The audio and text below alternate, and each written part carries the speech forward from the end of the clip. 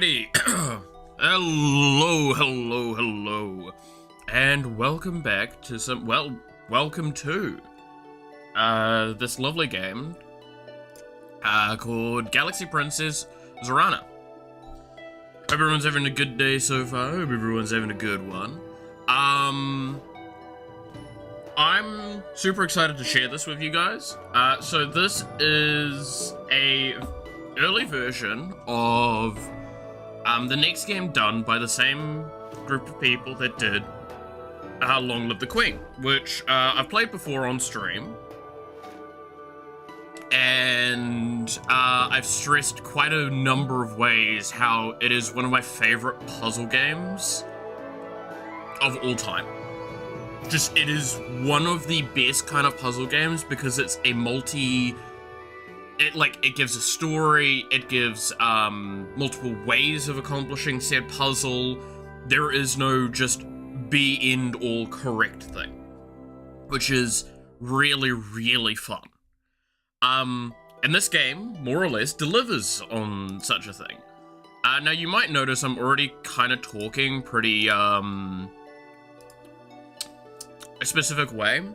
That is because, like, I want to go into this as this is a game that I'm already really excited for. I've already played a little bit here and there.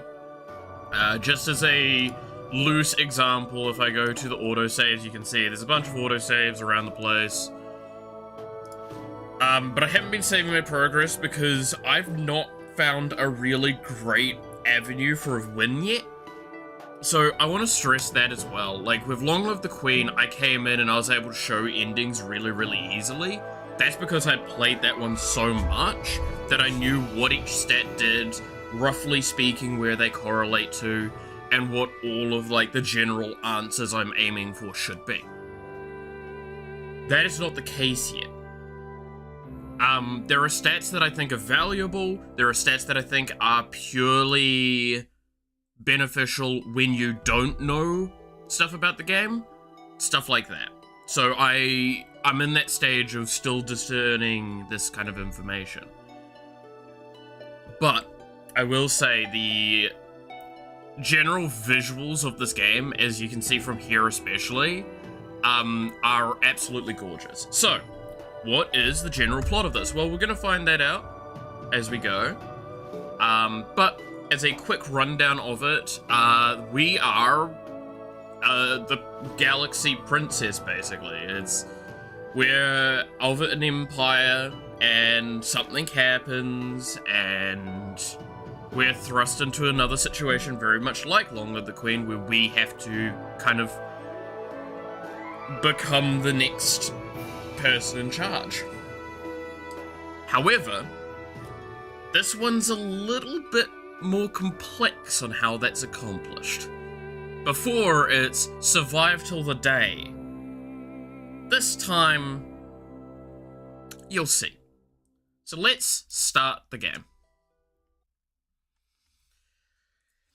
As you can see, also, the UI is a lot different. Let me know if some things are really hard to see, because I do kind of want to make an effort with this one, because this is a really great game. I will say, by the way, and I might go pin this over on the Twitch, so I don't have any problems with it there. I've put it on the description of... give me a second. I've put it in the description of the YouTube one. I'm going to put this as a Twitch message and pin it. So just give me a split second to do this.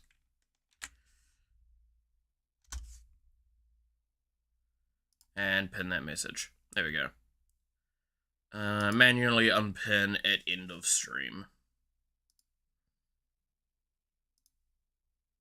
There we go.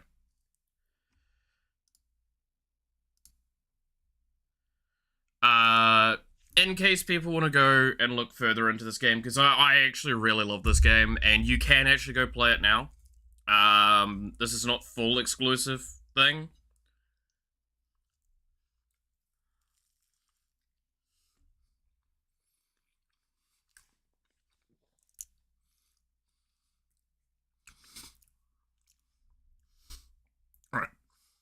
Sorry, I'm also going to be finishing up the last of my breakfast for this beginning bit, but hey. You lie in your curtained bed, trying to relax your mind into sleep. What a rotten day. Your mathematical drills made your head hurt, your soup was served far too cold, and the heel of your favorite damson purple shoe snapped completely off on your way back to your room, making you stumble in front of your guards. Even your beloved pet. Now, welcome to the first choice of this game. This does actually matter, by the way. That's the fun bit.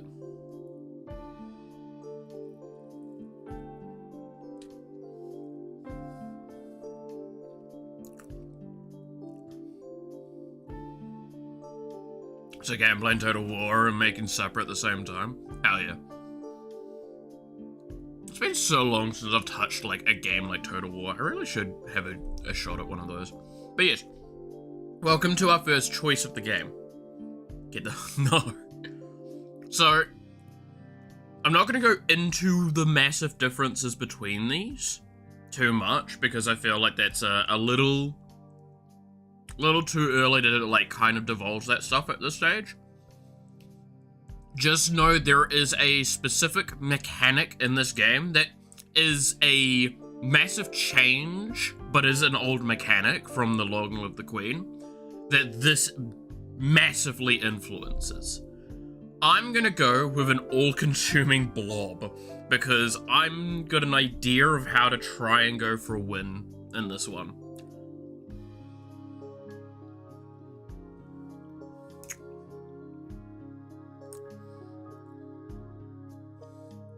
But yeah, I should mention, by the way, I've gotten fairly far with this game a few different ways. I've not gotten to an ending yet. Well, okay, correction. I've not gotten to the actual ending of the game cycle. I've gotten to endings. I've gotten 2 death endings so far.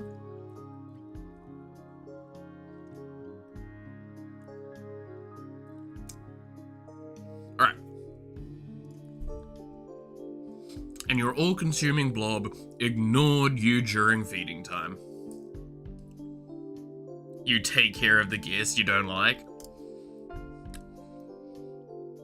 It's bad enough that you have to leave all your friends and be dragged off to this floating palace just because you're the heir now. What's the point of being an imperial princess if you can't have nice things? Your father, the emperor, rules over all of the civilized space. How dare your shoe betray you? This is not helping you get to sleep. Relax, relax. You can get another shoe in the morning. Suddenly, there is a loud chime at your door. You don't care, you're in bed. You're not answering it. To your surprise, your room lights turn on by themselves. Someone there has the power to override your settings.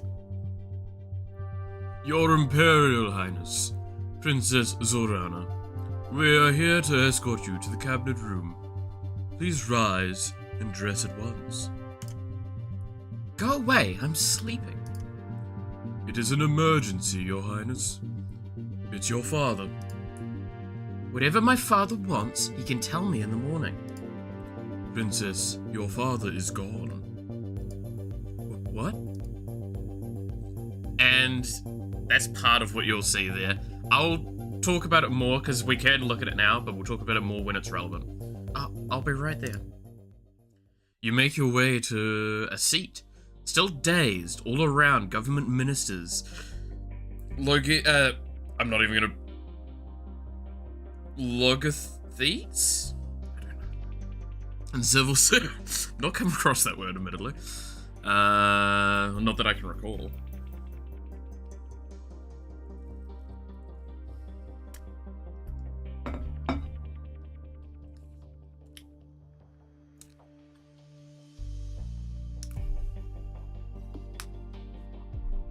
Alright, I finished with the breakfast now.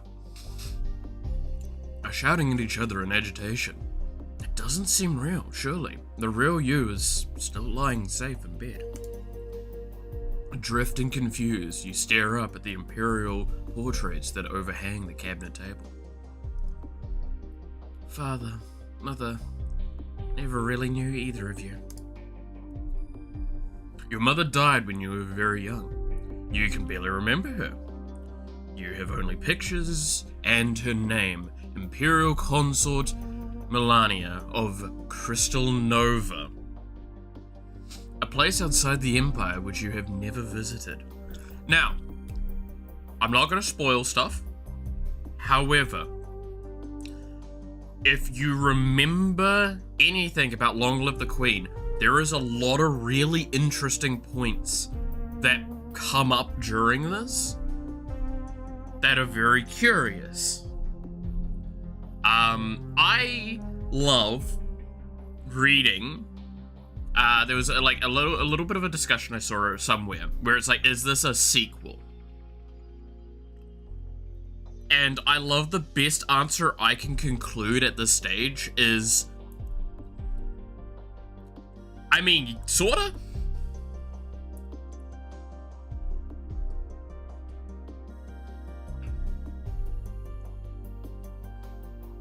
And that's really fun.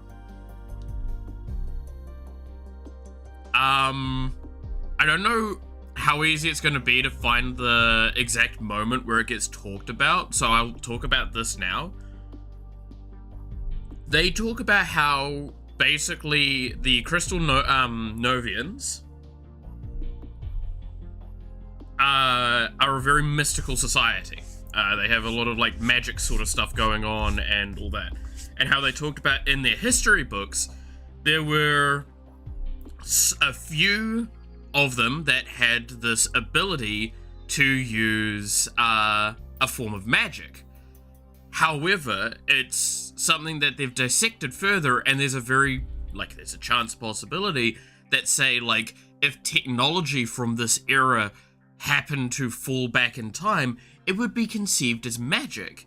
And those that had the genes that were close enough to the eventual genes that would occur, that are like tied to the technology, them being the only ones to use it would then come across as like a very specific lineage. And it becomes a self-fulfilling prophecy all over again. Are you seeing where it's going? And I was like, oh, that's really cute. I like that.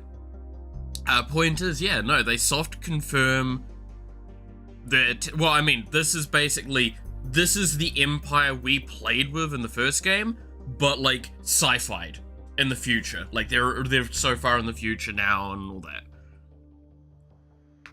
However, do keep in mind how fucked up that civilization was, so do we really want to interact with them?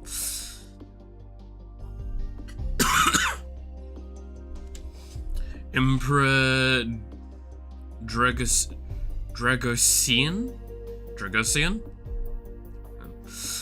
was a busy man with no allowance for a child's demands.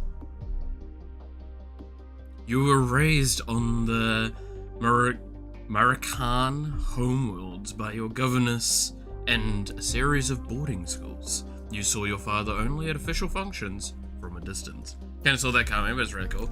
Yeah, there's a lot more to it. Again, I'm very much like giving a fraction of the information, but it's really cool. I really loved like how they've attached it all together. You've only been here in the Heavenly Palace for a season, learning it aside, and now speak one at a time, or we cannot hear ourselves think. Mazarin, you are His Majesty's shadow, sworn to defend him at all times. How can you not know what happened? Were you not at his side? The Emperor received a message from the science labs that one of his top secret projects had made some kind of breakthrough. We went down to see it at once.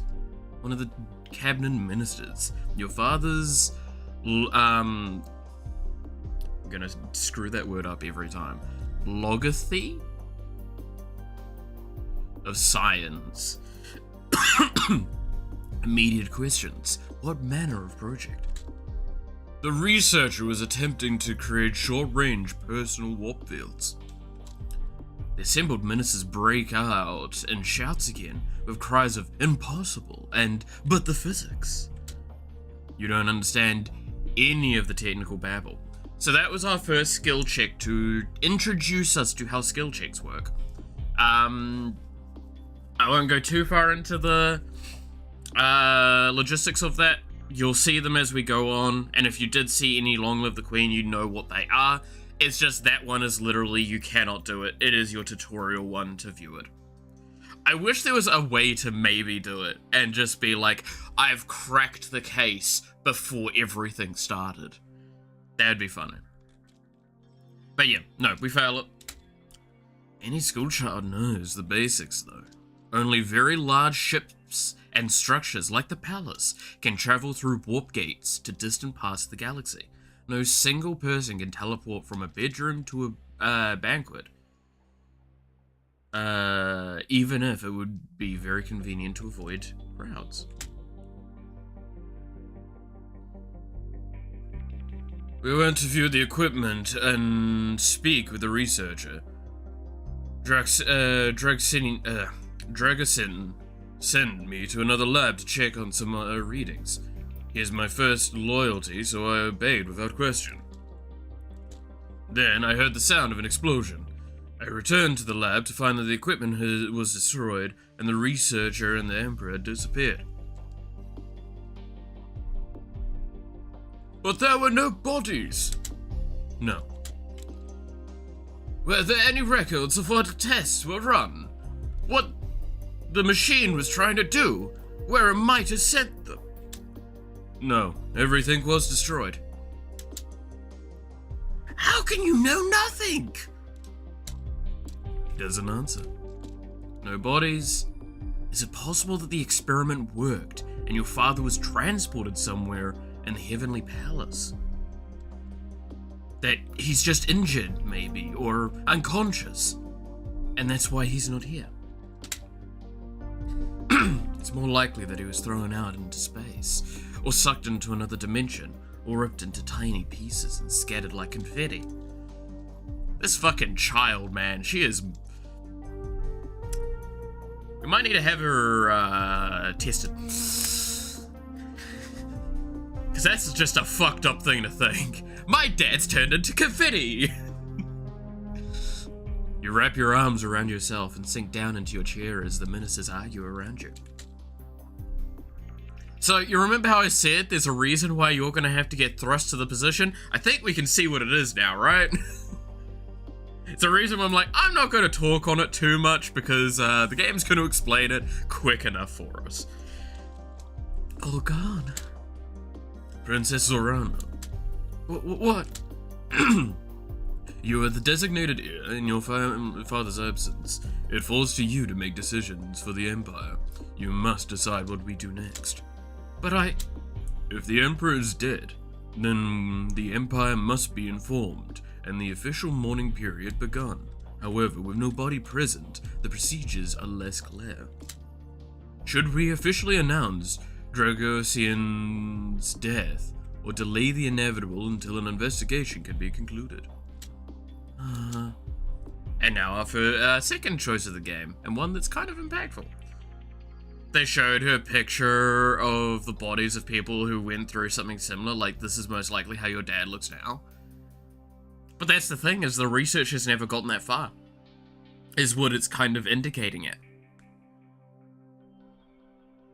Like, I like this because there's so many questions to be had, and, like, no solid answer as to what it all means.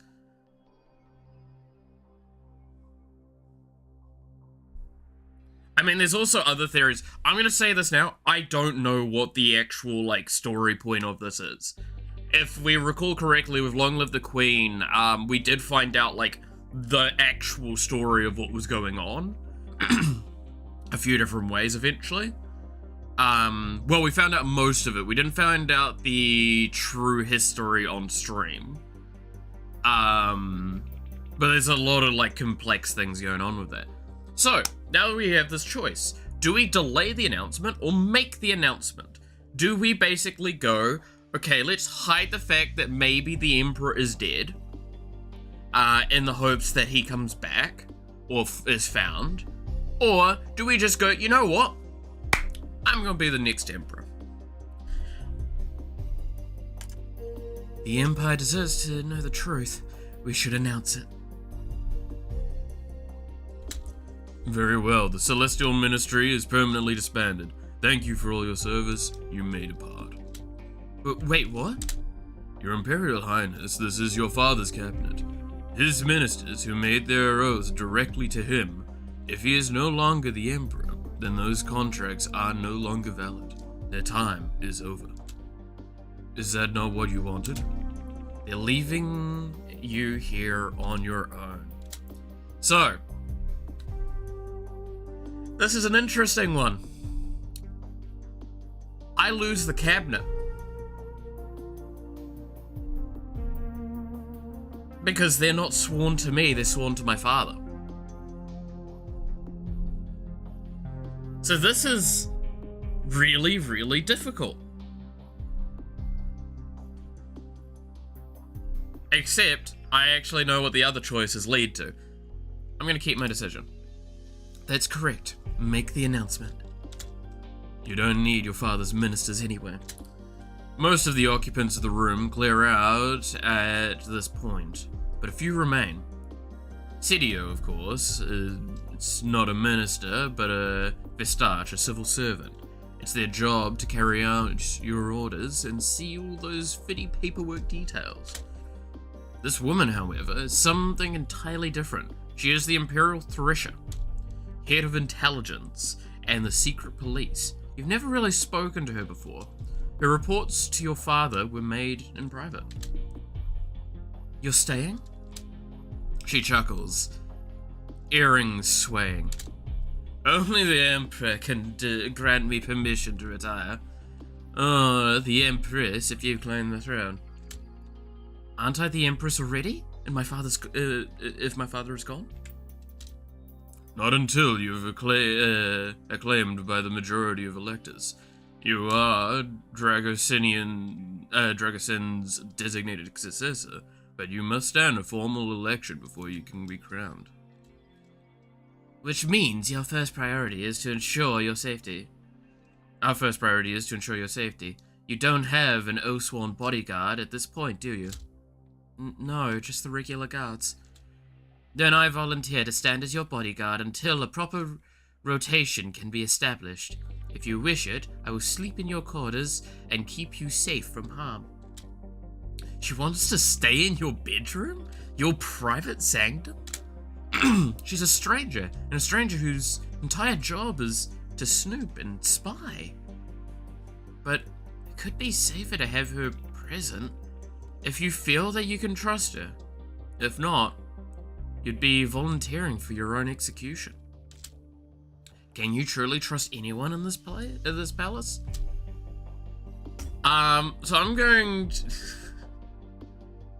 So I'm going to accept this. Now, there was something that was just hinted at a second ago that is one of the big differences of the win condition of this game. We'll get to it. Now, yes, god damn it, devil. I see your preference. Yes, we're going to accept her protection, because otherwise we're going to have to start a new run really quickly from my remembrance. I accept your offer. She says nothing, only nods. It's probably best that you sleep while you can. There is little time for it in the future. With the meeting broken up, you disperse into the hallway. Princess Zorana, I was bound by your father to give you a message in the event of his death. Yes? Focus on your studies. The skills you gain can never be taken away from you, and they may mean the difference between life and death for yourself and the Empire. Build a pool of trusted advisors as quickly as possible to strengthen your power base, but always remember that your own knowledge is more valuable than what you hear from others. That's all? Nothing personal? No secrets? No final admission that he loved you? Nothing? You have been a weak and spoiled flower, but you are Dragosin's child. And if you survive, you will be Empress. Spoiled? How dare... It is what your father told me to say. Ah. Learn quickly. He walks away. Here you are, in complete control of your own life for the first time.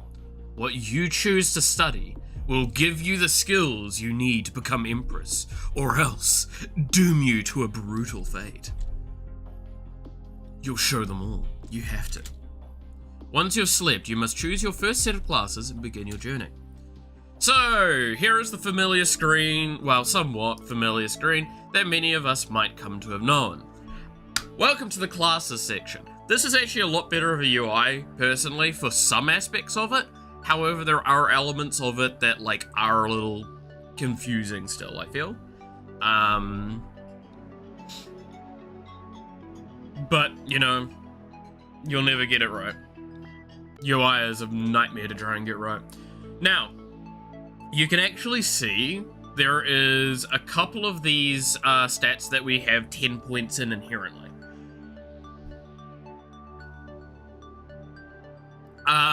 If I recall correctly, I think this is tied to your pet that you pick. So for example, I'm pretty sure you get like a little bit of repair with the hawk. And I think with the snake you get a little bit of contortion. I can't remember all of the stats that you get, but hiding and big guns I'm pretty sure are related to our little fella that we have.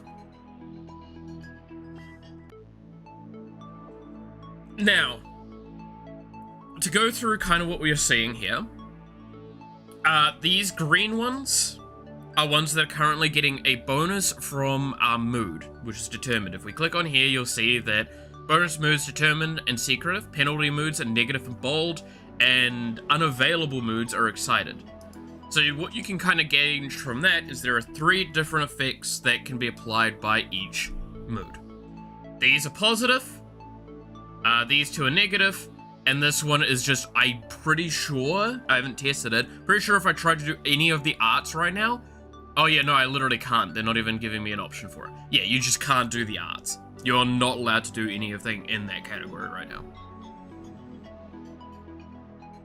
Now, you can also see we have a location, and then we've got our turn number. There's also moods and codex in the menu. We'll get to moods, because that's actually a mechanic we'll have to interact with. That's why I say it's a mechanic that existed in the previous one, but it is drastically different. I'm still kind of trying to get used to it, because it has an element of it that is very different than what it was in the first game.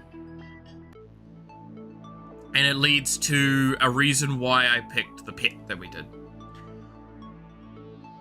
They tell me I had to choose what I'd do with my life. Yeah, that sounds about right. Alright, so there are a few of these that I think are the correct ones to try and go after. Now there's a reason why I said earlier before we started, there are some of these stats that I'm mixed feelings on, because I feel like some of them are really good when you're learning the game, less good when you're trying to do more successful runs. One of the best examples for this is empathy. Empathy is actually a really, really useful stat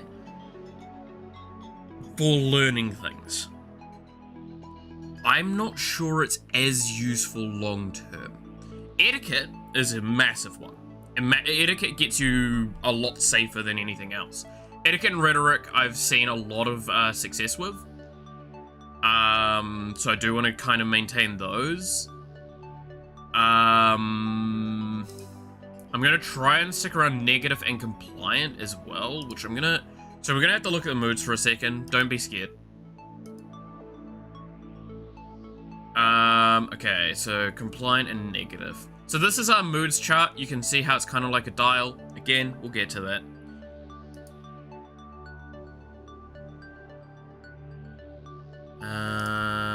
Secretive and bold. Cautious, indulgent, and there's no negatives. Yeah, if you click on here, by the way, you'll see what I'm talking about with, like, this will gain 15 skill points. This will gain 10 skill points, because this isn't bonused. This one will give 5 skill points. There is a lot going on, and it's really, really fun.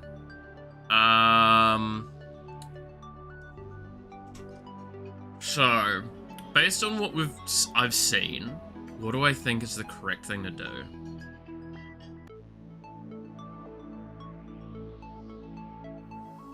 Because I'm going to want to go after Secretive Bold, and Secretive is right next to Negative, thank God.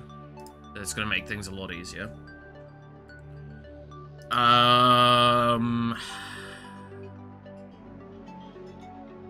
Because I'm going to want Piloting and Operations are 2 of the big ones I want to definitely get. Some of these will also be really important.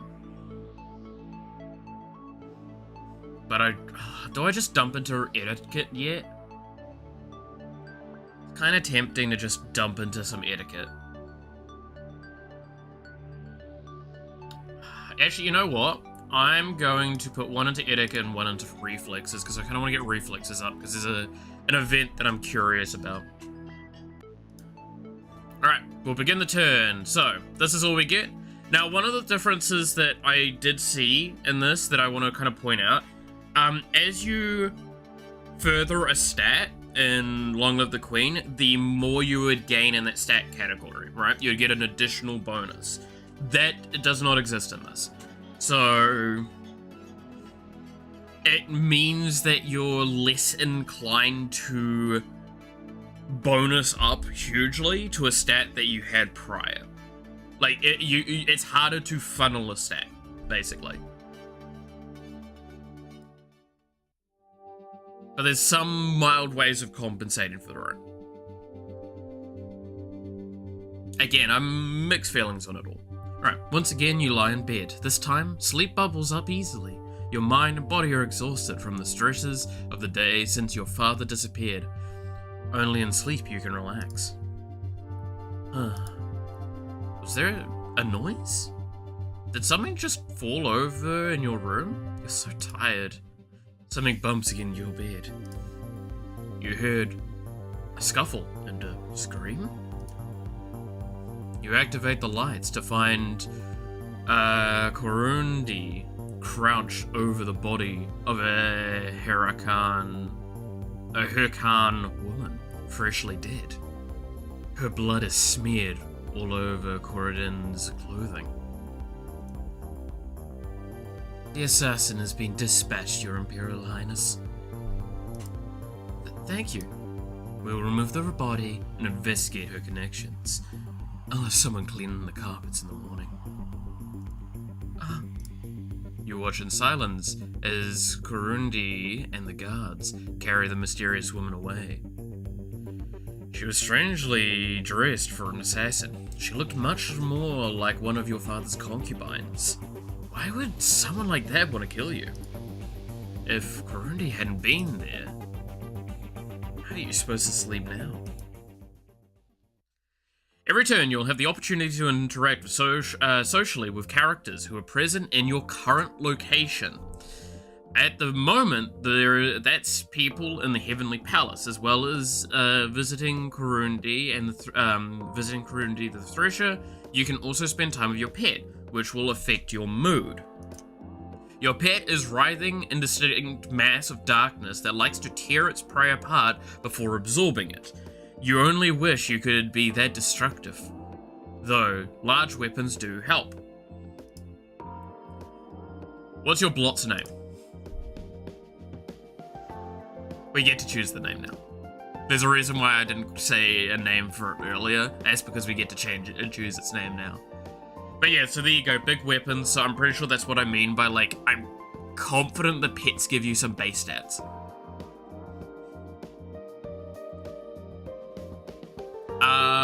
What name do we want to... Now, again, you can custom name them. I'm not going to properly bother most of the time, because that just takes too much time. Let's just call it Goo. So that's Goo there, and then we've got Kurundi here. So, this is the social section. We have on this left side here is how many actions we can take in the turn. In the social space. So you can see how there's 2 here. It's probably not very obvious to people that, again, like, this is one of those things that will become very obvious once I've used one. I'm sorry, Devil, I didn't go with Gibbolt. Gibbolit. But we'll go talk with Corunda here, and we can do a security alert check. Good as shush you. Good day to you, Imperial Princess Zorana. My agents are not aware of any current threats to your personal safety. Well, that's good at least.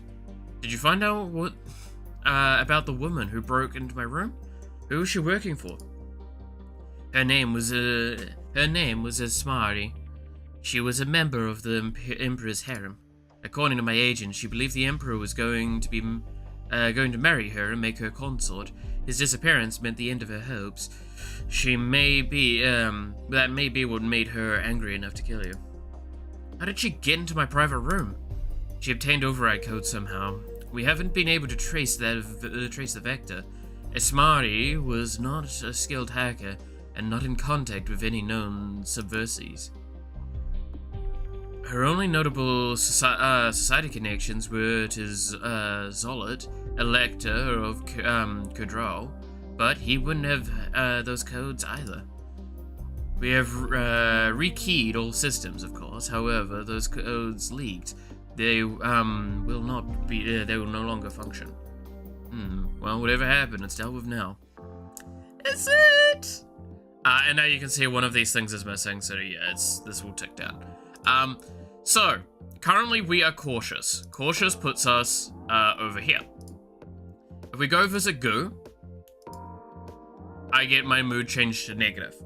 Each of the pets has a specific mood that it seems to switch you to. And it's pretty clear when we get to the stuff which one switches to which when you need to. You tear apart chunks of meat and throw them to the blot, watching them slowly dissolve in its burbling grasp. If only you were so easy to make all your problems disappear. So, at the end of each turn, you can choose an activity which will change your mood. However, how do you want to prepare for the turn to come? So, this is the part that I'm still like a bit mixed feeling with, admittedly. In Long Live the Queen, there were options to basically do nothing, in a sense, or there was options to, since it was a graph and you had to play around with the values, it was a little bit easier to manipulate some things. What you kind of can see here is that I'm at negative. What do I get as my choices for things I can do? I can either search for traps or I can write in my diary. This will either put me as cautious or secretive. That is it. I don't be left on negative. I cannot be left on the one that I leave myself on prior. So, this means I have to try and figure out how to align it all. Now, I said I wanted to get secretive, because secretive will get spaceships a bit further along. The problem is secretive is also a penalty mood to interaction. I'm gonna want to do interaction. Negative and Daredevil just lock it out, and then compliant and social. Now, the other pets will either put you at indulgent, or bold. I believe the hawk is bold and the snake is indulgent from memory. Which, obviously, that makes a lot of sense based on the, kind of the way that this is shaped. Now, I would love to do the piloting stuff, but I don't need it right now. I need the other one right now, so I kind of need interaction, and it's not affected by... Oh, no, it is affected by compliant, isn't it? No, not cautious. I can go to cautious. So I'm going to search for traps. Can never be too careful. The Thresher and the Vistage are waiting for you in the cabinet room. Princess Zorana, I need to speak with you. News of the Emperor's death is traveling far and wide. I would expect that many nobles and diplomats will be contacting you soon. In the meantime, your father was due to make a decision on extending the recapitalization thresholds for this firm's accretion tax, so now it falls to you. I was never going to succeed that economics one, I'm pretty sure. I don't know what that means. I suppose the Emperor did not consult with you on matters of high finance. The Vestige regards you solemnly. If you intend to claim the throne, you need to begin making contracts and alliances. You need the support of the College of Electors in order to be proclaimed Empress. Every elector is a noble from one of the Imperial worlds, each with their own interests and motivations. You will need to speak to them individually to win their support and make deals where you can. You are also in need of a new team of advisors. By Imperial custom, you may not rehire any minister from the previous cabinet. With certain exceptions. The Thresher will always advise you on a matter of intrigue. The High Pontifex will always take the role of spiritual advisor. You will, once you win her support, it is the same for your military advisor, the Star Admiral. The High Pontifex and the Star Admiral aren't here right now. They have too many duties of their own to stay in the palace all the time. You have to seek them out. You now have knowledge skills. When you have access to an advisor, you can use their knowledge as if it were your own. Advisors will also help you train your knowledge, but a bad advisor can lead you astray. We'll see about that in a moment. We'll notice that, for example, we have one advisor, right? We have the Thresher. She's really, really good, to our understanding. Again, I haven't played the game long enough to know for certain some of the elements of this.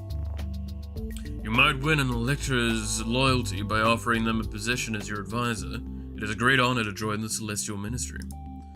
You might also consider winning someone's loyalty by making an offer of marriage. Marriage? Marriage alliances are traditional.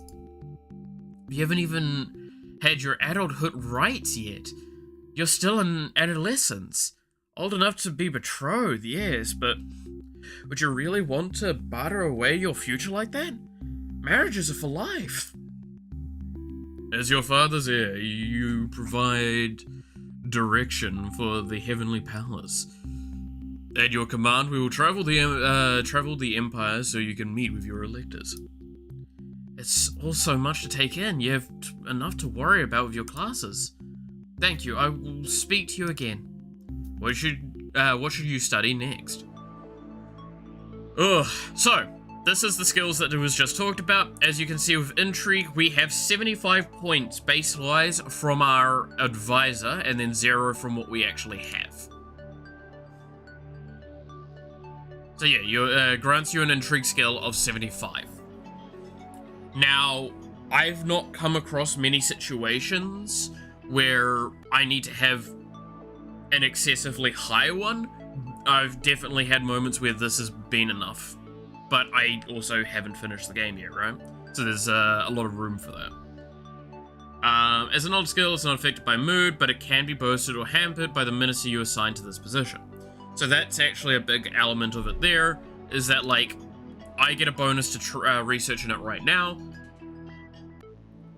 because I have a good character in there. I've had bad characters as ministers, a few times, and it kind of sucks. But it is what it is. Okay. What direction am I going? I kind of want to get some galactic relations here. I would like to get galactic relations, but I really need to get etiquette. I think we'll do that. Alright. I think.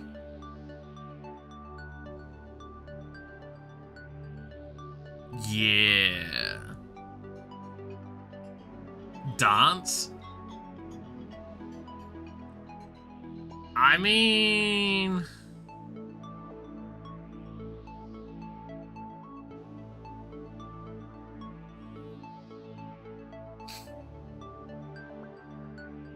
No, it's... Is there actually a... No...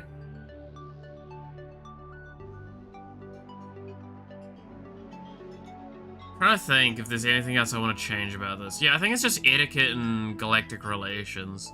It's the best one to go with for now. Alright, we do have access to the votes thing here. So this is one of the big parts of this game that's very different from Long Live the Queen.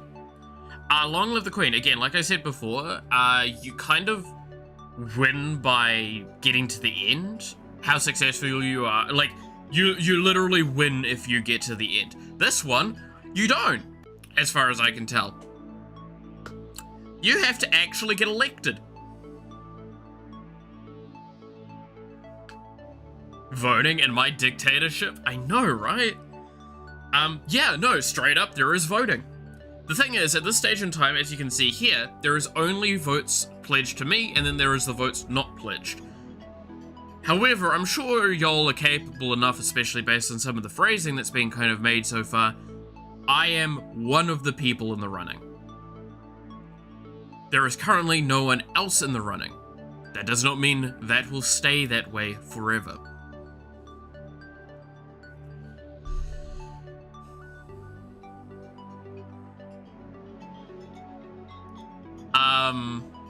Yeah.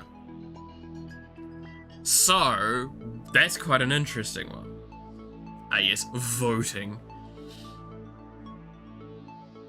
I mean, there's a reason why I want to try and do the play pattern I am going to try and do. So, what I'm wondering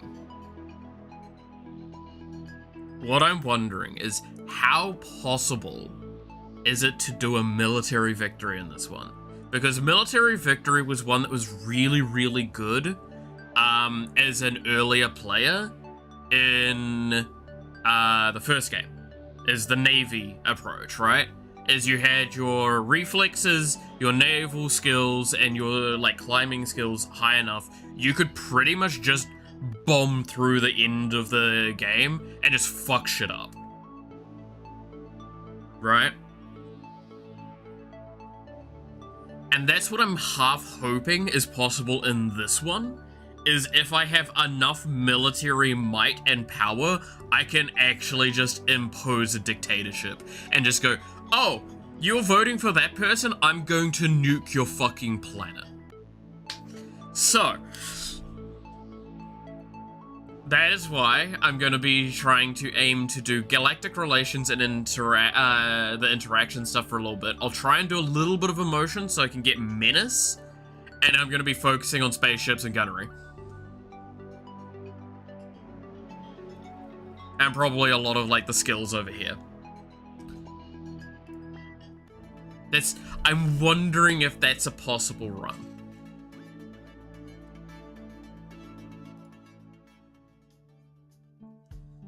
Princess Zorana, here are your irregular status reports. You eye the stack of papers with some dismay. The Imperial Harem has been cleared. All of your father's former concubines have been sent to their way with appropriate gifts and thanks.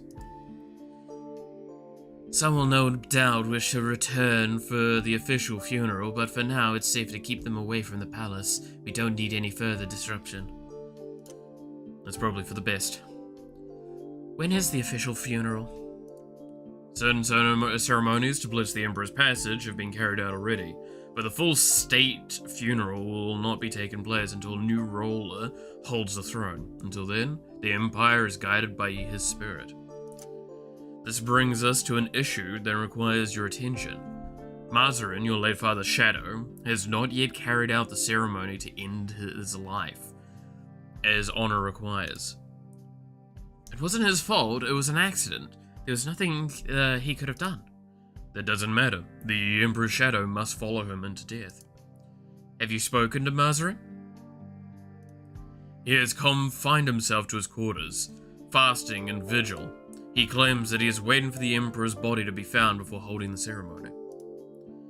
Hard to cut your throat with your master's feet when the feet are missing. Was that supposed to be a joke? Mazarin's loyalty is not in question, but the Emperor's physical form may be forever beyond our reach. What are your commands, Your Highness? So, I have not played the game far enough to see the consequences of either end of these, by the way. Again, this is where I'm like, you're seeing how I approached Long Live the Queen early on, with like tendrils speaking out, like going out and trying different runs and trying different approaches and seeing what worked and what didn't work. I'm being a lot more calm about it this time, because like I would actually have a notepad next to me and just like write up all of the things myself.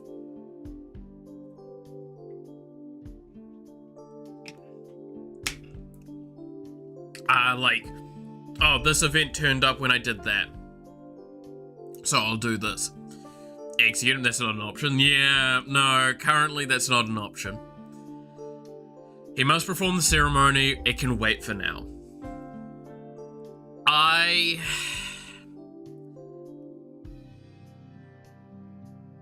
This is the problem, is we want to be an evil dictator. But I also want to have some traditions upheld, right? I think it can wait for now is going to be how I approach it this time around, see how that goes. Because I want to see if it's like I can convert him to do something for me. It can wait for now. I'm sure Mazarin would rest easier if we can find the Emperor's remains. Until we have final proof of the Emperor's fate, or a new Emperor takes the throne, it is not a dishonor to wait. Very well then. You gather up the papers and hurry away for your room before you can be presented with any more problems. In your room, you check your messages and discover that you've got mail from some of your school friends. They send their condolences about your father's death, of course. The news must be reaching across the Empire by now. It's been a season since you've seen any of your old friends, since your father called you away to the Heavenly Palace and named you the heir in your brother's place. At school, your two dearest friends were Zenexia and Vasily. Zenexia loved gauzy dresses that blow in the wind and make her look like a dramatic heroine.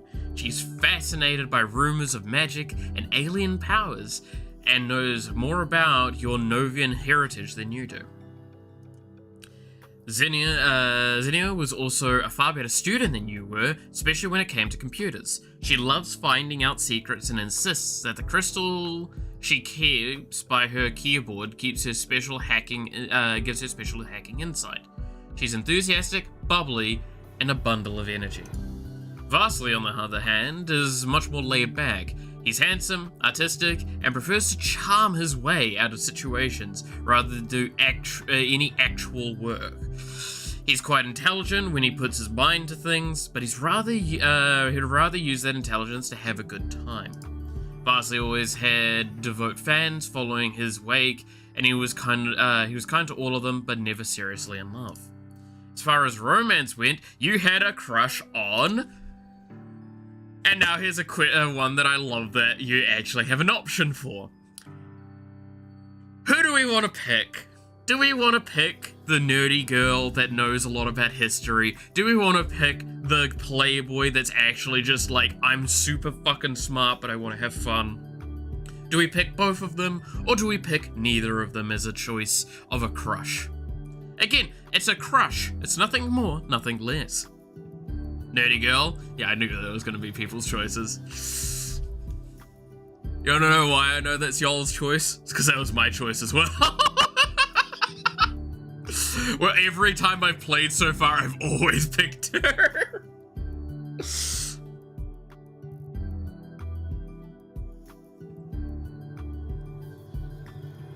Like, I've literally never picked another one of these three options. I've only ever picked her.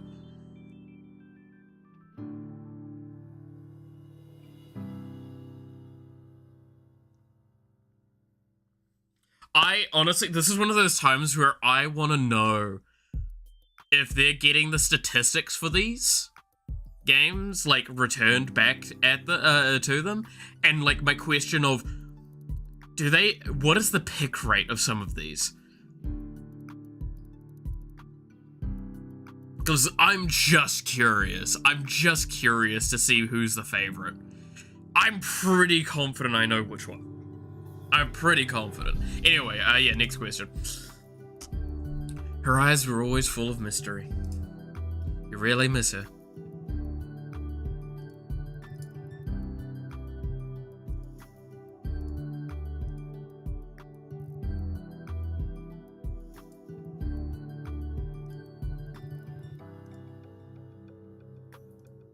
For now, though, your social interactions are limited to the palace.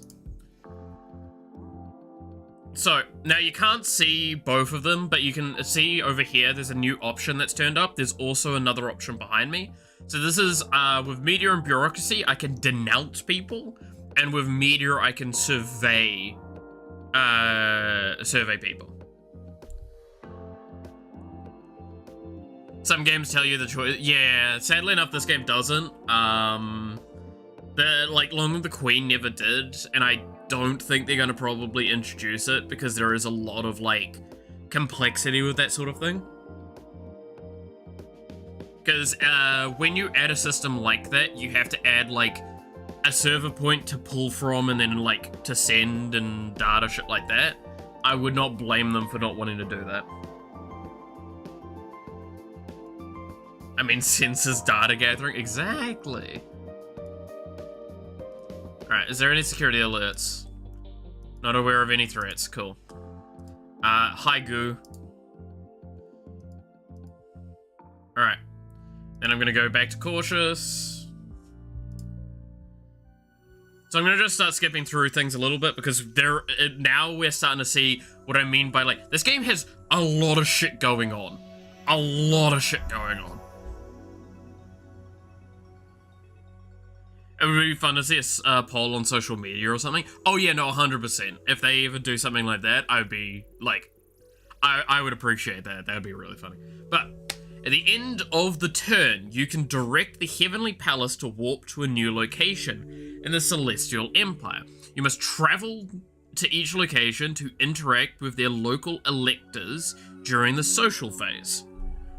So that phase that we had prior to the mood phase, that social phase, we would have more options if we were at a new location. Under each pinned location, you can see the votes up for grabs in that sector. A dot, like a white dot, indicates it's unassigned, an unassigned vote. A tick shows that it is vote supporting you, and then an X shows it's a vote opposing you. Right now, the Heavenly Palace can move only one warp gate jump per turn. You can travel to any of the 4 points directly connected to your current location. Additional movement can be unlocked with science. I've never gotten that far. You can view more of the map by dragging with the mouse or using blah blah blah. If you choose to stay put at a location instead of moving, you receive a special. Receive a bonus social social action at the following turn. So it means instead of 2, I would get 3. So you can talk to more people at the location. However, there aren't many people to talk to in deep space, so you should probably pick a new destination. So, this is our current map to work with. Now, there is one complaint I would like to put forward with this map. And I don't want to phrase it as a complaint per se, but, like, I will phrase it like that purely because it is. There are events that can occur that require you to go to locations. There is no indication where those locations are, as well as sometimes they're named after places in that area. Which means I actually don't fucking know where some of the locations are.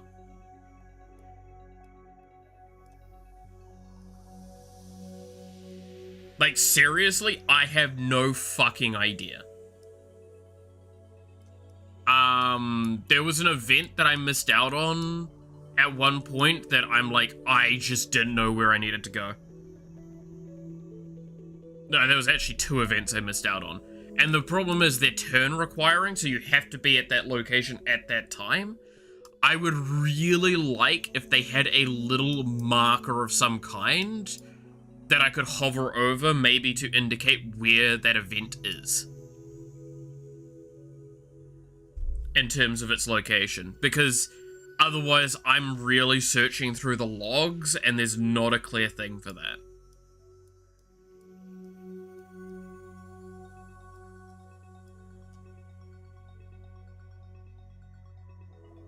Do they have a search system? Nope. No, they don't.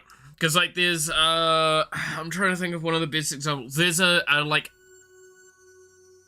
ceremony at one point. Right? There's a ceremony at some point where basically, you have to be, and I think it's this location here you need to be. The problem is, it's not saying to be here, it's saying to be at a location, like, at a very specific place. And I'm pretty sure that place is in the sector. The problem is, before you ask, there is actually no way to know. Because, like, if I click on this, I get the twin worlds tightly locked and share a common atmosphere enveloped with the birthplace of the Celestial Empire. It doesn't tell me even what's there. Now, this game already has a couple of wordiness problems. That's why I'm thinking a UI element would be nice. But I also understand that could potentially be quite, like, complex to add. But it's just me sitting there like, I think that's something I would personally appreciate.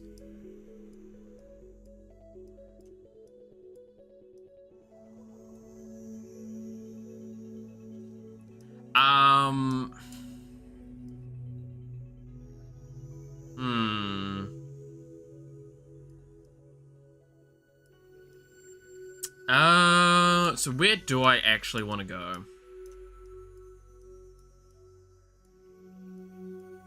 I don't want to go to Hero sectors. Not this early, because that will fuck me up.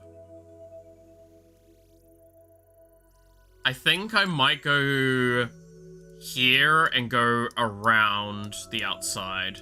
Go through Hero and then come back up here. And only stay at locations like maybe once or twice. So go to here, then go to Mao.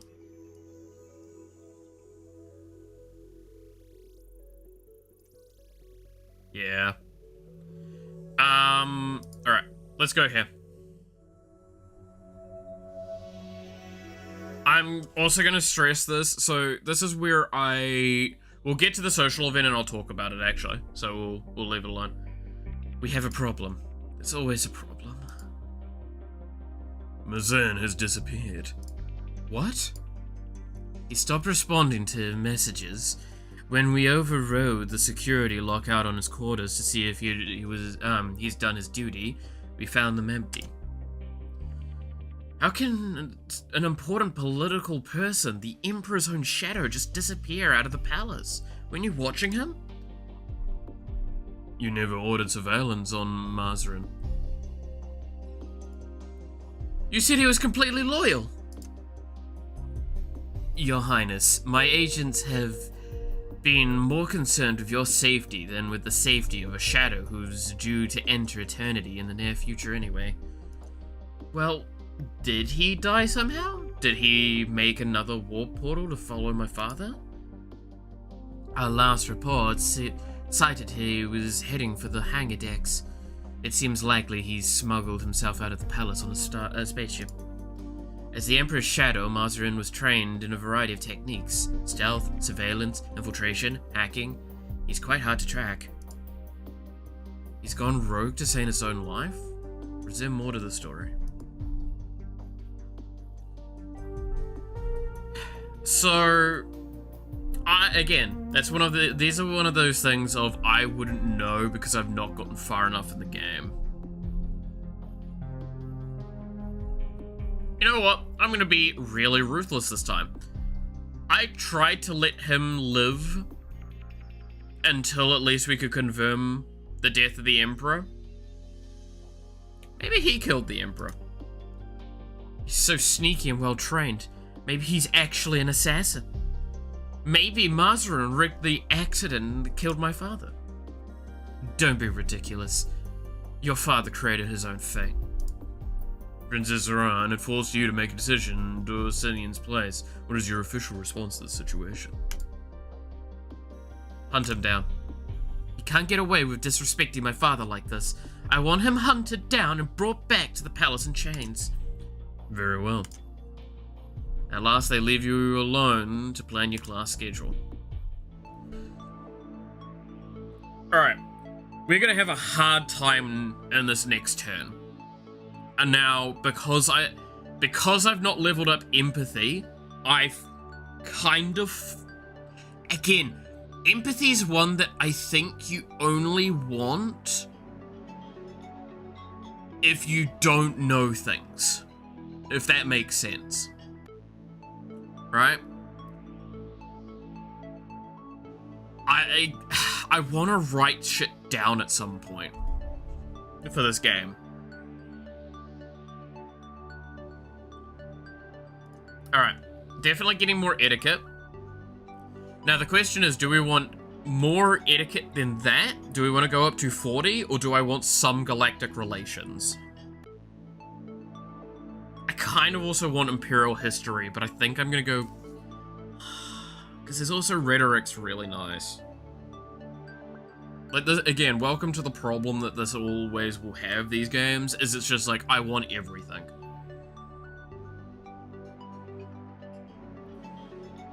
Like, I want to try and see how much I can just focus primarily on military and science, realistically. Etiquette's just to get me through a lot of, like, specific scenarios.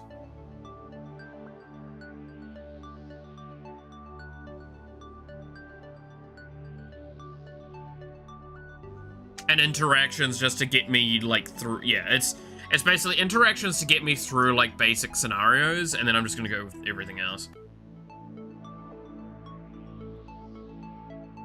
Wanting everything's a good sign that the game is tweaked well. Yeah, I mean, that's the thing, right, is, like, you kind of... Forever in a Long Live the Queen scenario, you want everything. To an extent. There are some things you... I mean, there are some events you do want to fail, potentially. Right? Because they give you a better answer because you failed them.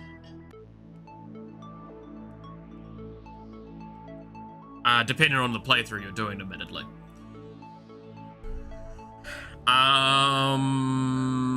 Bureaucracy would also not be a bad shout.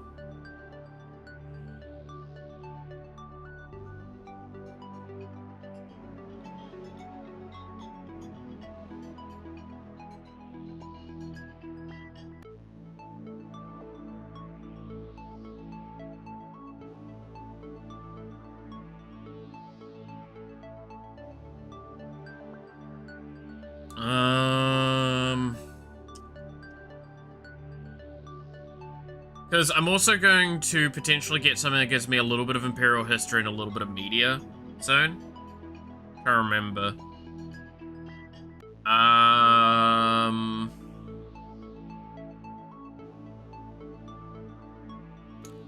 Oh, this is always again, this is the hard choice of this stuff. What's up, old man? What's up, chat? Hey, you clap. How's it going? I'm doing alright. Again, playing a game I'm really excited for.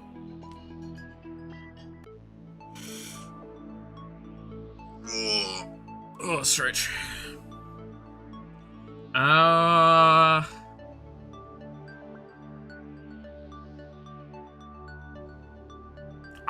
I need to start putting into military, and I need to do piloting next. This will be my last bit of etiquette then. I'll do this in etiquette, bring it up to 40, and then it's left alone for now. There are more messages of sympathy waiting for you in your mail queue. These condolences are labeled from your Novian family. What family? You don't know anything about your mother's relatives in Crystal Nova. Since she died, they've never visited or reached out to you in any way, as far as you know. They might have sent something for her funeral, but you were very young and don't remember the details.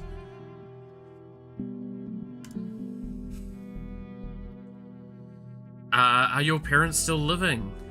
Did she have siblings? Or are her parents still living? Did she have siblings? Do you have cousins? I'm doing pretty well. What's this game about?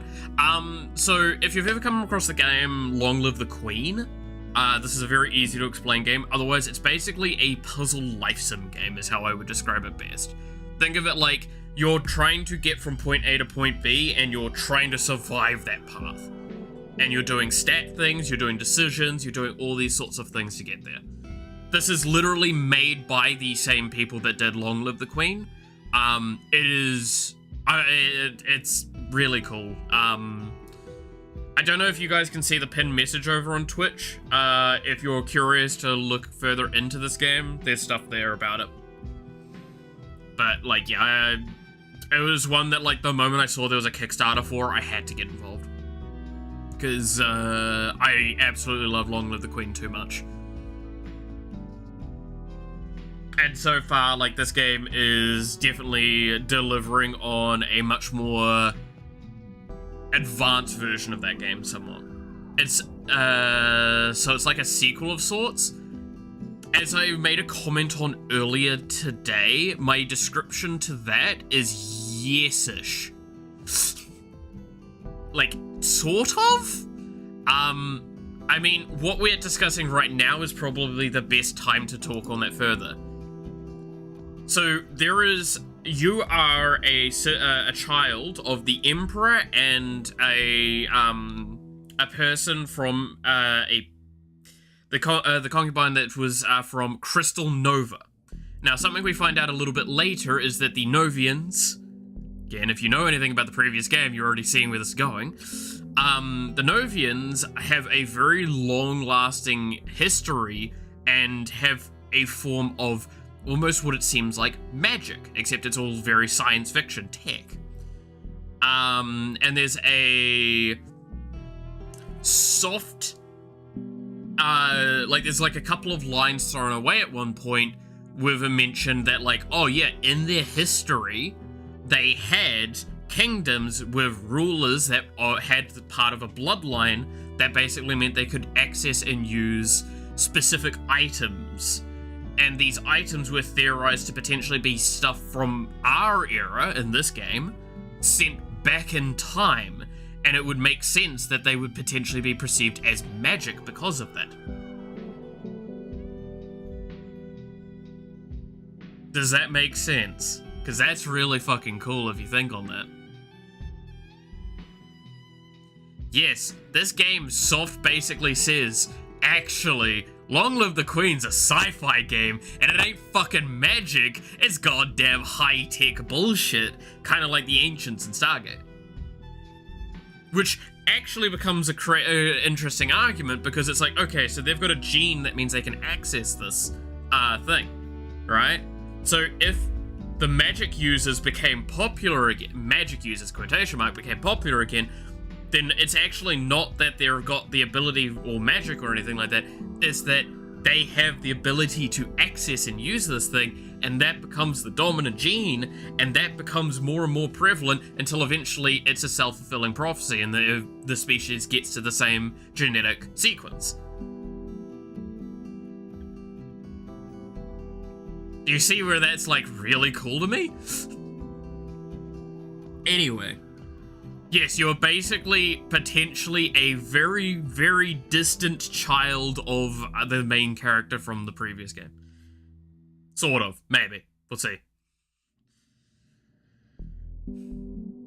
I mean, most of the playthroughs I did in that game didn't end up with me with a partner and just ended up me being a fucking, like, psychotic, like, evil witch. So, you know, it's always the fun way to do it. You wonder for a moment and then decide that it doesn't matter. Crystal Nova is no part of your life. You're dedicated to the Celestial Empire. It's almost an insult that they would reach out to you now, considering... And then it hits you. The message isn't from some unknown cousin. It's from your brother. Prince Viscott, your older brother. Like you, half Moroccan and half Novian. Unlike you, he held responsibility from a young age. He was named heir to the Celestial Empire upon his birth. He blazed a trail through the top scholars and led his squadron in military service. And then he turned traitor, stole a fighter, and defected to Crystal Nova. ex-prince Voshkot has a warrant on his head if he ever dares to return to the Imperial space. Haven't heard from him since. You know what? I miss him. Your ages and different upbringing meant that you weren't as close as some siblings, but he was still your brother.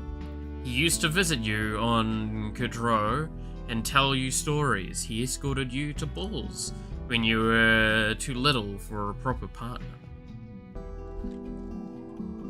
More importantly, if he were here now, you wouldn't have to deal with all of these politics. Scott was supposed to be the heir, not you. But he betrayed the Empire and ran away. You don't even know why. You don't have the time to think about this now. You're an Imperial Princess. You're busy. Alright, so this is going to explain it very briefly, but I'm just going to go over it faster so we don't have to go through it. The first social phase, so instead of seeing that like list of characters I can interact with, the first social phase when you meet a new sector is you basically meet all the characters in that sector that you can kind of interact with normally. So, this is where you're going to see a lot of empathy fails come off, and I'll explain what those actually would do normally. Alright, in the early days, American space exploration before the Celestial Star Empire was born, the first colony outside the Twin Worlds was built on Sejana, rocky moon of the untouchable gas giant Kura. It represents not only an exotic mineral resource, but also a gateway to the larger universe. So this here is a perfect example of what I'm talking about. Those names are in this location, right? That is really important. There is no way to see where those are. I would really love a way to see what's in what sector. Or like to see where quest points are that require you to be at certain locations. Because Kudrow is one of the ones that, for example, is what I mean, is like, it's clearly in that sector to our right at the moment. If I go, I can look at the map right now. I'm pretty sure it's, all I'm standing, it's in the sector, but we don't fucking know that's definitely there all the time. Like, that we don't have that confirmation outside of, like, comments in the game like this. I would really like for that to be a little bit clearer. That's one thing I'd like to have.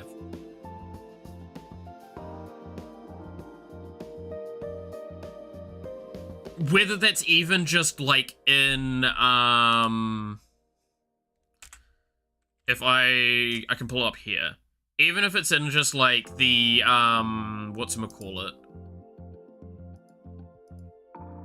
Yeah, I don't have a way of accessing it here. I think? Files, no. Quick save settings. I really love a way to look up, like, your information sometimes as well. I like this UI. Admittedly, there are moments where I forget this is where I can see some stuff. Also, the stats being locked to this bar here, by the way, has fucked me up a few times because it means if you go into a question, you can't actually see the stats. And also, this is a little confusing because they, it's all rearranged, obviously, to be nice and pretty and visual, but it means that things get moved around, so it's not in the same layout, which can lead to a little bit of a discrepancy. In fact, there's actually technically more information somewhat given here as well. Like, you actually get to see, oh, this is the minister, there is no minister. You actually see the name of them there. It's interesting where they've put certain information. Some color coding and symbols might help. Yeah, there's definitely some parts of the UI. Like, I actually think my biggest complaint with this game is just there's little bits of the UI that I would like to be a little bit better or a bit clearer. Or certain parts added to the UI. Other than that, I don't... Okay, I did see one complaint I can't fully disagree with in the itch page. So again, I'm going to be talking a lot about this sort of stuff with this game because I feel it's really important. to kind of keep looking over this stuff, right? So this is the game here. Again, like you can see, I've claimed this game already for myself because I got the Kickstarter for it. Yeah, this critique here, I don't fully disagree with. The difficulty this game has is there's so many characters you need to interact with on a highly regular basis. You can actually kind of forget and lose track of everyone. So that's actually a really valid critique. This isn't one I think they can change. Main timeline events seem less relevant. I don't know if I agree with that fully. But like one of the big things I've noticed with this game in general that like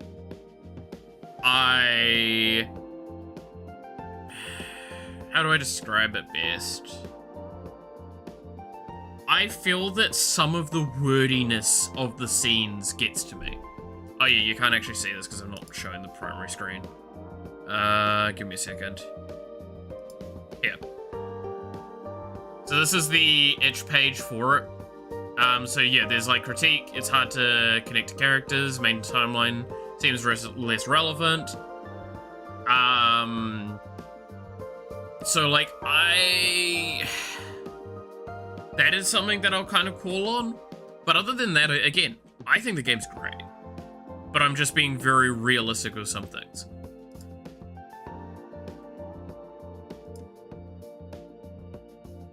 But yeah, like this is again like kind of later in the game. You've got this sort of stuff going on. This is Hero Second, fucking Ice and Needle. Now, there's a lot going on with a lot of that stuff. But I thought I'd just kind of point that out with that stuff.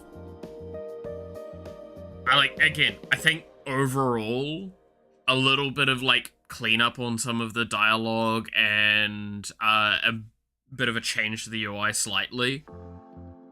Giving a little bit more information, maybe making things a little bit more distinct. That's basically the only real changes I'd want to put forward. But yeah, it represents not only an exotic mineral resource, but political and technology developments over the centuries have relegated it to little more than a waypoint for galactic travel. The mining operation continues, but Zorana is no longer a thrilling frontier.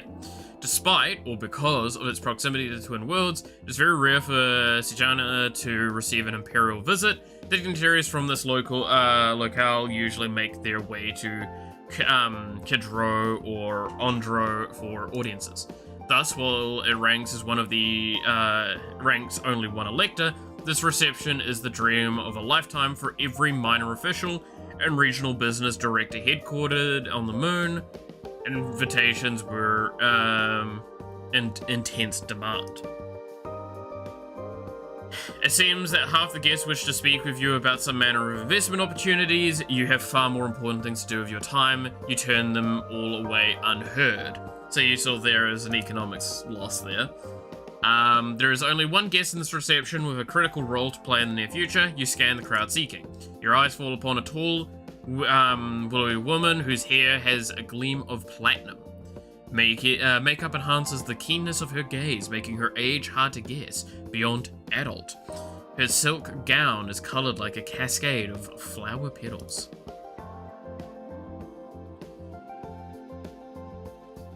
At her side is a middle-aged woman with a pleasant smile wearing a dark-colored dress, demure sophistication. Thin traces of silver jewelry glint when they catch the eye. This is Mirel, Elector of Zorana. Your Imperial Highness, it is my great pleasure to welcome you here. May I introduce my wife, Biangi? You exchange pleasantries. Have you ever visited Sijan before? You have, actually, but only as part of a school trip. You're an educational excursion to the old frontier, You're not sure that it's what you'd want to hear. Well, I only have etiquette. When I first entered secondary school, we went on an overnight trip to Sichuan to visit the museum and see the original landing sites. For many students, it was their step out among the stars. It was their step among the stars, as was for our people long ago. Well said.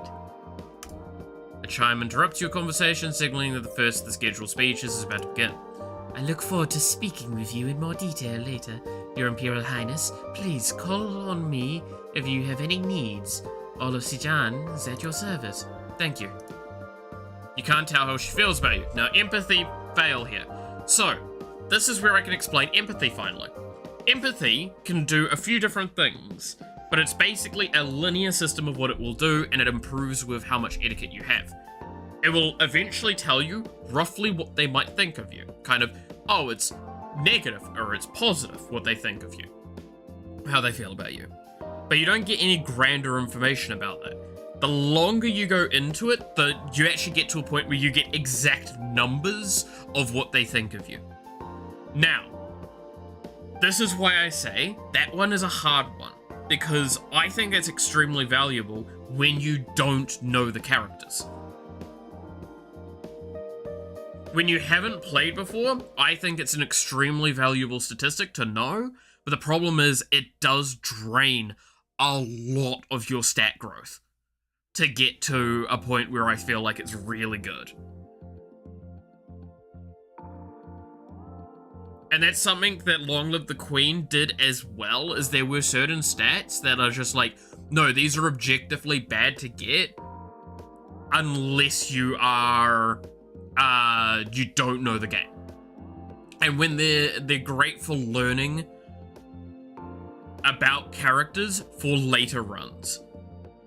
Now, if I recall correctly, we actually have a very negative impression with this character. But that is because of something that will get announced in like a couple of turns.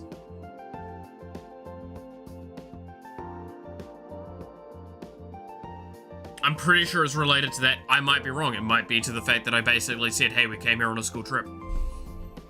Does empathy do anything else other than just other stat checks? No. But, like, that's the same argument with all of them, right? Is that, like,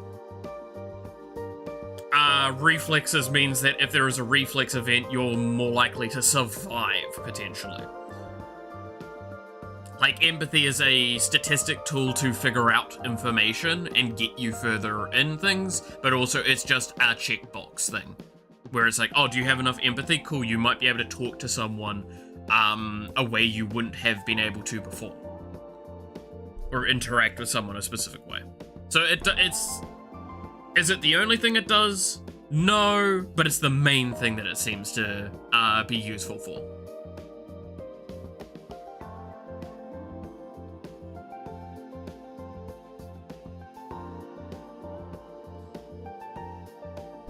Gotcha, yeah. Now that you have met the Elector of the region, you can now contact her privately during future social phases in the sector. So I'm gonna go to negative.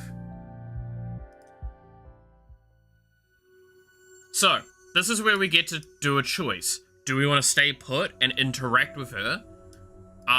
Or do we want to just move on? I'm actually going to move on. No, I don't move on here. I'm gonna stay put. Someone is in your contact list is trying to call you. Hello? Hello, Zorana. Oh, hello, Vasily. Xenia pushes her way into view. Zorana! We're here to support you in your hour of need. Well, we're not here yet. I mean, we're here, but we're not there here. But we could be if you want. What? What she's trying to say is that we would like to visit you in the Heavenly Palace. If that's not an imposition. You shouldn't be all alone at a time like this.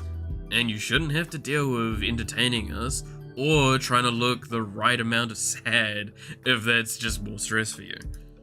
However, if you would enjoy the distraction and the hugs and the chance to show off all your new stuff, then we'll happily fly to see you. Do you want to see your friends? They at least don't want anything politically from you, probably, but you're still pretty overwhelmed with everything you need to manage here. Do you have time to play hostess? So, this is where I get a choice for this. We could have them come over. And there's some stuff we could do based on that. Should we have our friends come over? Especially the nerdy girl that we want to date?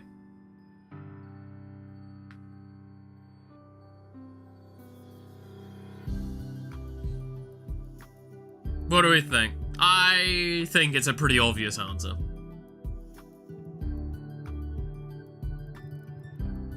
Yes? Yeah. Okay, do we want to have a quiet visit with them, or should we have a big party?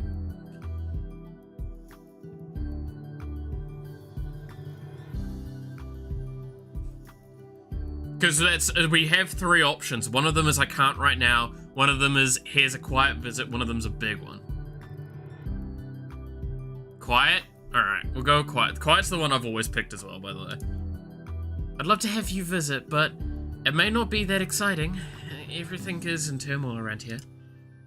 That's fine. We're happy to just be with you. We'll see you soon.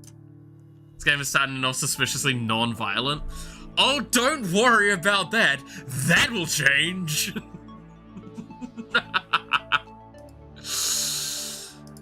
That's going to change real quickly. Alright.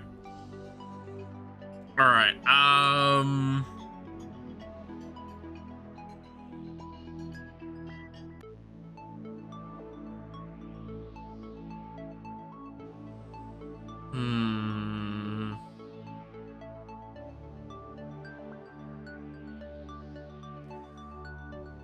going to plug into big guns and operations here. It'll change when the nerdy girl stabs us in the kidney because she's an assassin. Would be fucking unfortunate if that was the case, wouldn't it be? Alright. Big gun! Good thing you have two of those. It's not quite what you should be thinking. You wait eagerly for your friends to disembark. Zorana! She runs up and throws her arms around you in a hug of greeting. Vasily shows more sedately, not laying a hand on you in a very public environment. How are you? Have you been sleeping okay? You look tired. What have they done to you? Well, these aliens have two, yeah. You don't know. You don't know. To be fair, we are supposedly maybe half what was equivalent to human? Maybe? I don't know. Maybe. She fusses over your hair while you try to explain about the election and the need to assemble a team of advisors. And that must be very difficult, putting your fate in the hands of some strangers you cannot trust. Yeah! Hey! That's a marvelous idea! What is? We could be your advisors! I know a lot about other galaxy cultures, and Vasily knows all about art and stuff. And then you'll have people in your team that you trust. Also, if you appoint us to your cabinet, then we'll be assigned to quarters in the palace and we can stay here longer. Otherwise, we can only visit for a dressing. I don't know. Don't decide anything right away.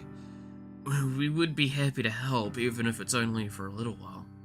But you have many responsibilities. If you want to make those plans, we can talk later.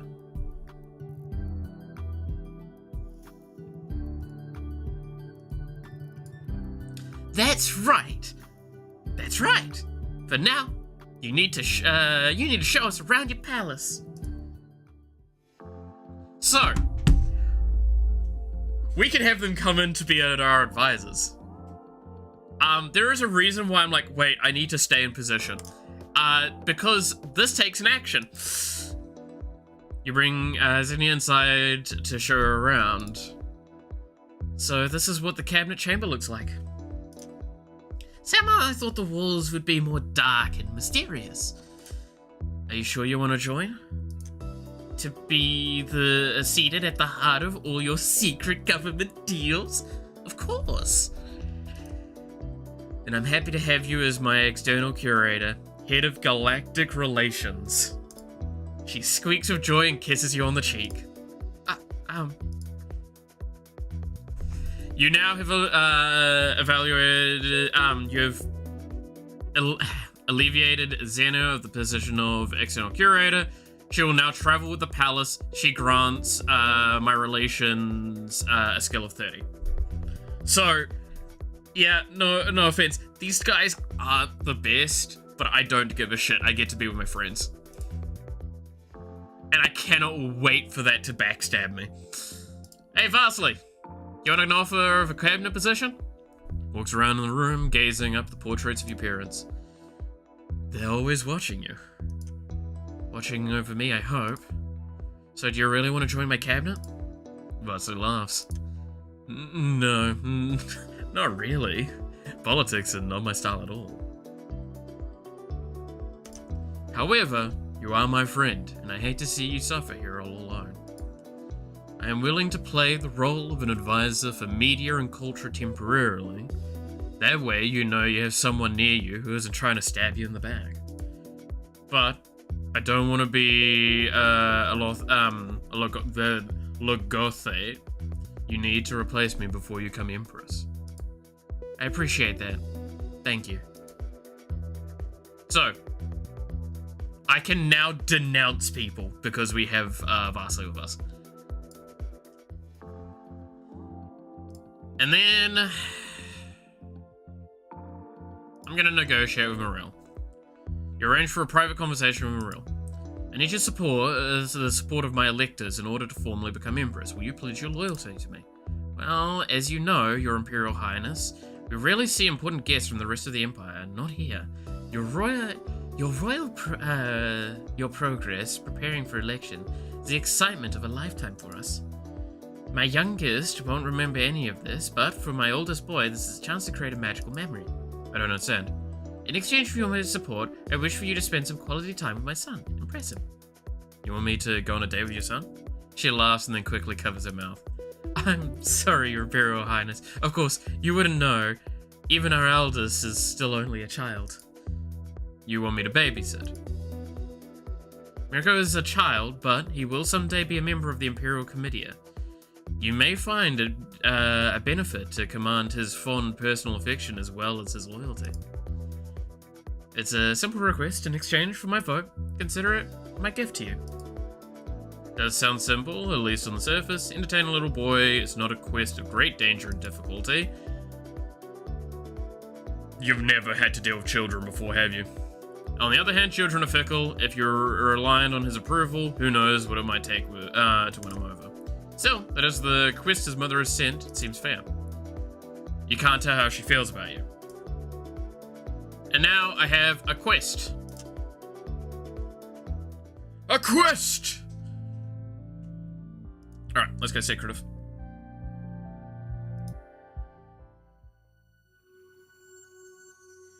Let's stay put one more turn. Make way into the cabinet room, yawning. We have received a message from the Star Admiral.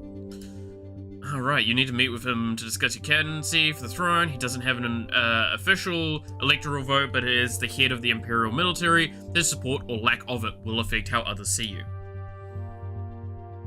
Oddly, this boy is quite fond of kidneys. Yikes. He reports that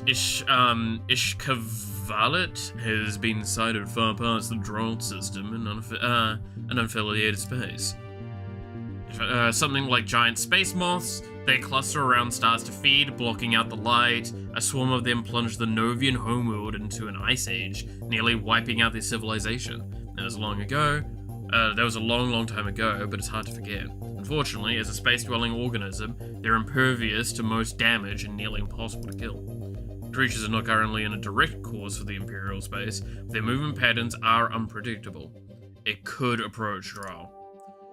It's a single-ish, it's a single-ish is Cavallet, and the Droll system has no planets to threaten. The danger is not high.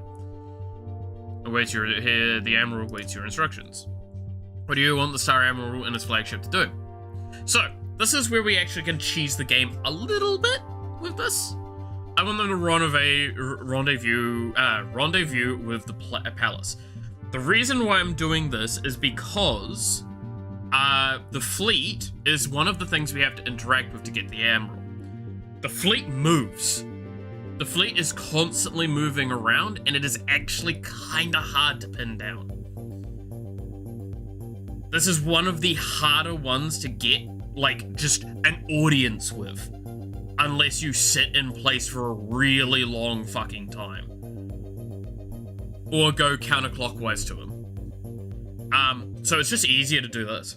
Rendezvous with the palace. Especially knowing that it's not likely to be a threat. I wish to speak with the Star Admiral personally. Tell him to return to the Heavenly Palace.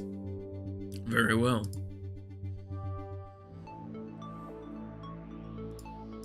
So, I'm gonna put into operations and piloting.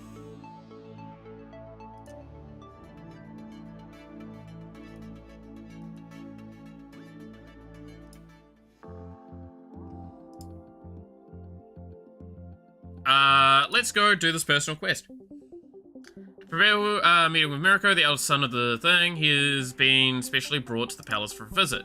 You weren't quite sure what to expect. Mirko looks like to be half your age and more than a head shorter than you. If he were standing up straight, unfortunately, he's mostly staring at his feet. Perhaps he's shy.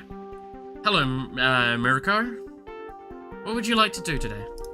He shrugs, twisting his foot back and forth and leaving a pale mark on your plush violet carpet. Or might catch his interest. Could you entertain him or maybe teach him something?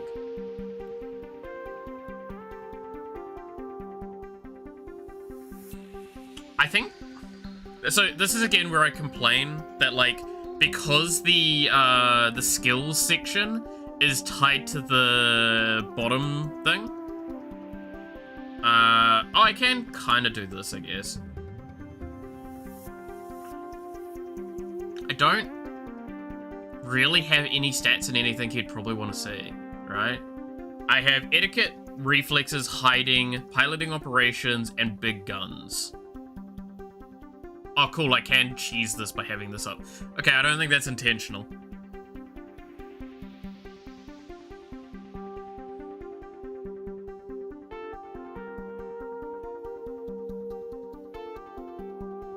I mean, no matter what, I'm going to any with, all of these I'm going into with zeros. Right? Let's go with a crafting project. You like to draw or paint, or maybe just sketch or doodle? He shrugs. I've got some color in pages of sea monsters, nightshade jungles, crystal caves, space battles? He looks unimpressed. Well, just try it. Here, I'll pick out colors for you. In the process of making a pretty picture for his mother, he goes along with your instructions but never seems enthusiastic. When she arrives to fetch, you have to hand the colouring over to her instead because he refuses to touch it. Well, it's a lovely picture anyway, and I thank you both for it. If it's not exactly a magical memory, you'll have to try harder to make an impression on him. The little shit! Alright,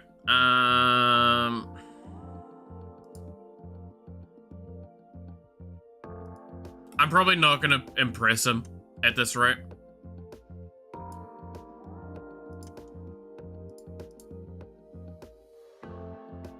So, what else can I do? I got one more action to do.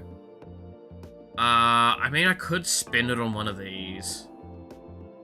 So, these characters, the friends, they do have one thing that I think it's a one-off where I can do a lesson with them. And it gives me a stat. So this gives me plus 10 to operations, which is really nice. Because we're doing operations-related stuff. Okay, I'm going to stay put. A request of aid has been sent to the Heavenly Palace by our embassy in... yeah. There are physically menacing species who originated on a high-gravity homeworld. They are large and strong, with dark blue skin, horned heads, and long tails which they can use like whips. Holy shit, that sounds epic! They don't often visit Imperial space, but they do a great deal of trade through the sectors. They have apprehended a merchant, a citizen of Savagas, and hold him on charges of smuggling recreational drugs through this space without paying the proper fees. It's been overly polite. It was probably smuggling illegal drugs without paying the proper bribes. The charges appear to be valid, and they wish to send him to a lifetime of hard labor. The merchant is pleading for your intervention. They must be very upset about the drugs. What is your response? So, again, this is the typical case. You're gonna see fails and all that shit all the time. What can you actually do about it?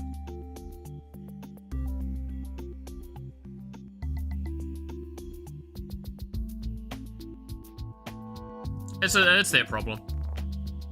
Doesn't need Imperial intervention. It's a Thrakan problem, and Thrakan sent it to order to handle it. Pass the issue back to the committer. Thank you. Have a good day.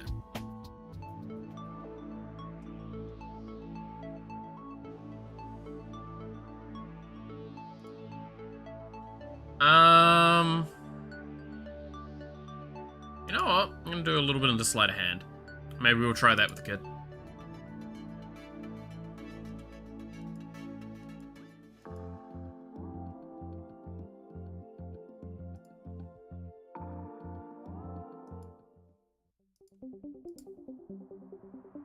He looks about as excited as before, which is to say not very.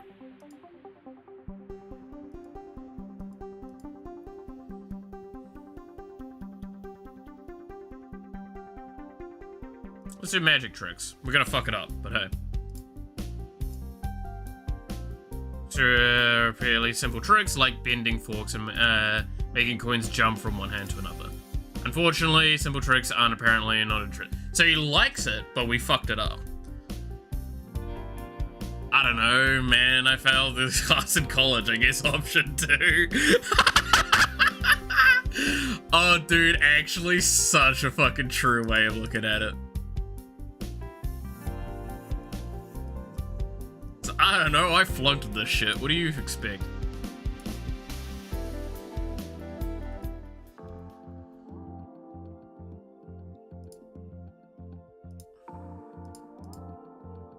Alright, let's do this class, get the art stuff done.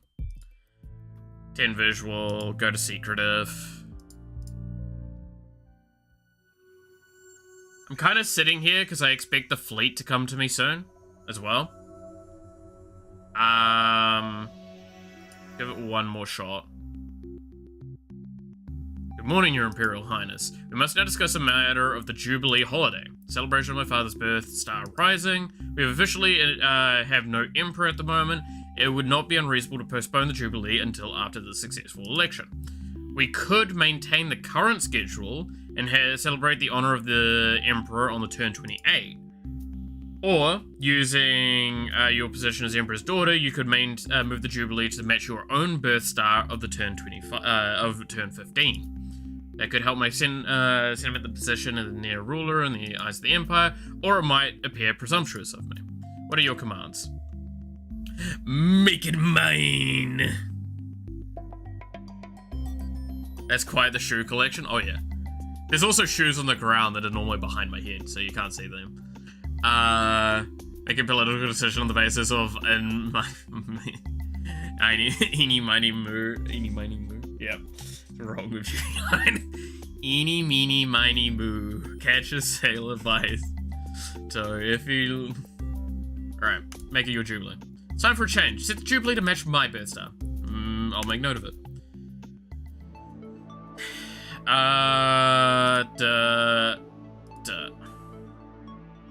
Duh.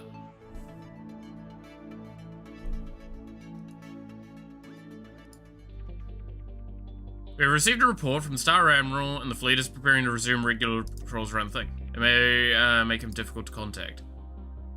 I told him to come fucking see me! What an asshole!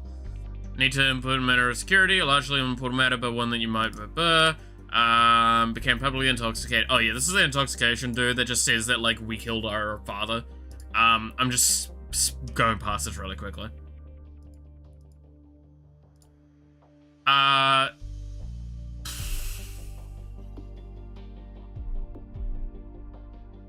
Punish him for drunkenness only.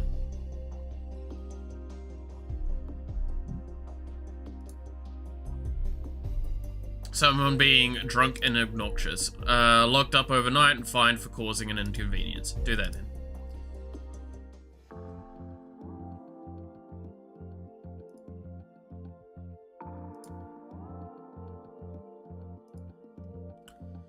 We'll try this one more time and then I'm fucking moving on.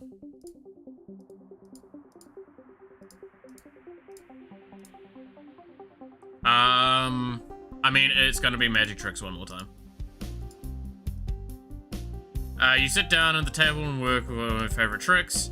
Fill the table, knock on it, prove that it's perfectly solid. You test the table and you bring out a drinking glass made of shatterproof crystal and a silver coin decorated with your father's imperial profile. Test the coin, touch it. Good. Now, put it on the table. Now, I cover the coin with the glass and then cover the glass with these paper napkins so you can't see through. You press the napkins around the glass. When I say the magic word, I'll touch the glass and the coin will fall through the table. You lift the glass again, pulling it towards you so the coin is visible. Check the coin again.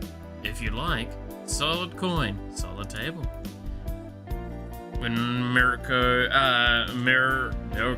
is satisfied, you cover up the coin as before, and then you hold your hand above the paper and glass. Celestial! You slam your hand down on the table, completely flattening the paper napkins on the table surface. Underneath the table, the glass hits the ground with a clink. You lift the crumpled napkins to show that the coin, not the glass, is still there. Oops. And then, of course, you have to explain how the trick was done and teach Mirko a few other bits in misdirection. By the time she arrives with Pecco's son, he's inventing his own ideas for pranks and tricks, only some of which sound plausible. Looks like you had fun. Well, my son is happy, so your pledge is kept, and my pledge is yours. I will support you in the Imperial election. Thank you. Fuck yeah! I get a voter! I just need to play with a kid. Welcome to politics, everybody!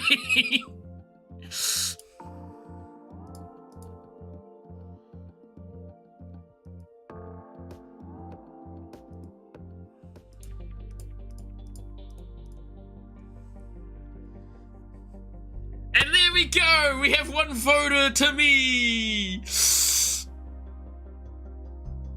Now it's just 30 more of the, 29 more to fucking go! Ah! Let's go secretive.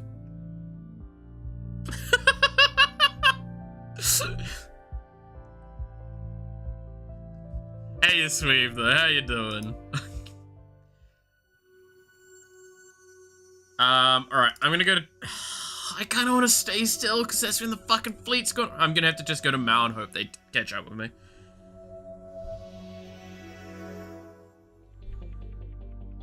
Princess, have you seen the latest news around the Starfleets? It just got up. This concerns your father.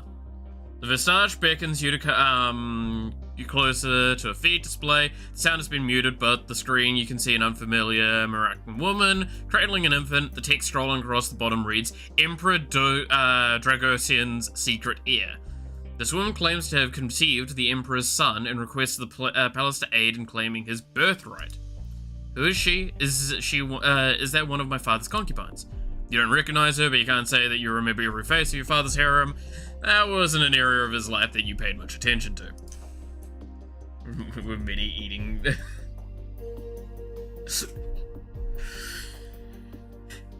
I'm not threatening people with guns yet, devil. Give it some time. No, an unmarried woman of common family and middling income. She apparently came into contact with the Emperor during one of his visits on Undro. The child's genetics have not been verified.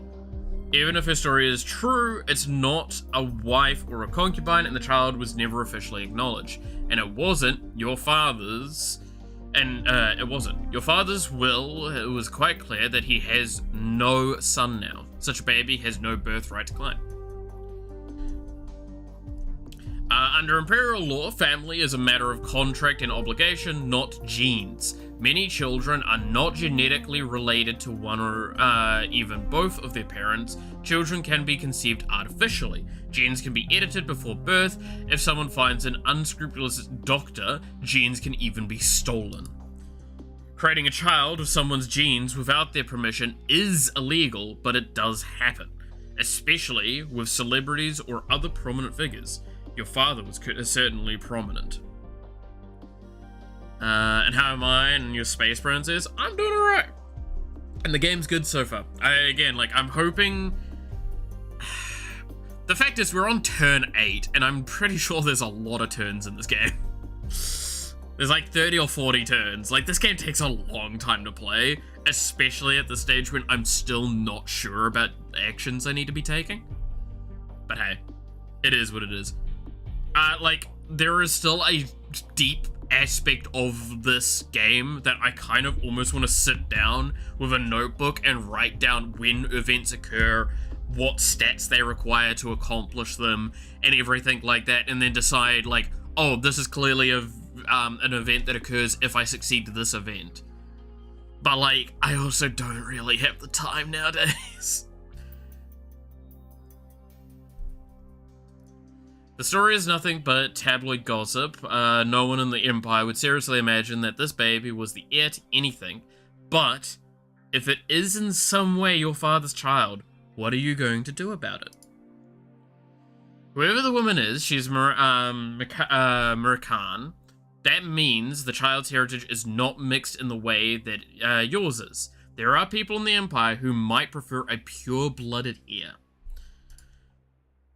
Whispers of scandal can damage your reputation, even if everyone knows they're not really true.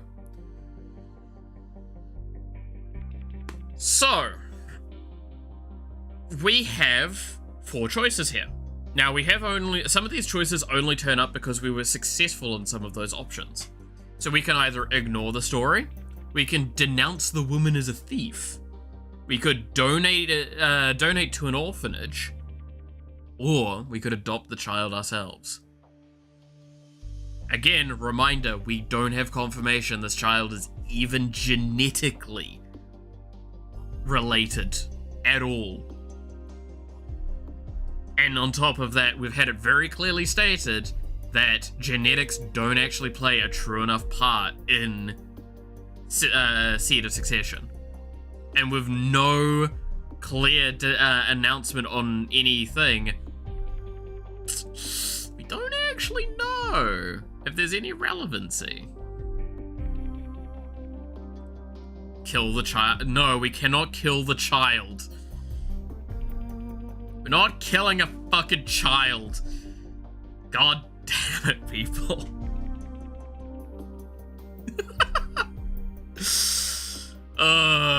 Send them chocolates. Oh, you know what? I'm not going to talk on that.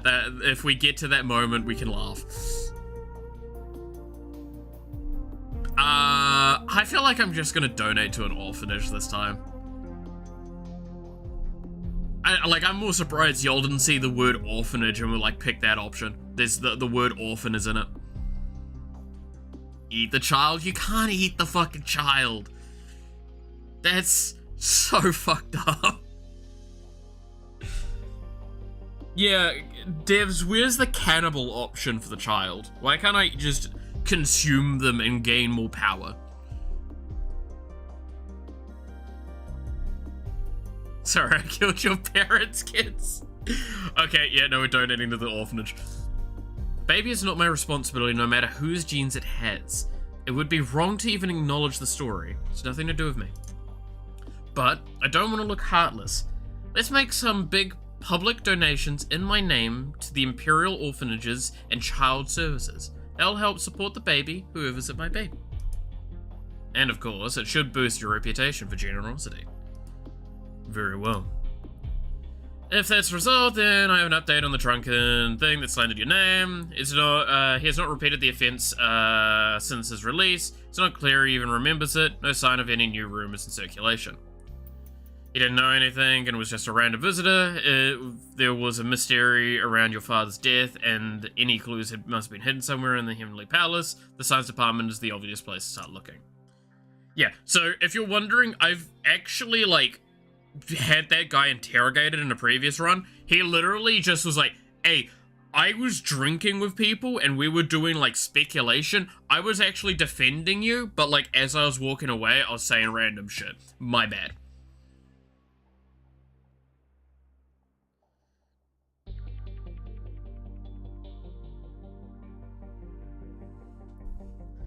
So much else going on, you really want to devote your time to chasing phantoms. Follow the science. I can't. You need to brush up on your scientific knowledge before you can investigate further. That's dealt with. You have studying to do. Yeah, so I guess if we hard went into science now, we would be able to maybe do an investigation. That'd be kind of cool.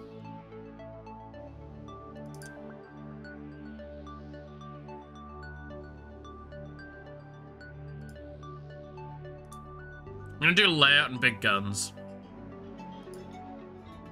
The fleet's gonna catch up with us soonish, so I need to be ready for when the fleet catches up. We received a report from the Imperial Thresher. Her agents have heard rumors that Mazarin, with rogue shadow that served your father, was sighted en route to the Twin Worlds. However, none of these rumors came from anyone who knew him well enough to be certain of his identity. By the time the agents were dispatched, the former shadow was nowhere to be found. If he was there, if he was ever there at all. There's no cause for concern. The Thresher will continue to monitor the situation. So this is kind of why it sucks that I didn't leave some of these options to leveling up till after, because I don't have jack shit I can do here other than interact with Goo.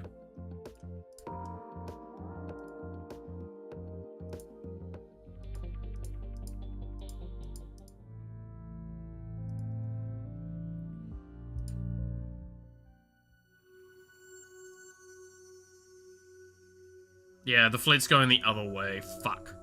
That's really annoying. Alright, let's go to Mao. Mao! When you wake, you find a message waiting from the Visage flagged important, not urgent, or someone would have probably insisted on getting you out of bed. You read the message and immediately feel your pulse rate increase. A major Starfleet producer has requested access to do an interview with you for a biographic special. You can't afford to say no to this. It's a chance to make the positive impression across the entire Empire. This could shape the course of the election. Unfortunately, you don't have long to prepare. The report will arrive after this turn's classes.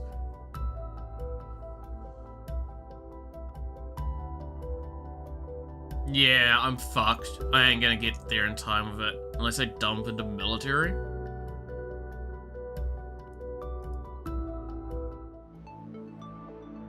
Because, yeah, I'm negative on emotion.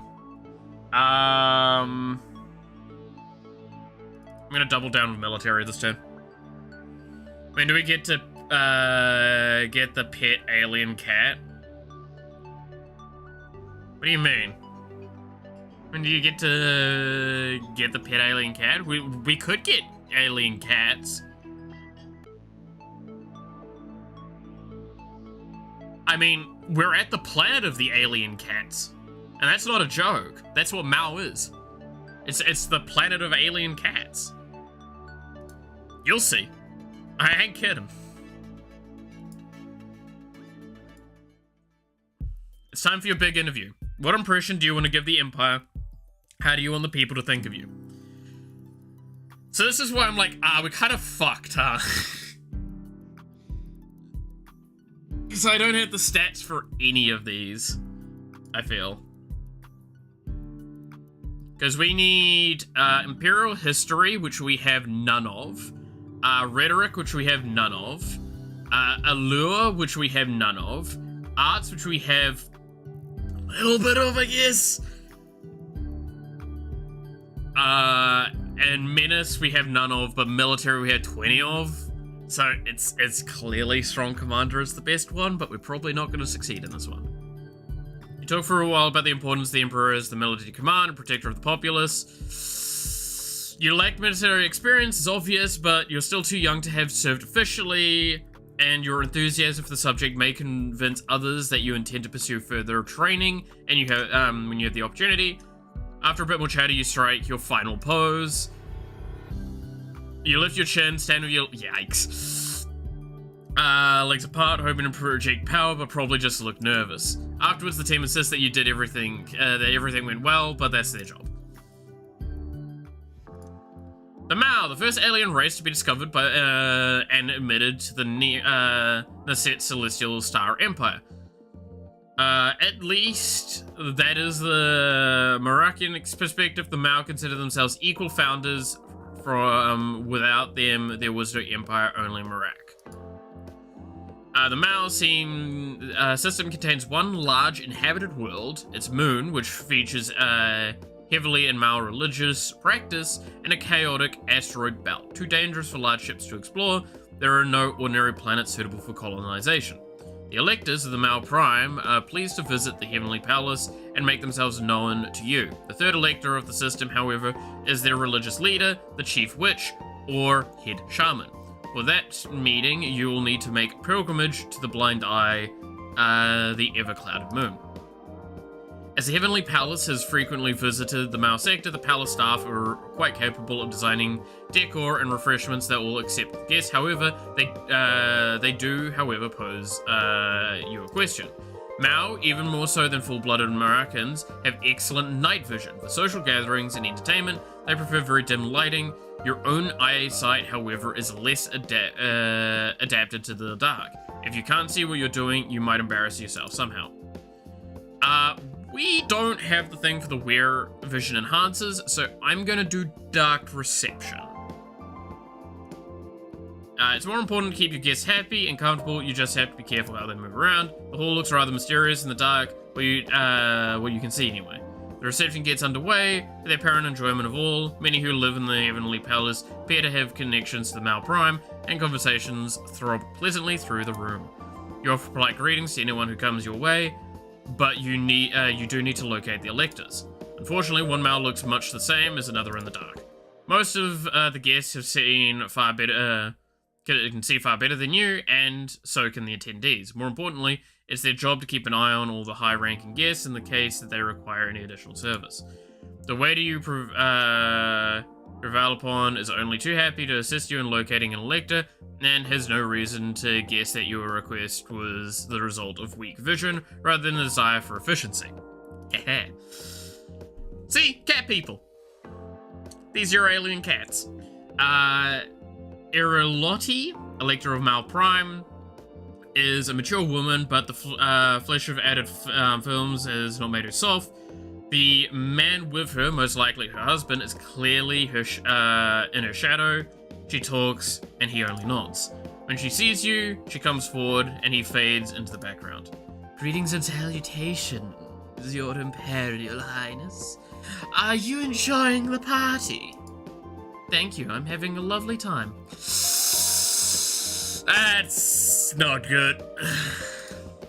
The Imperial family is always welcome when they visit our sector in search of knowledge and enlightenment. Is she hinting that she wants to become one of your advisors? A reception like this would not be the appropriate time to make an official appointment.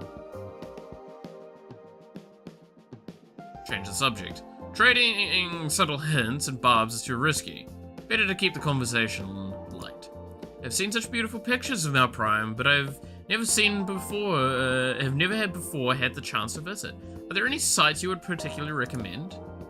I really have the time for sightseeing. She disapproves somehow. Does nothing please her? If you'll excuse me. She raises an empty glass to you and then turns to search for an attendant. You can't tell how she feels about you. Yeah, I fucked that one up pretty badly, I'm pretty sure. As long as she leaves your, as soon as she leaves your circle of conversation, someone else bounds in to take her place. Your Imperial Highness. The second male elector bows to you, then bounces back up, brimming with energy. It's such an honor to meet you. I only wish the circumstances were better. My sympathies for your father, of course. Have you visited Mao before? You blink, thrown a bit of stride by such rapid-fire enthusiasm, and he laughs. I promise I have not had more than one drink so far. I'm just excited. May I introduce you to my lovely wife? That's the wrong way around. You have the higher rank. He should introduce his wife to you, not to her. Otherwise, it would be a clear slight on your status. It might be mistaken, but it might be a mistake, but he might also be an insult or a prank of some kind. Looks like the sort of young man who would carry out a dare. I'm gonna correct him. You may introduce her to me. Right, good. He doesn't even seem to notice the correction. Shit. He brings forward a golden-furred woman whom he introduces as his wife, Pergishilia. Like the Elector, she is not much older than you. She purrs a kiss over the back of your knuckles and then quickly returns to her friends. Daedalus watches the sway of her tail tip as she walks, pouting slightly. I'm sorry, I hope she'd be more impressed. You can make it up to me? Oh man, I wish I had a lure. Don't worry about it. It's fine, don't worry. We're strangers to each other and she wants to talk to the people she knows. I'm not insulted. You're very kind. He takes a deep breath. I said too much all at once. You haven't been to Mao before, have you? No, I haven't. Well then, will you let me be your guide? For the evening at least. I can tell you all the tales. Do you want to spend the rest of the reception with him? Let's stay with him. I want to see what he's... A fresh source of local gossip could be very informative. That sounds delightful, thank you.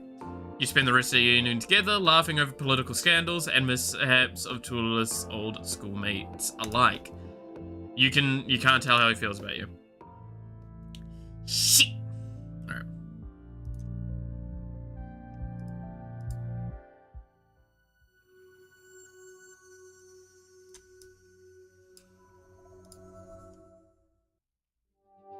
You reckon when your lights turn on themselves on, that can't mean anything good. Princess Zorana, please report to the cabinet chamber at your earliest convenience. What now? You dress yourself swiftly and make your way to the room. What's the emergency? Not an emergency exactly, but a change of circumstances. Here we go. The Visage beckons you to look over at another Starfeed news display. You recognize the Murakan man on screen immediately. It's Lucamore, Elector of Kurdro. Lucamore is a well-connected scion from a long line of politicians. The academy you attended until recently lay within the territory he represents, and he was a frequent speaker at graduation ceremonies. Among the wider public, he has a reputation for being an affable toff, prone to minor gaffes, and supporting a mob of eternally unruly commoners think he's a bit of an idiot, but they think of him fondly. The Visage brings up the sound so you can hear him speaking. Descendants of the Empress Palladium the Great, I formally announce my candidacy for the celestial throne. He's entering the election? It's more of a confirmation than a question, of course, that's what he's doing. You knew his family had imperial ties, your distant cousins multiple times over. Thanks to the interconnections of Moroccan politics, imperial blood isn't even a legal requirement to stand for election, although it certainly does help to gather support. You're your father's designated heir, but you're still a young and untried girl. Lucamera is an adult with friends across the Empire. Is it possible that he could defeat you? How bad is this?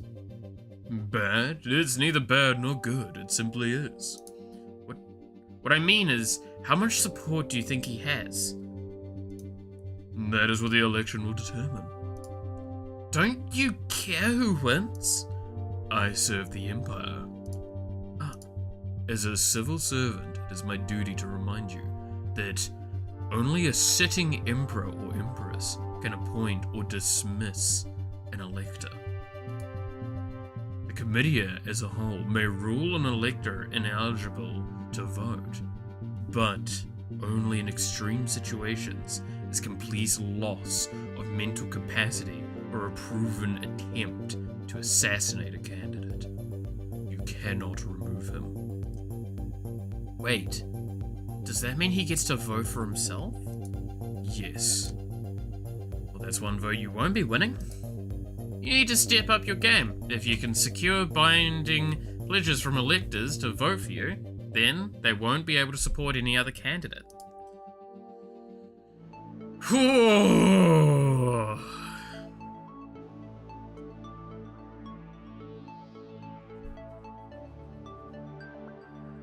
So,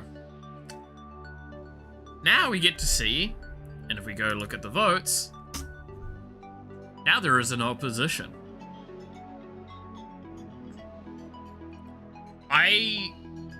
The problem is, I have 2 missing slots for forcing votes.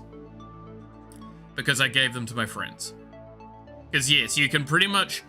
One of the easiest ways to guarantee a election vote is to give them a position. I'm going to be doing that a little bit in the near future. The thing is, I have to be careful because spiritual and military advisors are positions that I think I want to aim to have the original people in. Like the actual people that should be there. I could go get a spiritual advisor though that isn't. And I know where he is. But I kind of want to do his plot line first. And not have him as an elector. Because it would just be better for me that long term. Okay, so... I mean, I could just, like... ray guns, dart guns, or I could try and get a little bit of menace up here.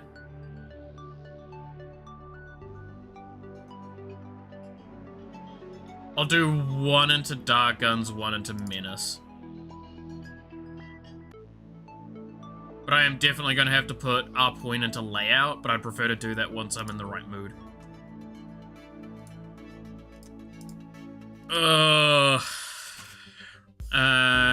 An important message flashing. When you put up the message, the sender's name appears to be a sequence of random glyphs.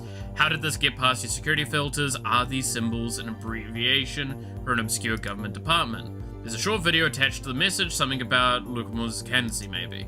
You open the file and freeze. Those figures on your screen, they're your parents. This is not a loving message to their future daughter. It's a recording of an argument. They're in the palace. You recognize your father's room, though the decorations had changed a little bit. It was clearly films ago, and they're talking about you. Your father speaks. Now that your daughter has been born, and your mother cuts him off, angrily, in a way that you've never seen her in any photograph before. That thing is not my daughter. It is your creature, and I refuse to have any part in it. And there, the file cuts off. Who would send you something like this? Maybe it's a misunderstanding. It's only a few moments out of context. Maybe they weren't talking about you at all. Maybe your mother hated you. What an awful thing to say about a baby.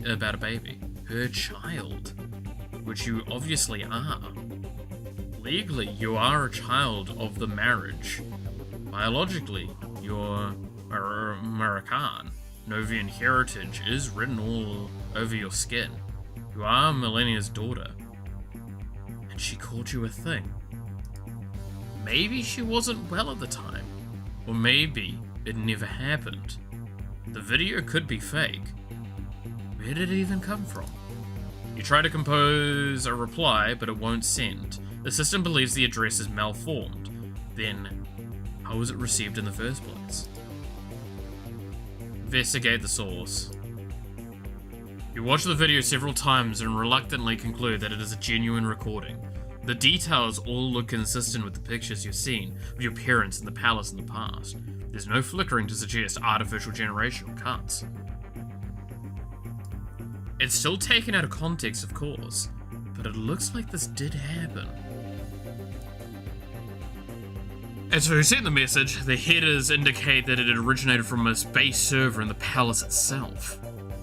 One that shouldn't be sending messages directly. A skilled computer user who lives and works in the palace might be able to get access to force a message through. Someone with that background might also be able to find or capture private recordings of the Emperor. It adds up. Unfortunately, this gives you nothing to identify the specific individual. Someone is plotting, but you don't know who. Well, why were we called a thing? Huh?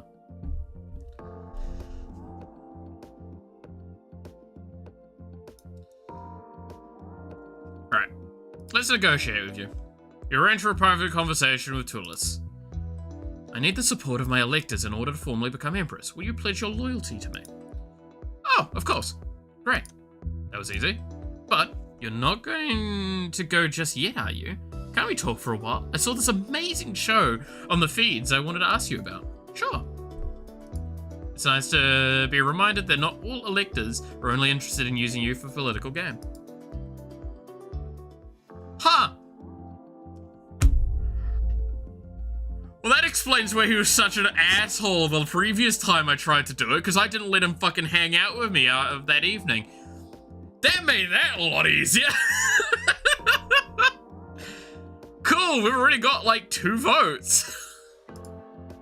That's actually pretty good. Alright,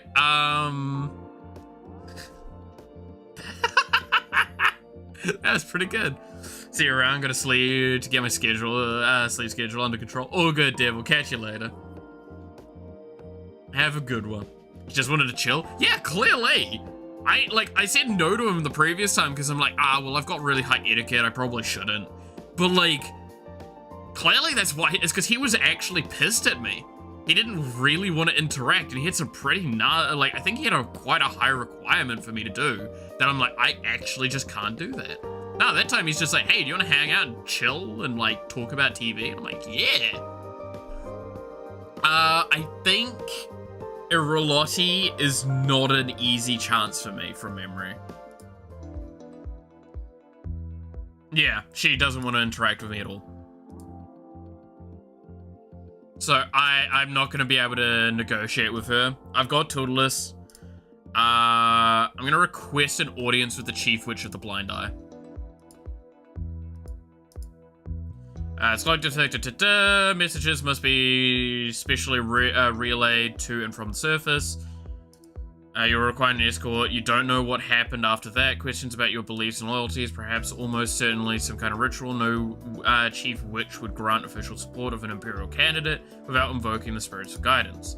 At last, the pilot sent a transition down to the moon surface. The endless mists swallow you up to the sea, sparkling grey. When you stare out of the flyer's windows, your eyes begin to play tricks on you. False colors and shapes dance and swoop all around you. But of course, there's nothing there. Even after landing and leaving the vehicle, your vision is obscured. It is not dark, but relentlessly hazy. You can see your own hands and feet and the surface that you stand on, but the distance of only a few cubits, all in detail, disappear. It leaves you feeling half blind and helpless. You can only follow as your guides instruct, hoping that they will keep you safe. You are led not to a temple, but to the site of an unlit bonfire. Bonfire lit. Here the chief witch stands in conference with her fellow shamans and her assistants. You can only tell them apart by the different robes and other trappings that they wear. All faces are veiled. Greetings, Princess Zorana. You may have come as a pilgrimage to walk the path of truth and seek the blessing of the ancestors. Have you brought an offering? No one told you that was required? No. The shaman slowly shakes their head. You are young and in search of guidance. However, some journeys you must make yourself. You have not studied. You are not prepared. Sight can only be granted to those who are ready to receive it. You are dismissed. That's it? You came all this way for nothing? Too late to do anything about it now. When you return to the Heavenly Palace, you can research the correct protocol. For now, there is nothing you can do but be guided back to your transport, empty-handed. Zolet Elector has pledged to vote for Lucamore. Yeah, fuck you, Zolet.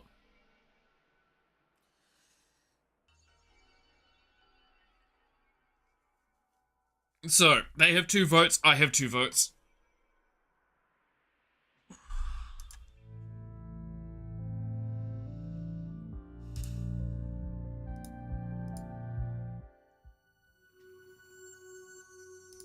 I'm gonna stay put for a little bit longer, I think. You wanted to see me. You wanted to see me. Yes, Your Highness. This is largely a formality, but it requires your approval and signature. The most recent Lothian Science, who was your father's minister, has been offered a research directorship at Heru's 2 sector. Heru 2 haven't visited there yet, but by reputation, there's practically no there to visit, no habitable planets, no major population centers. Having been so recently a member of the Celestial Ministry with the privilege of information means that the individual must seek imperial approval before accepting any such position. It is a matter of security. Don't know anything about the past. Lothgate Science did. Apparently not much considering the lack of information about your father's foolish experiments. Right, well that's a bit rude. You have no idea what top secret plans might have been brought before the ministry, or how this appointment could affect your future. You have to take a guess. Approve the position, sure. Fine, I'll sign it. Very well. Is there any news about Lucamon's campaign? A new interview for the feeds? You appear at the screen when you see the video footage. It's answering questions from reporters while making a visit to a historical castle in the Twin Worlds. Of course, he's got nothing else but to do but make appearances. You can't waste your time worrying about what he's doing. You need to focus on your own schedule. It is a bit rude that he can just kind of fuck around and do what he wants, and like we're stuck here just thumb up our ass doing our own work to keep the Empire afloat. You know, it is a bit of an assholey thing, I gotta say.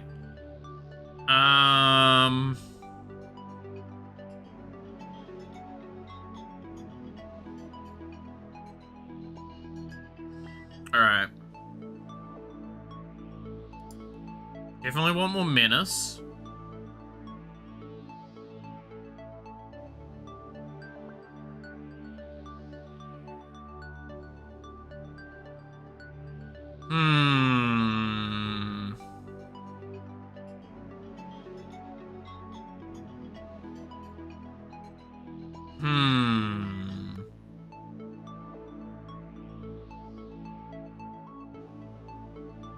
I just do double menace, get it up to 30, and then I can leave it alone probably for a good bit.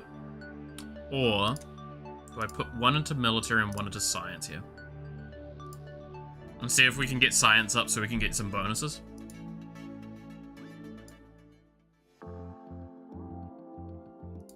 Okay, so you didn't want to talk to us before. I'm going to investigate your background and see if there's any blackmail I can get. So this is something I haven't done, by the way. You can investigate their background, and sometimes you can get blackmail out of that.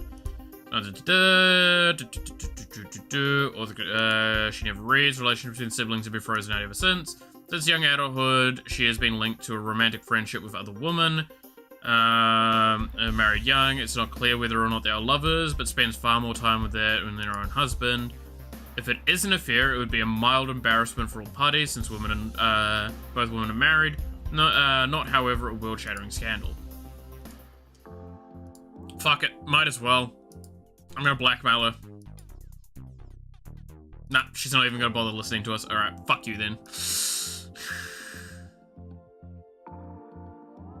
I see how it is. Alright, let's go hang out with our fucking goo.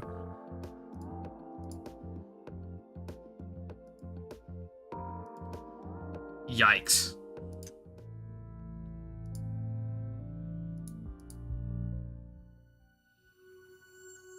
Honestly, it's probably just worth moving on at this point. And seeing if we can interact with the fleet on our way.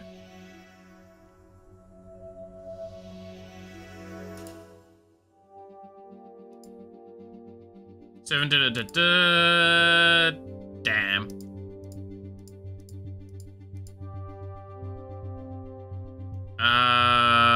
Fucking punish you.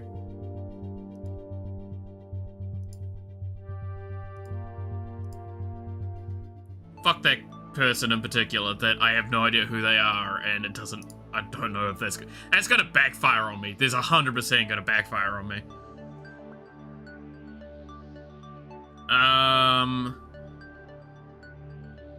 So I'm gonna do one into layout, so that will unlock the next stage for spaceships. So again, this is one of the elements that has carried over from the previous game. If you're capped at 50 on your stats, unless you get a minimum of 25 in all categories of the thing. So once we get one more into layout, it'll put it to 30, and we can now get 100 in each of the stats in that one. Everything needs to be 25 or above.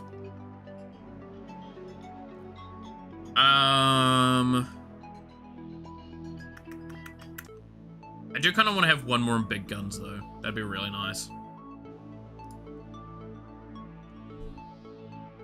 No, I'm going to put one into science. Unleash the goo. You have unlocked the fleet uniform. Okay, so this is another mechanic that has now carried over from Long Live the Queen. There is outfits. Once we hit the prerequisite to go into the 25 thing, you get an outfit that gives a little bonus to all of the things in there. Currently, we've got no bonus whatsoever, so equipping an outfit is probably correct most of the time. I will say, much like the outfits in Long Live the Queen, some of these I stylistically don't like as much as like the base dress, but that's like personal preference argument, 100%. I got nothing truly wrong with it, but like, hello to the spaceship outfit. It feels like a fucking airplane hostess. It doesn't feel like I am an admiral that commands the fleets. It's like, no, I'm just like here to ask you if you want tea or coffee.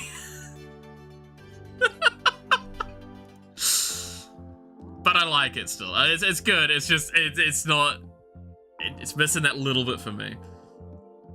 Are there downsides to the outfits? No. So if we go to skills now, you'll see that we have 40, 60, and like 40 there, right? So I think it's, you can figure out the stat back difference by comparison. But yeah, like that's basically what it does, is it just gives us a bonus to this section.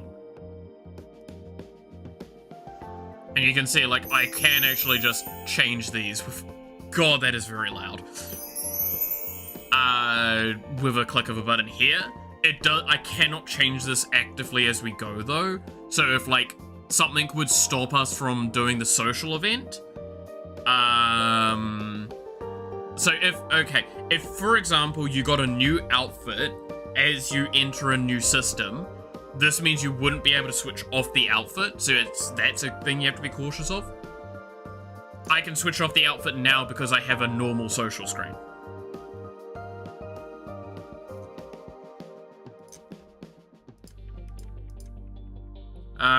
Heard one or two complaints about you muttering. Complaints about you muttering among the comitia appears to be isolated so far. Nothing dangerous. Well, I can't please everyone. Alright, let's go visit Goo. And go into secretive.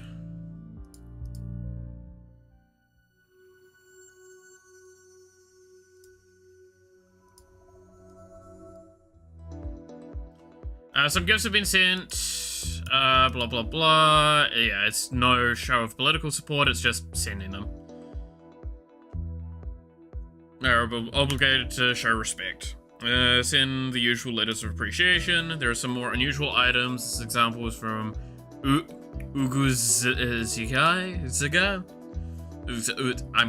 I feel really bad every time I'm trying to say some of these words because they're just like actively not something my like vocabulary can handle.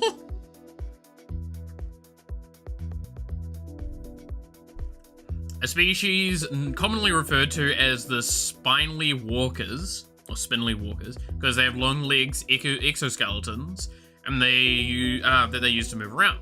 Their natural bodies are small, round, and squishy, with short tentacles that they can barely drag their bulk over the ground. They do go a great deal of trade with the Empire and other galactic powers. They have a reputation for seeming distant and emotionless, steadily dedicated works, welcome in the many ports and things. No signs of explosions or obviously dangers, but they are not certain what this is meant to be.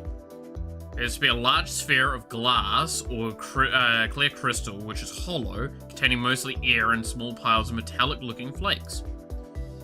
You rotate the sphere and the flakes fall on to the new bottom with an oddly chaotic motion, almost as if they were squirming once they fall into place, however they are still. It must be an art, but it doesn't look attractive or even interesting to you. There must be a secret to it, some trick that you're not seeing. If only you knew more. Put it in the vaults. It may be valuable, but I have no use for it. Put it in the vault with the other gifts. Very well. There is so yeah, I guess I got a snow globe. There's also a more gift from the Grib, if gift is the correct description. The most alien of the Celestial Empire neighbors, resembling nothing so much as enormous ugly mushrooms. Oh, that's rude. I got a little bit with that. You can't speak their language other than one standard greeting, and even that makes your throat hurt. It's dangerous to attempt communication beyond that. Concepts don't always translate clearly, and the Grib are unpredictable and swift to take offense. Many routine encounters with the Grib ships have suddenly erupted into violent action. In honor of the Celestial Empire's change of leadership, and in order to usher in a new age of cooperation and unity, the Grib propose a joint colonization project. They wish to invite approximately 5,000 Imperial citizens to establish a self-governing settlement on one of their underdeveloped frontier worlds, which lies a few jumps away from Hero Prime. This is highly unusual. That's putting it mildly. Sovereign empires do not simply give away territory, even supposedly worthless territory. A trade and a treaty, perhaps, but a gift? Even if the settlement is considered to be an imperial territory, it would lie within Grib borders. That could raise issues for defense. A colony on Grib space would make it easier to establish observers and learn more about what the fungus people are up to. An unusual situation could mean a rare opportunity. Establishing a new colony would be generally require an agreement of both the Emperor and the Comitia. Also, in the absence of the Emperor, it is not possible to appoint a new elector to represent a population. However, a provisional expedition is within your power to command. If you want to get a foothold in the Grib space before the election and reap any potential political benefits for yourself, you'll need to act quickly. So, do we want to send people to the Mushroom Kingdom? I'm going to delay till after the election, because I've done two choices here before. I've either delayed or I've accepted the offer. I'm going to delay. I wonder if they speak like toads. Pain! Actually, that would explain why she can barely handle it, because that does fuck up your throat. It's like all of them are just like, hey, we are the mushroom people. We come and we are here to offer our services. Although I know many of you do not enjoy hanging out with us. Oh my god, I can't understand their language. What do you fucking mean we're speaking English as well? Ah!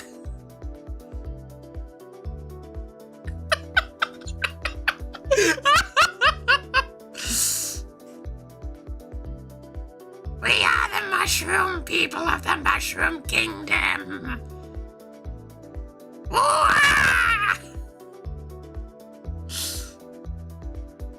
Anyway, delaying till after election. Acknowledge that we received their intriguing invitation and that we will be taking it under consideration for further discussion. No details, no commitments, just stall them politely. Very well. But you do need you have studying to do. So, can I say what happened when I did that last time, if I recall correctly? The mushroom people released spores that mind-controlled them, and then they defected. And, like, the mushroom people were like, well, they defected of their own free will. You can't tell them not to. We'll go to war with you if you did. They want to be independent. They want to be with us. And it's like, alright, well, you know, that's kind of... It sounds like a trap. Yeah, it does. It's a little fucked up. A little fucked up.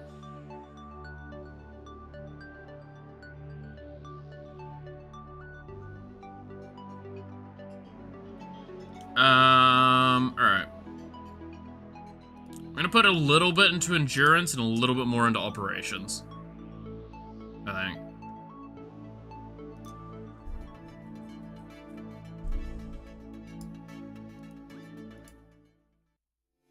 Alright, here we go. Here is our fucking thing.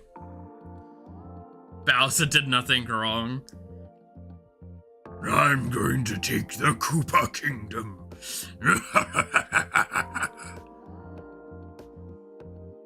My lord, you're my Lord Bowser, the incredibly evil one.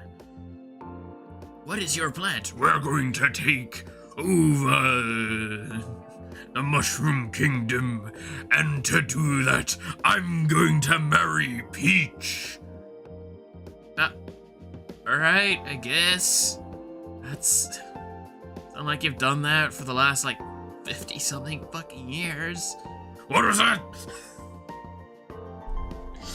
Alright, the primary function of the innocent... Okay, so this is kind of what I'm talking about, by the way, with the wordiness of some of these dialogue things are a little much sometimes.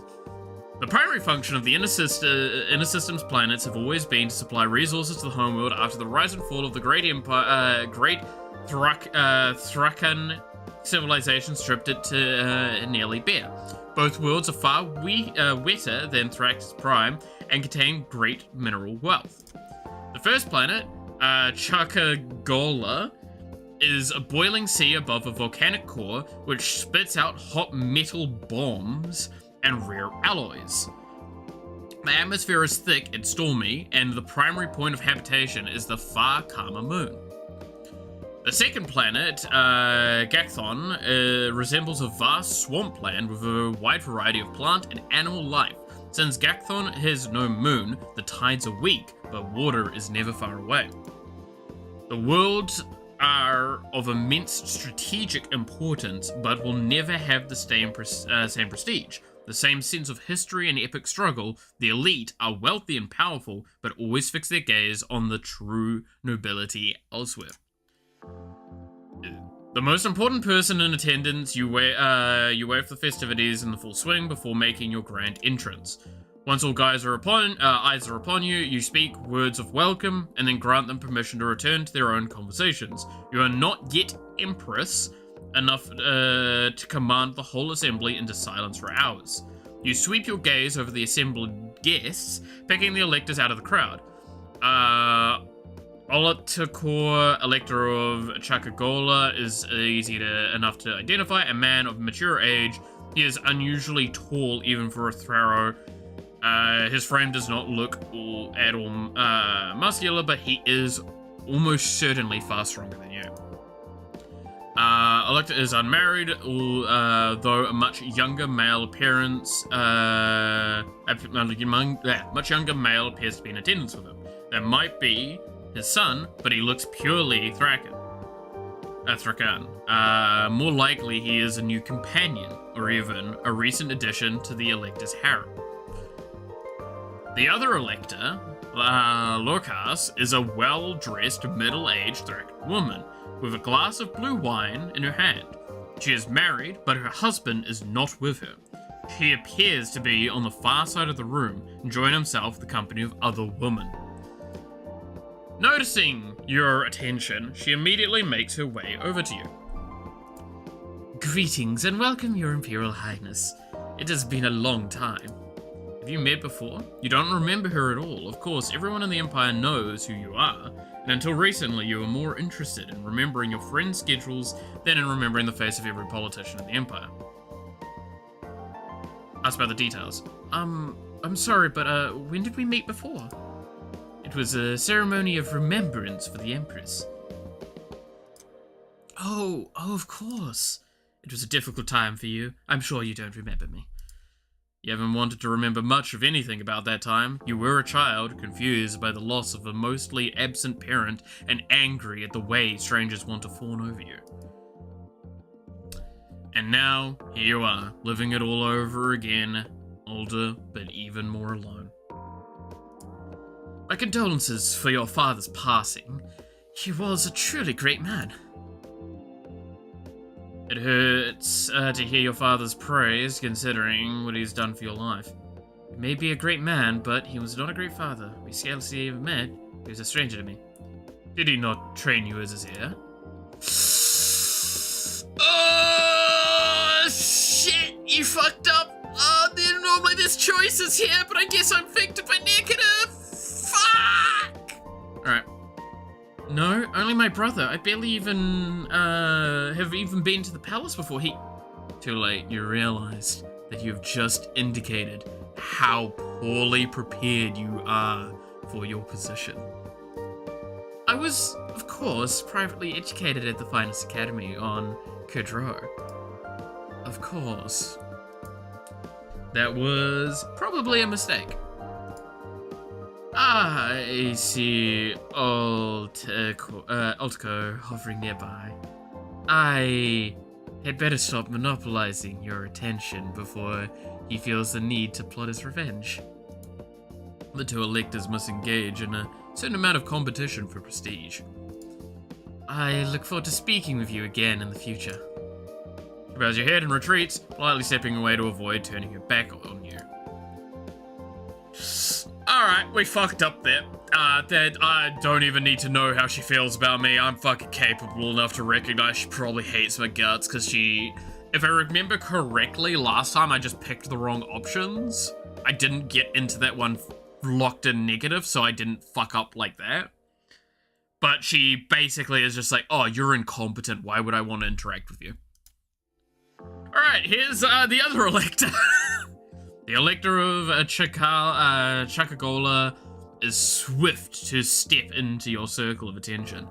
Once his semi-rival has withdrawn a bit too close, you need to crane your neck up to look at him in the eye. He is infuriatingly tall. He looks much friendlier. Uncomfortable, you take a small step back.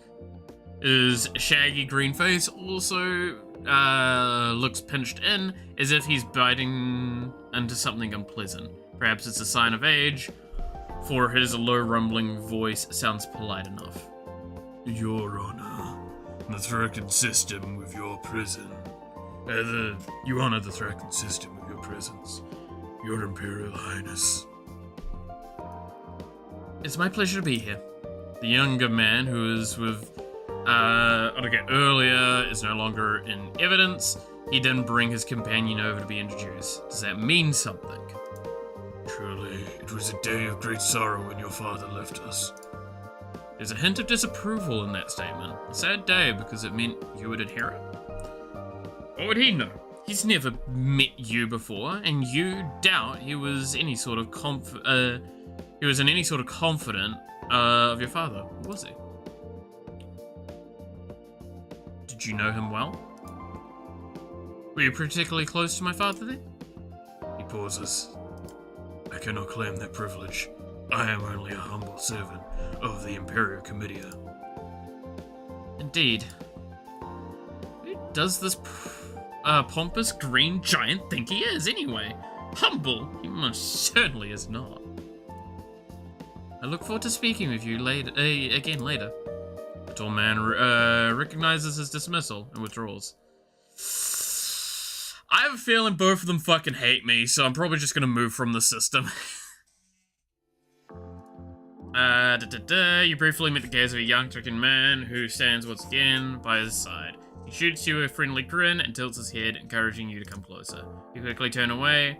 That is a complication you do not need. Instead, you move to the Prince of Galgorn, a notorious bore, but this may be a long evening. Yikes.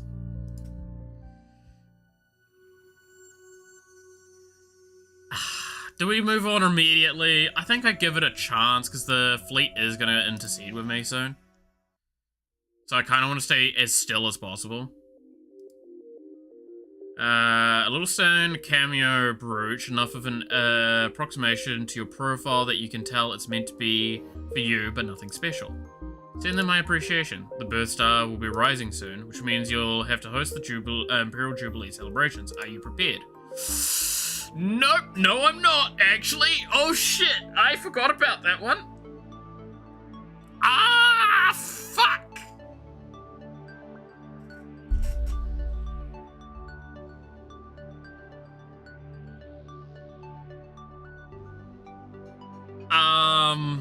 Fuck. I am really not prepared for that one.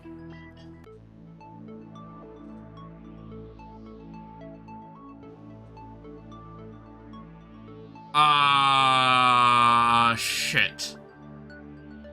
I can't remember the fucking things I need for it. I think I need visual.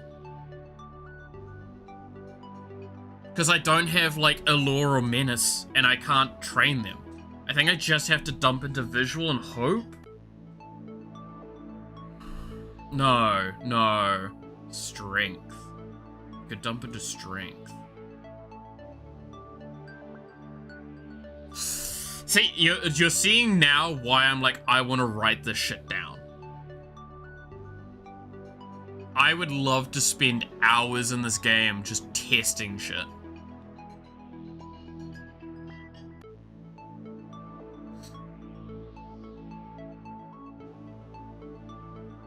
There's a reason why I've been playing it in my free time as much as I have been. It's like, again, I want to see a successful run at some point.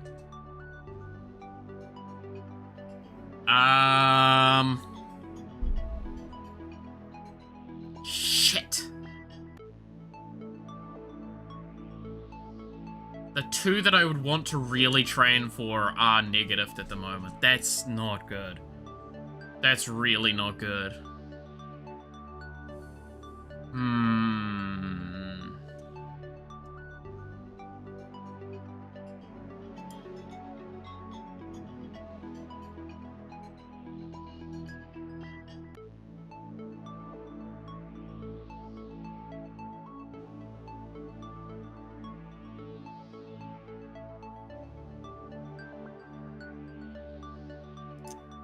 Do this.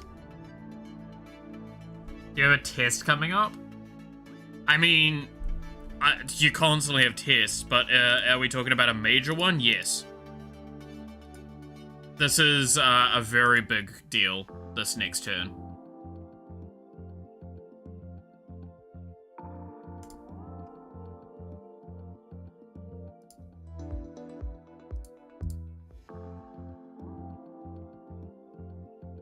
Yeah, so I'm not getting shit out of these two.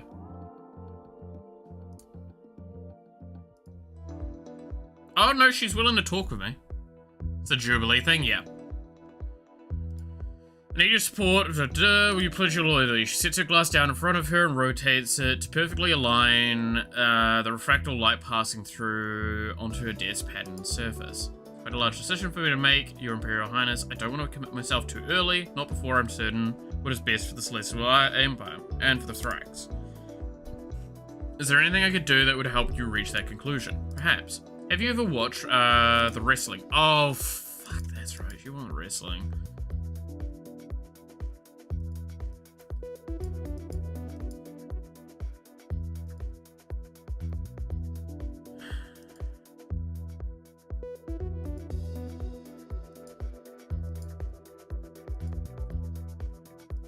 I don't have any wrestling at all, so I'm not going to survive that.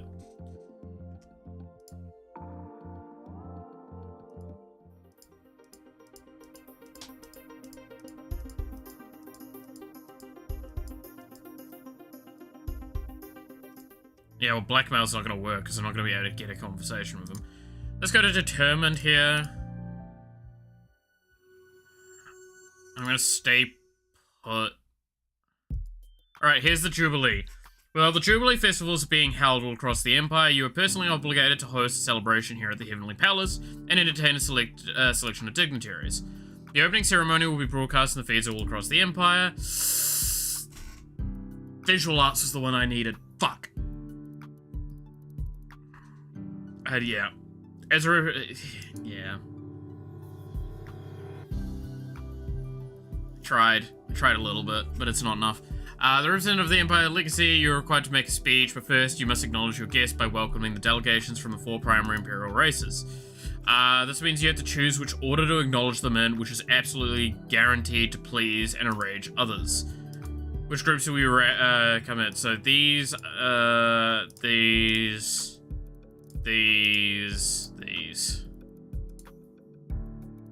I would like to thank everyone who has come together to help me celebrate my first Jubilee. I am sure many happy memories will be born from this occasion. I am flattered and inspired by all of the goodwill that has been shown to me, and I look forward to the joyous future we will share together.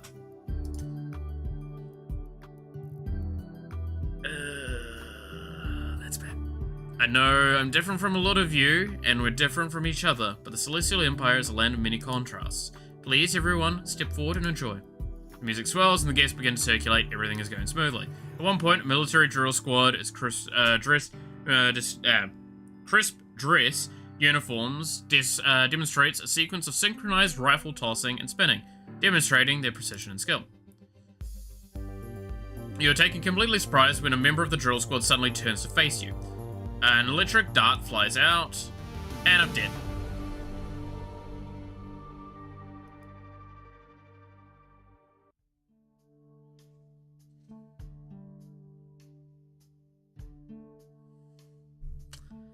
Did not live to claim the throne. The future of the Empire remains unwritten.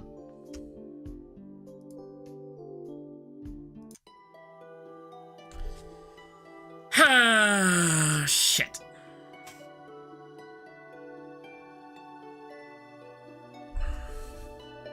Alright.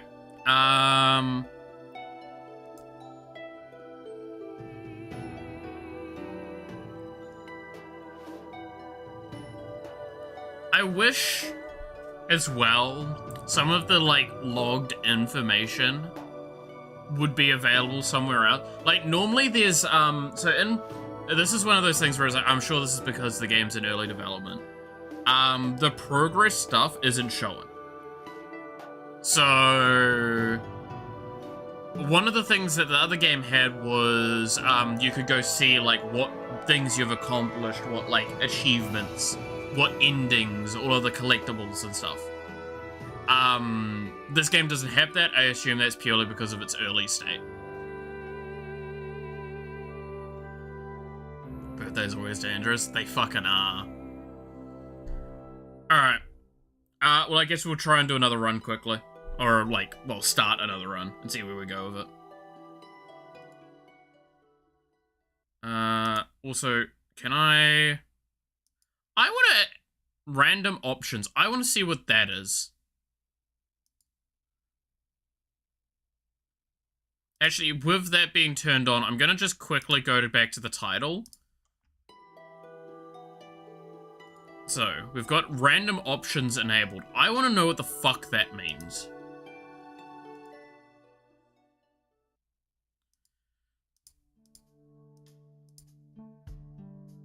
Ah! Okay, so I can just click this if I'm not sure on what I want to pick.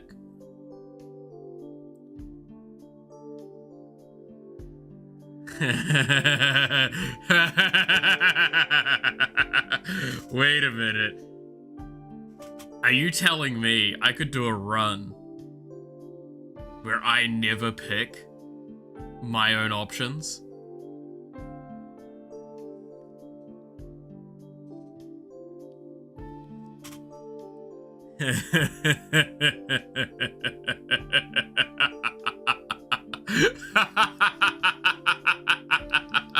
Oh no, y'all know how we think.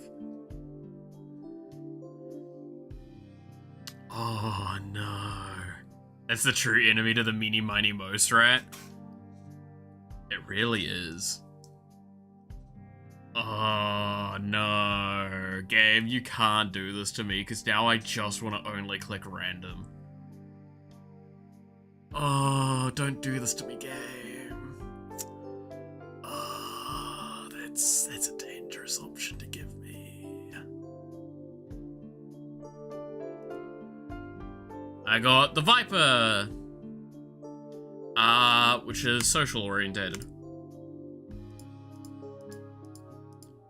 Okay, so we're gonna kind of skip through a lot of this because again, this is all the same as before.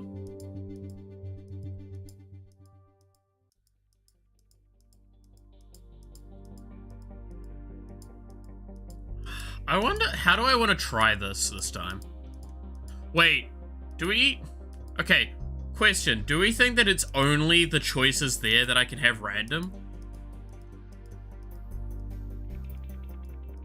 Dude, imagine if I can randomly have my stats, my classes chosen as well.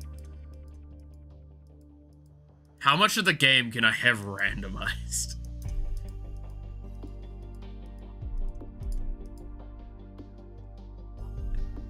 I'm never clicking anything but random, by the way, for this run.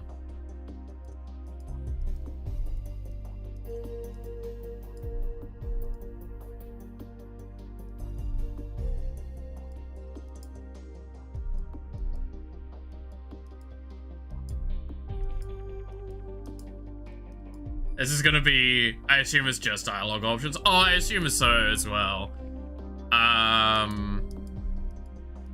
This is just gonna actually be like a mess, and I love that idea.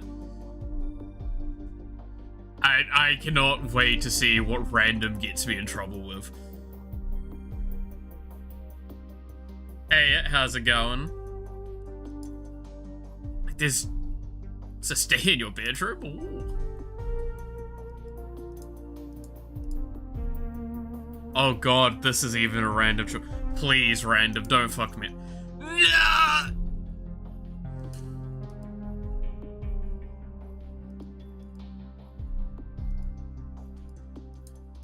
That's... I mean, to be fair, this will be the first time I've ever done a run without her, so I am curious what that might result in. There's a chance we die on, like, the second night.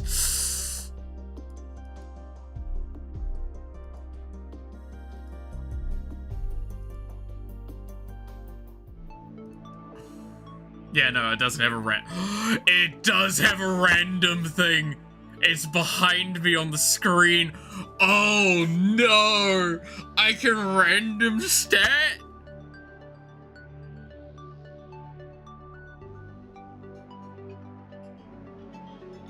Oh, that's actually so fucking good. Oh no, you can't... Okay, so can I just say... That sounds very unwise. It does, doesn't it? But you know what? It also... So I'm wondering if there's a curious element to this where if If you wanted to get every ending in the game figured out and permeation done, would it not be potentially an argument to be made that, like, I just go through all of the randomization with an automation? I just look for the word random on screen whenever that turns up, pick that option. And then it just goes through all of the things, and then I look at the log afterwards to see what happened where, and then I can, like, from that determine what should and shouldn't be done. Do you think that the movement of the palace is also random? Oh no, this is getting dangerous. How much can I leave up to random? That sounds very unscientific. It sounds really funny though. Anyway, I said every time the random button turns up, I'm gonna click it, right? Well, guess what? Okay. I appreciate that it doesn't just force it on me. I can select to randomize again. I'm gonna probably do we randomize again? Because if we make the rule of I'm allowed to randomize, it's now a problem of, like, where is the limit to that rule? Because, like, very clearly here, I have now fucked up if I leave it as is, because that is both on negatives.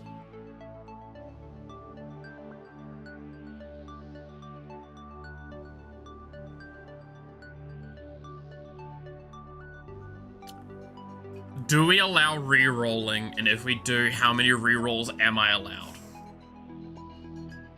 Or do we just go with the true RNG? It's affected by mood? Yeah, so, the mood up here determined, if you look at the colors of these kind of areas, you see how body control, condition, and engineering are green. They are currently getting plus benefits from being determined. So if I click here, you'll see bonus moods determined excited. This gives 15 skill points right now.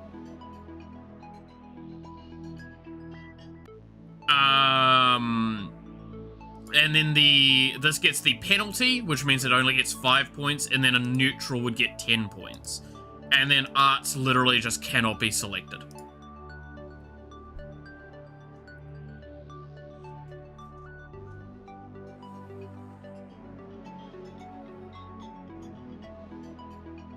I think we can make an argument that I'm allowed to re-roll until it's, I'm allowed to re-roll if it's hitting double negative, especially.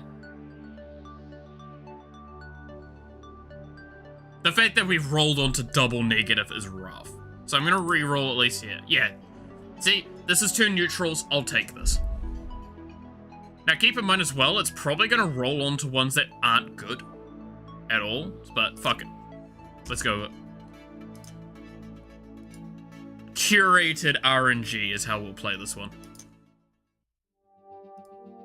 Okay, now this one I'm curious about, because, we might die here. I'm curious. Once again, you lie in your bed. This time, sleep bubbles up easily. Your mind and body are exhausted from the stress of the days since your father disappeared. Only in sleep you can relax. Is there a noise? Did something fall over in your room? You're so tired. Something bumps against your bed. Before you can react, a hand claps over your mouth. Huh? You open your eyes to see an attractive, scantily clad Huracan woman kneeling next to your bed. She looks familiar. Isn't that one of your father's concubines? Shh, be quiet. I have to talk to you. Talk? She's not trying to kill you? It's about the Emperor's disappearance. How does she know about the Emperor's disappearance? The Ministry was supposed to be keeping that secret. Although, if they've been searching the Heavenly Palace from top to bottom for any clues, and no one's seen the Emperor anywhere for days, some rumors are about to start. He's been preoccupied lately more than usual, and the one time he did visit, he patted my arm when we were done Like he was saying goodbye. Like he knew something was about to happen. I thought maybe he was planning to remarry. So I looked into things. He spent all of his time alone with his stupid bodyguard. But the Thresher's people won't talk to me. I know something's wrong. I'm his favorite. I could have important information. Burundi and the ministers are supposed to be investigating what happened. Shouldn't they have spoken to your father's harem? Perhaps they were ruled out early on. Will you help me? Oh, right. Takes her hand off your mouth and wipes it on her skirt. How did you get in here? Your father's codes, obviously. I am his favorite. You have imperial overrides for the entire palace? Even you don't have those. Well, no. Just bedrooms. Nothing useful then. Do you have any idea what my father might have been expecting or worried about? Not particularly, but it's suspicious, isn't it? There's no threat, but she doesn't know anything useful. She's completely wasting your time. Go away and let me sleep. You're going to need to have those codes changed.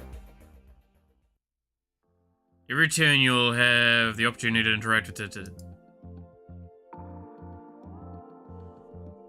Huh. Thank you, RNG. You've now taught me why I should try this route. Like, I've always wanted to see what it's like if I don't pick her. Why did she kill her? Was it after reaction? The problem is, the stuff that she just explained is stuff that should be very easily trackable and understandable. For a Thresher especially.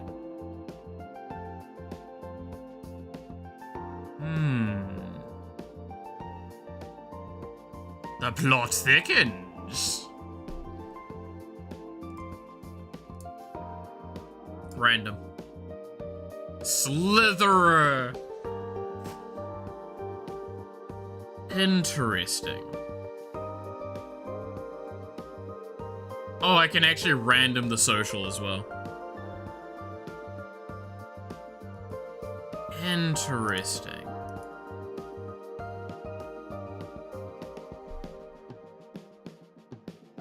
Dude, I'm actually left, like, a little gobsmacked with that one.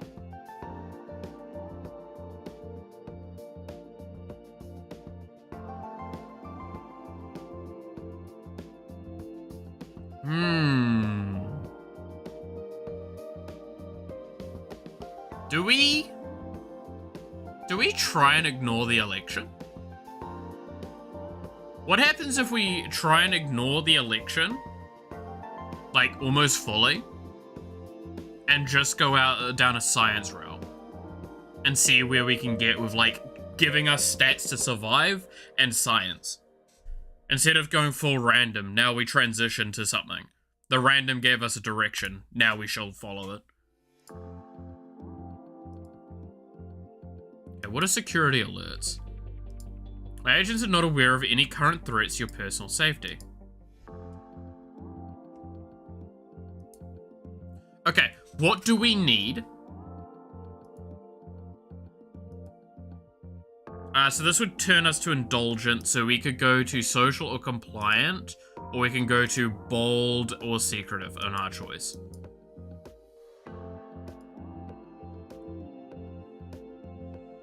What do we need to survival? Conditioning, definitely. So definitely not indulgent. Determined or excited is definitely where we want to be. But we can't choose those. Sadly.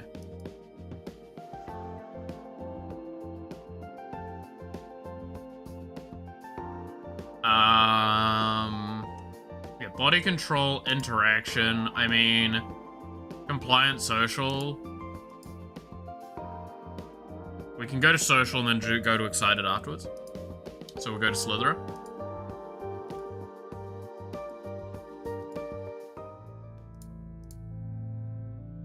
And yeah, I can random here as well. Oh god, yeah, you give us a lot of random room. I like that. I'd say it's fun.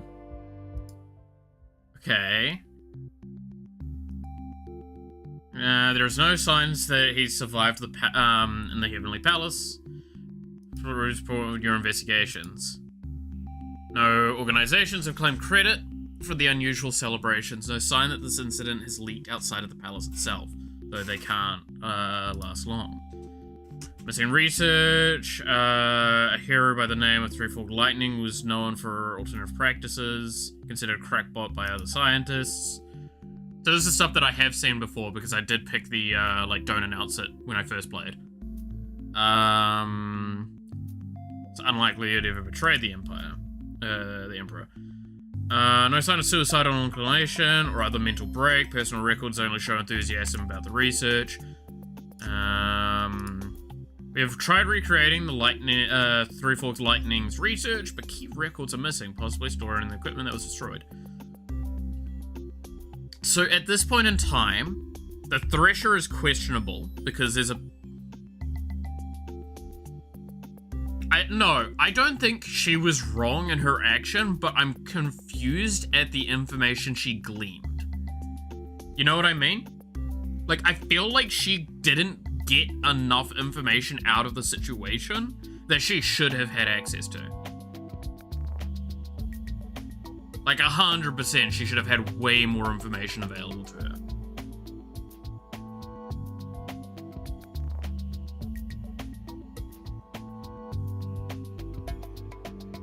So the fact that she kind of responded the way she did makes me question her now.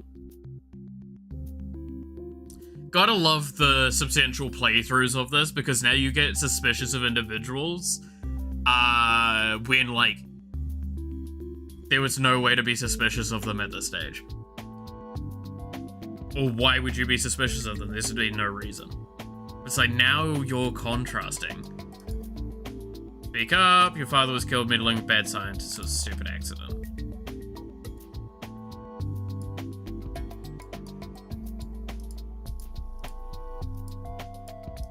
I want to retry this angle, actually.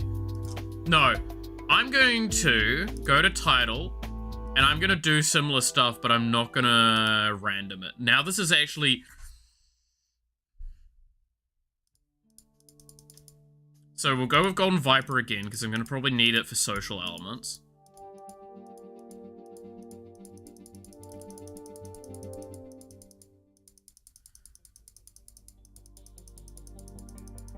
I want to see if we can do a run and find out what happened.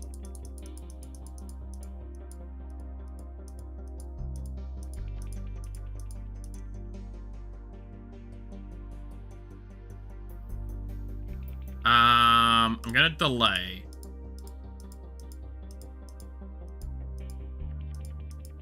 I'm gonna say no to her.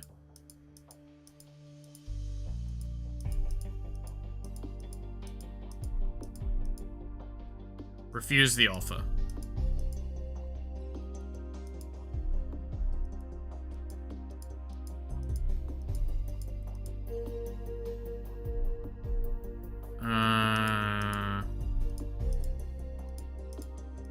Okay, so that's all the same stuff as normal.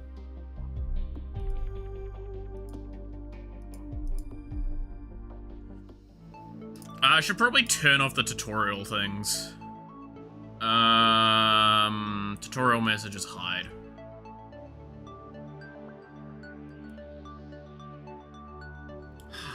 It's quite a breadth of context, yeah. So.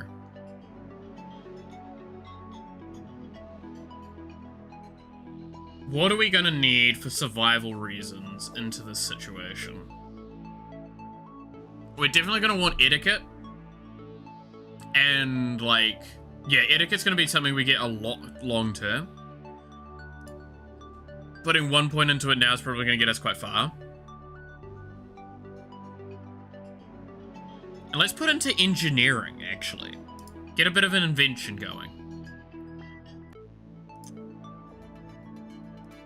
Because again, if we get invention and science together, I have a feeling we might be able to do something.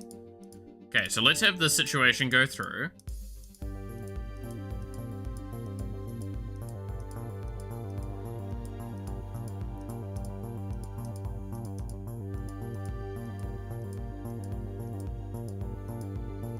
Also, yeah, by the way, this is a species we've not actually come across in stream yet, but this is a species that there is a few characters of around the place.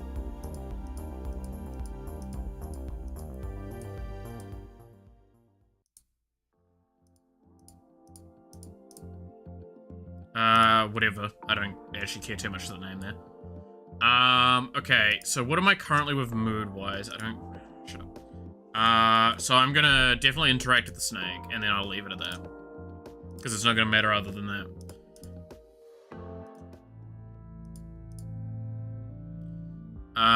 And then we'll go with... I probably want social for you.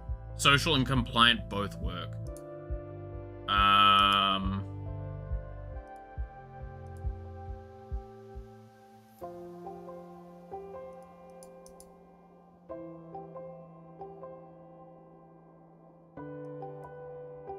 Okay, and... Okay, so not social. We'll do compliant then.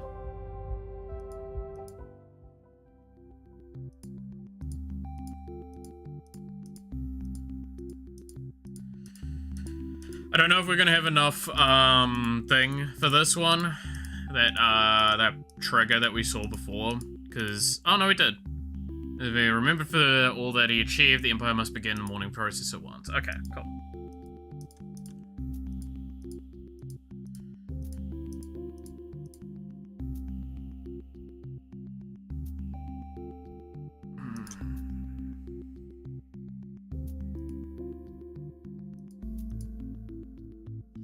Position for thing. Yeah, marriage, typical thing that we had last time. Okay, what should we study next? Alright, this is interesting. This is interesting. Okay, so now she is back to being this, but I just don't have her protecting my room. That's the only difference. That's actually really big.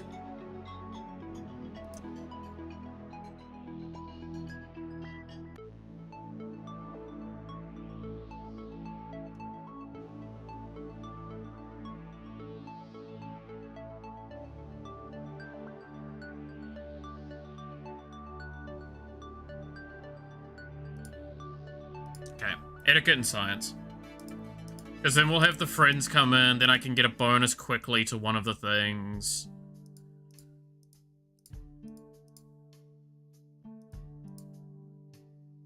So, if the harem is empty, that means that Samari is gone as well.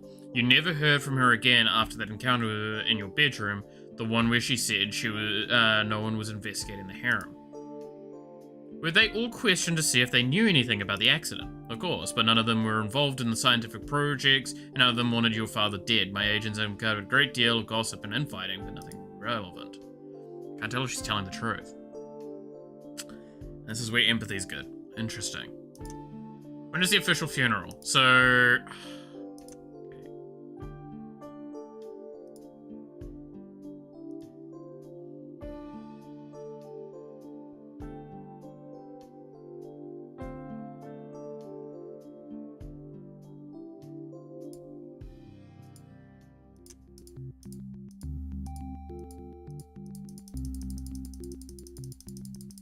I'm gonna start doing this because I'm actually curious.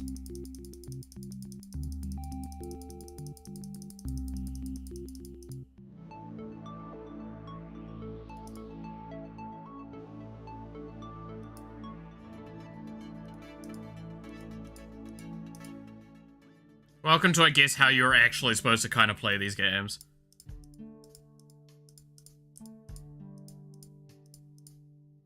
That sounds sincere about that. Didn't know anything useful either. so that taught us that that was useless then.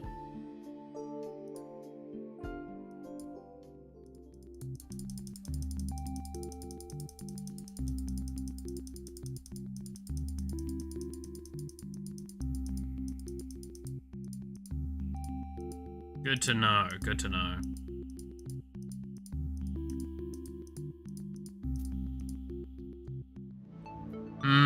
So.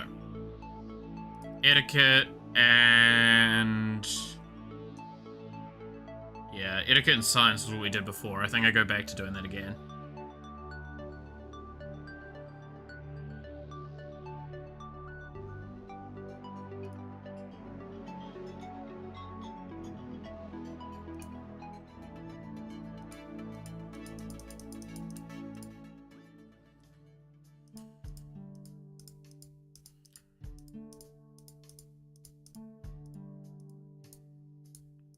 But yeah, so there's an example there of, again, like, what empathy is going to do. Empathy is going to figure out the intentions of an individual, is what I would kind of use it as a, like, what does the stat do?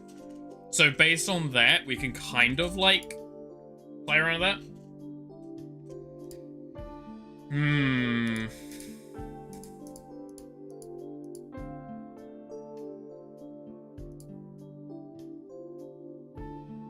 Can wait for now. I want to see if I can... Because I've got a thing going on weirder, I wonder if I can communicate with her.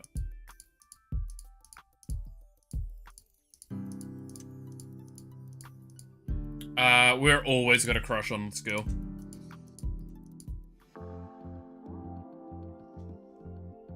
Always gonna crush on her.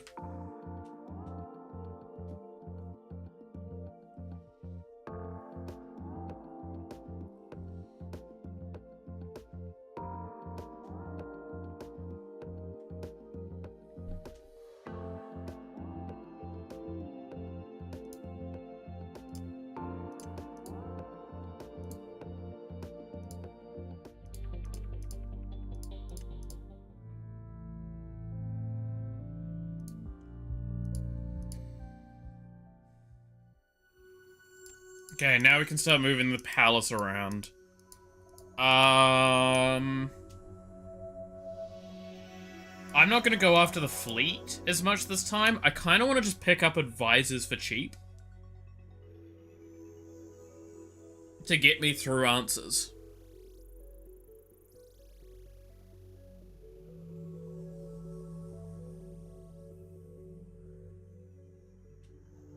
Trying to think what I want to do.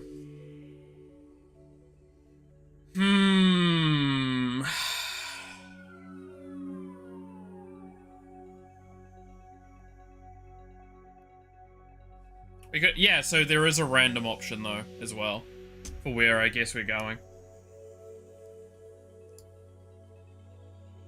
Yeah, so okay. The difference is that it automatically warps me to the location, doesn't give me a chance. It's fine, we'll go there anyway. That's kind of what I was thinking of. Alright, so the shadows disappeared, as per usual.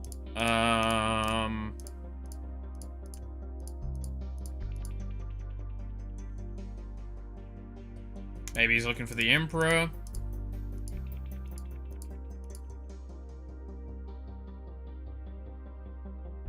Claim he performed the ceremony.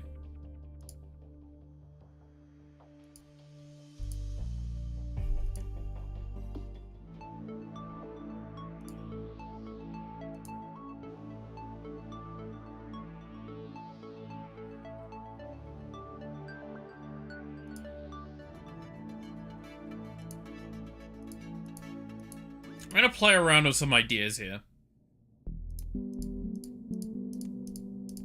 This one's about my brother. Miss him.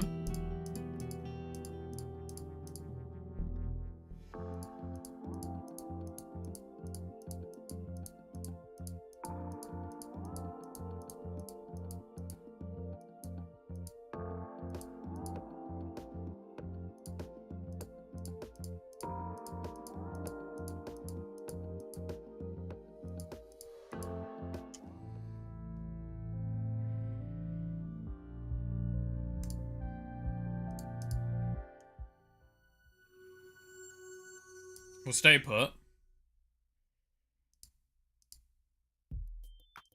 This is when our friends talk to us.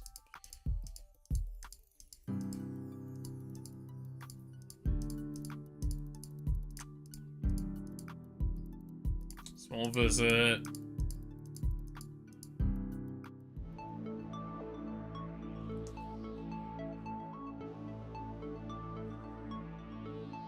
Damn, sleight of hand being negative is kind of rough.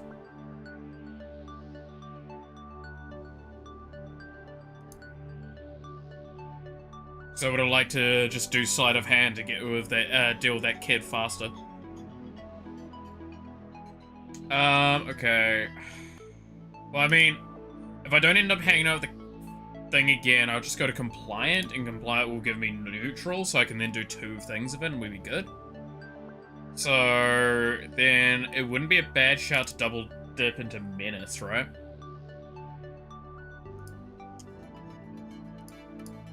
Because again, we need to get a bunch of stats that, like, keep us safe socially and otherwise. So we need some in reflexes at some point as well.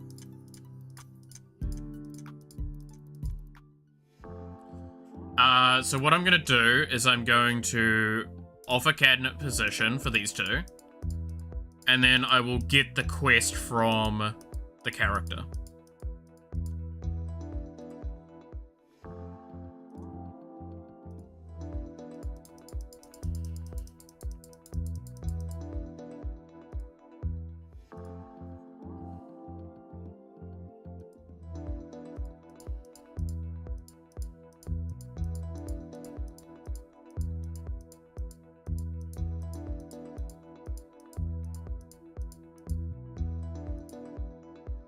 Okay.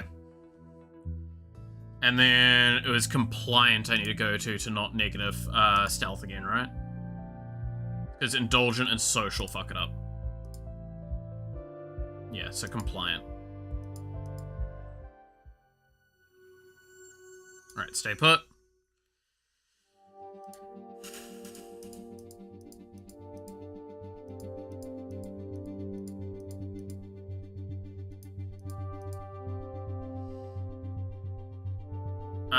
Take a position in the sector.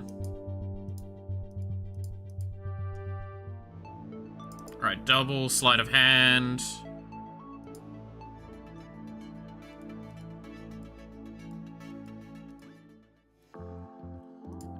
Then we can try and... Oh, shit!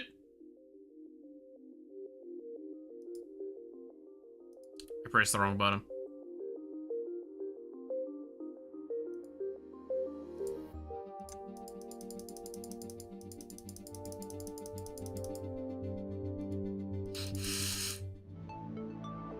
It happens, alright? We all make mistakes. We all make mistakes.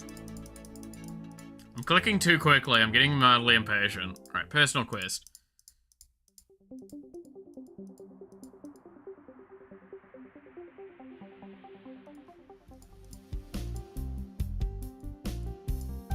Ah, it's not enough. Okay, that's fine.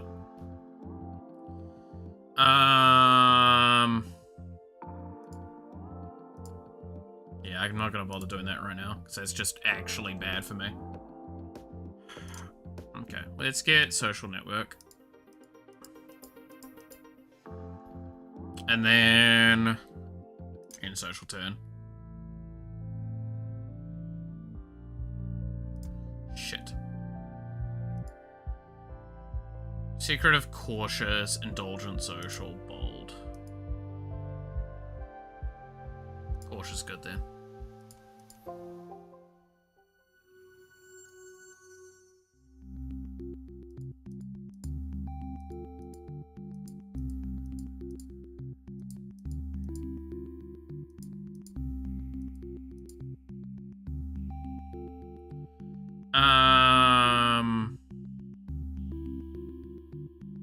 Make a threatening statement. Fuck it.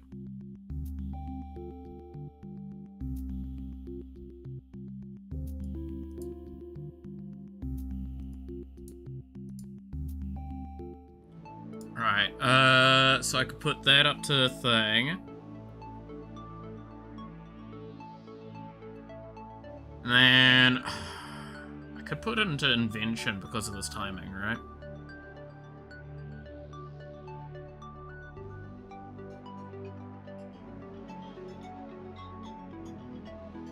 Yeah, let's do that.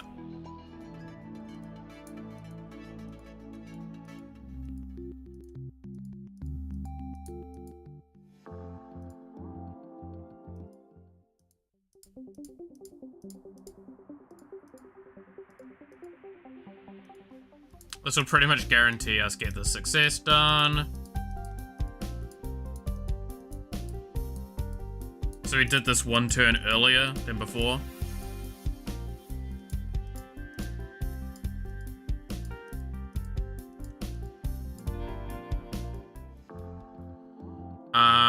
And then I'm going to visit you because I need to go back to Indulgent, and I might as well get these done now.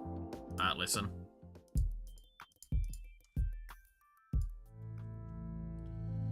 And then I'm gonna go back to social. And now we move on.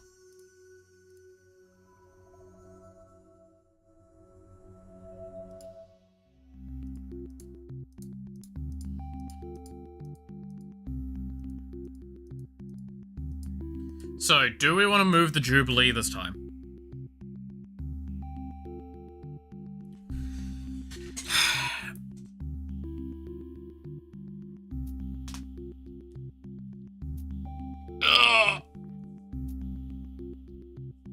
This is a difficult one.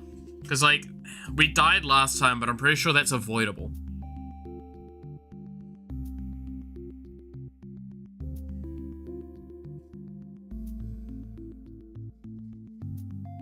What turn is the Jubilee normally?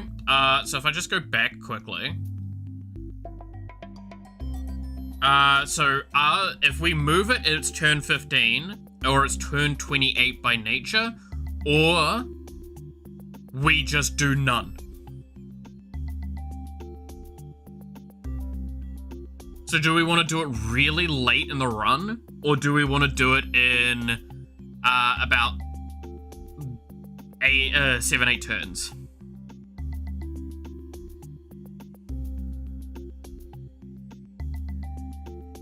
Sounds like a risk-reward kind of thing. Well, I'll say this now. I've made it my Jubilee many a times. I've done it different ways. And that was the first time I died at it. So I fucked up during that one.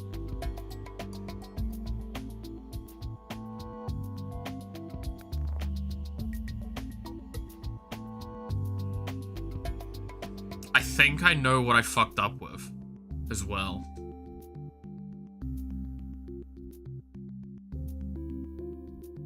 Yeah, I think, like, I've done, outside of the runs today, I've done, like, 3 or 4 runs, and 2 or 3 of the runs I made at my Jubilee, and I didn't die at either of them.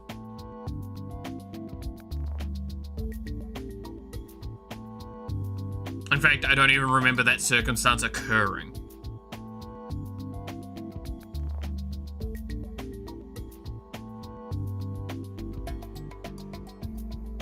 So I think it was probably the guest, like the order of people turning up is probably what mattered there. I'll keep it as the Father's Jubilee this time. I'm gonna see how far I can get with that, because again, like, we're trying to do just survival tactics here. So anything we can do to improve our, like, current foundations while we prep for science-orientated stuff and invention, long-term. So, a bit of galactic relations, probably a bit of bureaucracy as well. We're definitely going to want more, like, interaction to get us through a lot of our social things. Good luck surviving your birthday this time? Yeah, we can try. But yeah, catch you later. Thanks for stopping by. I'm curious. But yeah, like, it's the thing of this game at the moment, not having some of the log data that I feel like Long Live the Queen had a lot more log data available. Like, as you were going. Or maybe it's because it was a lot more simple that it was easier to see.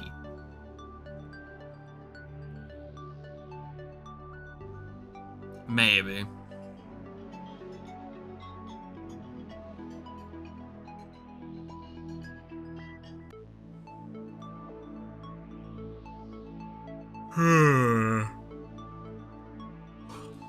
I feel like spirituality and science is something I do want to work on, though. Together.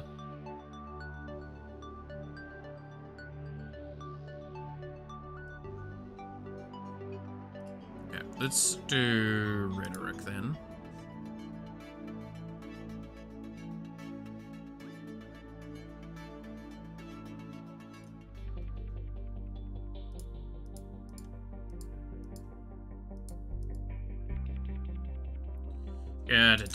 The intoxicated person.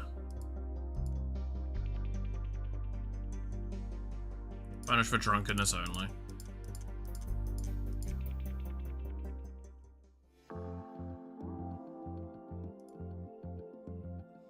I kind of want to maintain the mood, so I will... Computer lessons. And visit.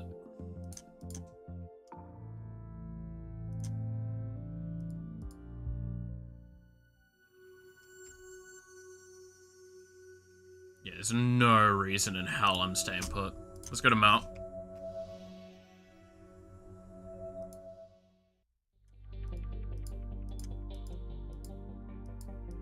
Alright, so this is the secret ear.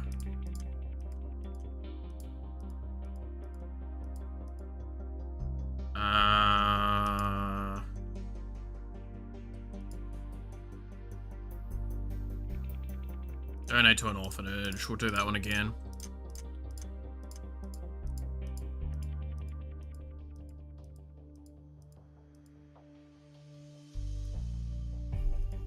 Damn, I didn't have the science for that. I should have dumped into it more.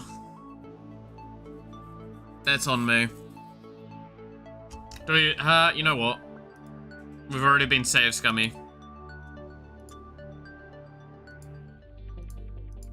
No, I need to go back one more.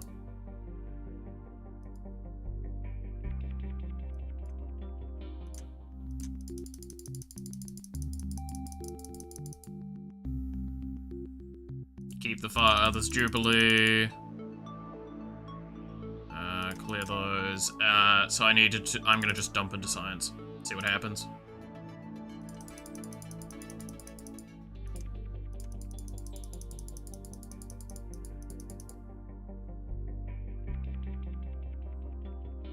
Oh, I have an option here to sober him up and release him. Yeah.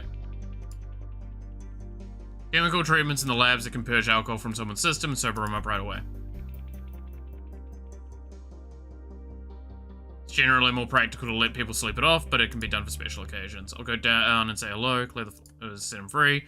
Probably be terribly embarrassed. Interesting.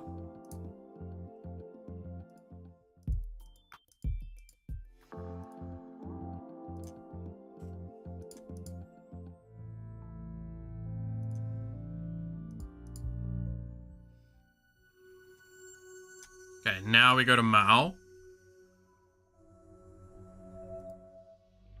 I want to see if we can follow the science this time.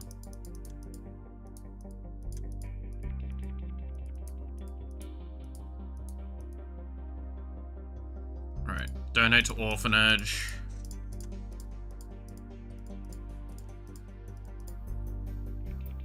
Oh wait, I actually want to read this. That's resolved. I have an update on the drunken thing that's landing to a name. As you expected, he was extremely embarrassed and struggled to meet your gaze. While he made his apologies, he claimed it was all a joke and they got out of hand and promised never to drink so much again. Don't know anything. Yeah.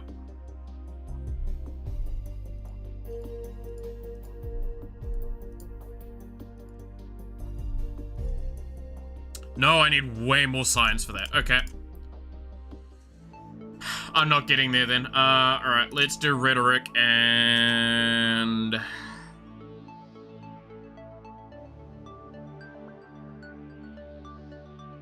menace.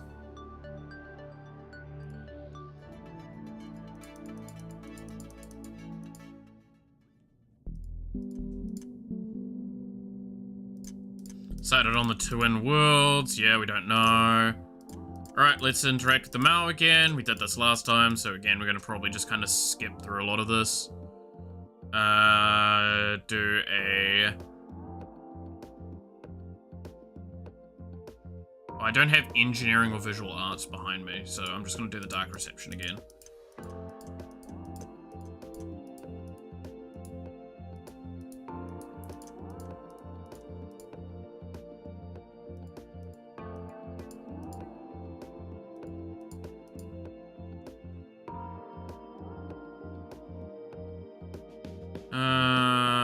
Change the subject.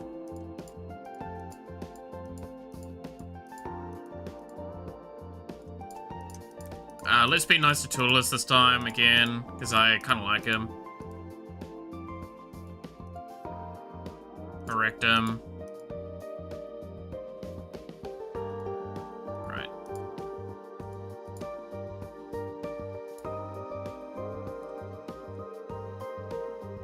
Don't worry about it.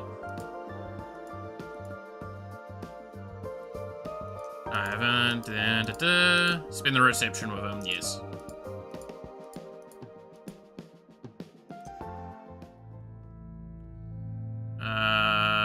Go shopping. Alright, stay put. Let's see if we didn't scare him shitless with that one.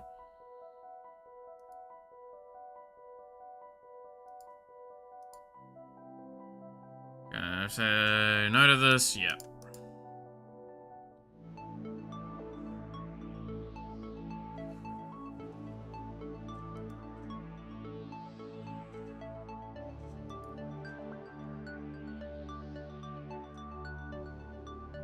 What were the options again for it? I'd assume it's science and, like, invention, maybe.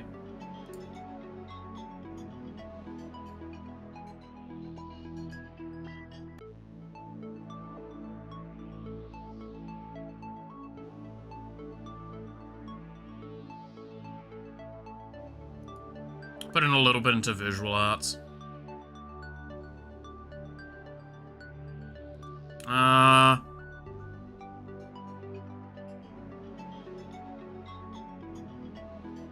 Put more in science, fuck it.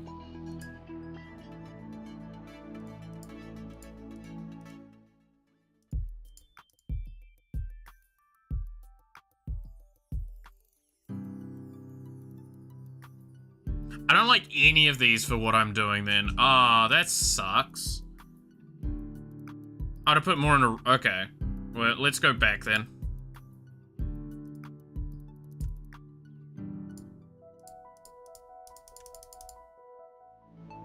So, it's rhetoric and... history, I think it was, right? I'm gonna do something naughty for a quick second to try and figure that answer out.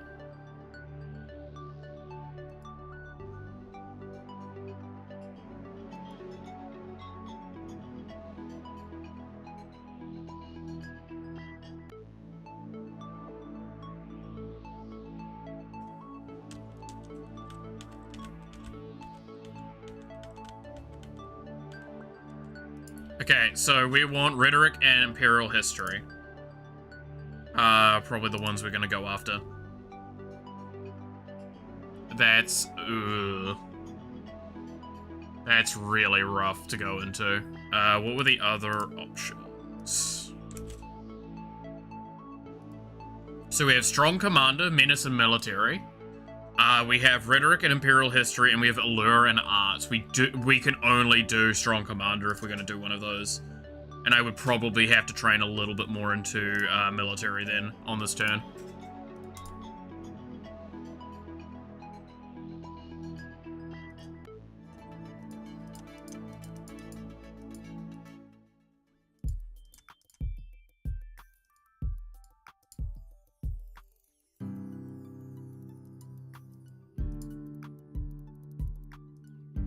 Oh wow, yeah, no, I need to do way better with that.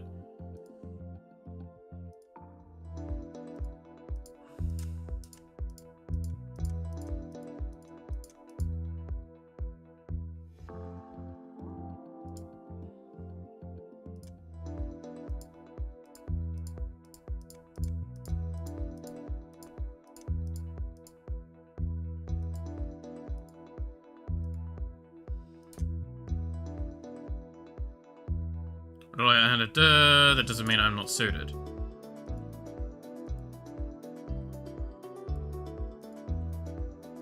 How are we to believe that you will not betrayed the us to the Novians?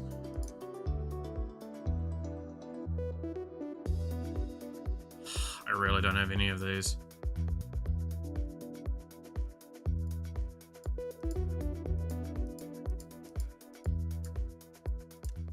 She doesn't like me. And that's gonna be a waste of time.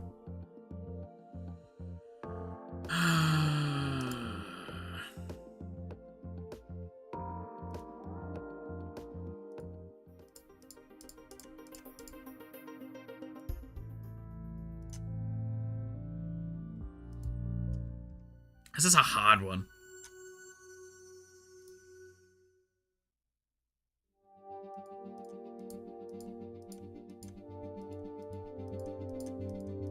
Okay, so this is when we get the competitor.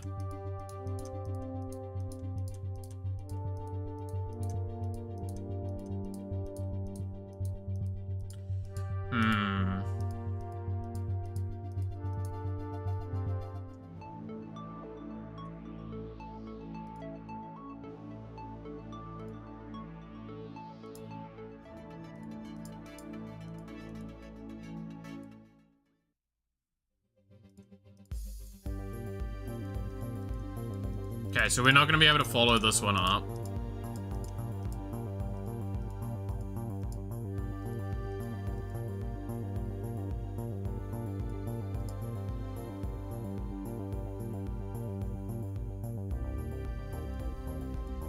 There's no sign of the video being generated or edited. It appears to be authentic conversation, or part of one. What this isn't is security footage. This was not recorded by any automated system in the palace. This recording was taken by someone who was present in the room at the time, standing at the Emperor's side. A shadow. The most obvious suspect, yes, but it could have been anyone with immediate access. Concubine or a maid servant might have been that close. The screen fills with letters and symbols that you can't easily make sense of with the thresh of frowns. This message was sent from somewhere within this palace, but on a time delay. It could have been set up trends in advance. I'll have to check the server to see if there are any access traces, but someone talented enough to bypass these systems would probably know enough to cover their tracks. So it could be the Shadow sent this to us. Why would he send this to us? It makes sense on a delay cycle, obviously, but why would he send it to us?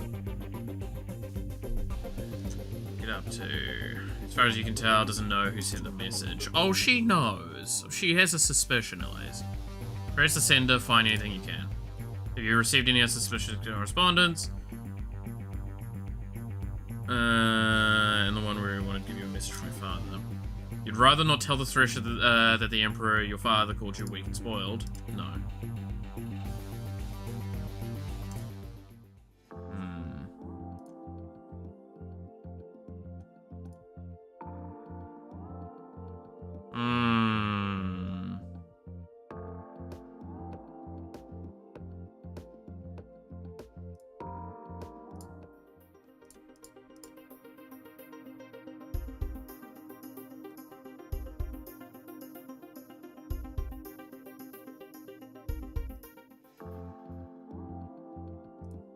So, Mulan and Lorcas are allies. It's good to know.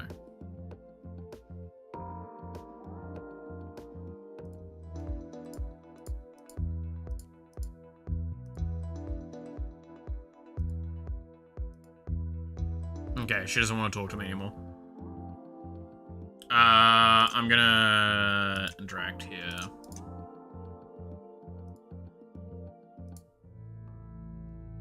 Go to social, and then we're gonna move on, I think. There's no point in staying here.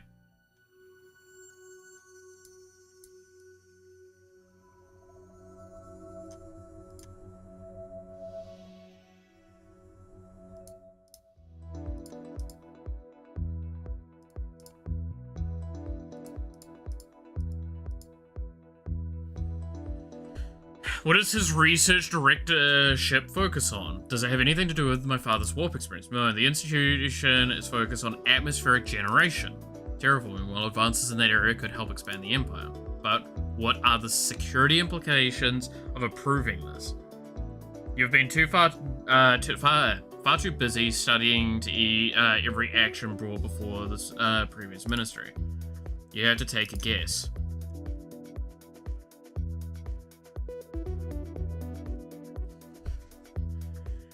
So what could you use of atmospheric? Expansion? I mean, it's mainly expansion, right? Right? That's the main stuff you can do of atmospheric. Could weaponize aspects of atmospheric. But like I feel like it's most of the time it's wholly good. I don't know, I'm gonna approve the position still.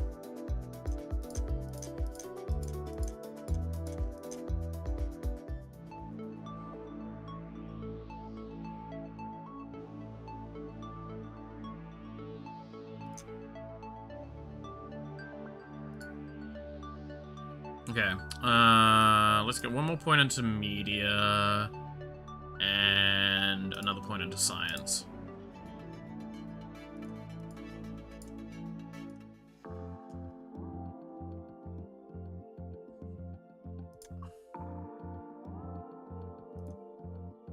There's nothing really to do here. Unless I want to denounce Erolotti. Which I don't really think I benefit from that. Let's visit our snake. And then end.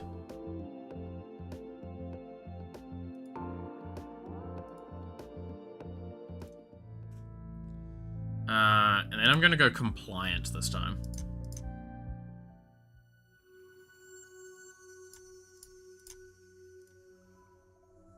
Let's see where this gets us.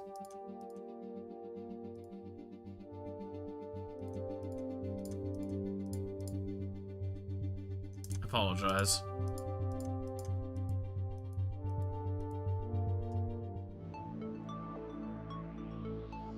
Okay. So I can still do interaction, which is good. So we'll put one into deception. And we'll do one more into... No, we're going to start going into repair. I think I'm going to try this. Oh, the evening gown. The evening gown's very pretty. I like the evening gown. Yeah, we can do it with the evening gown here.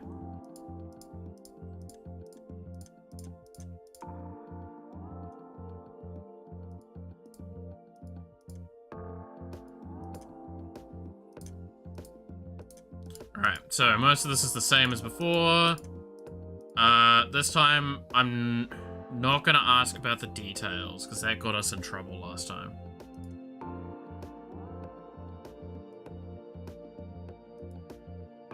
Circumstances are really pleasant in politics. That ain't fucking wrong.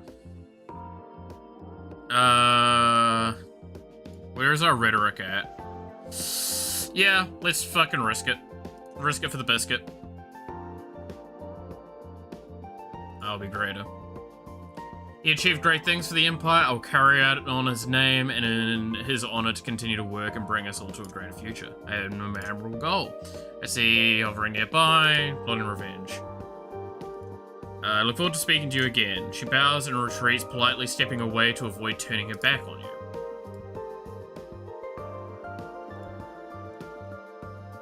You summon up the hauntiest snare and glare at him until he lowers himself to a more respectful level. Hey!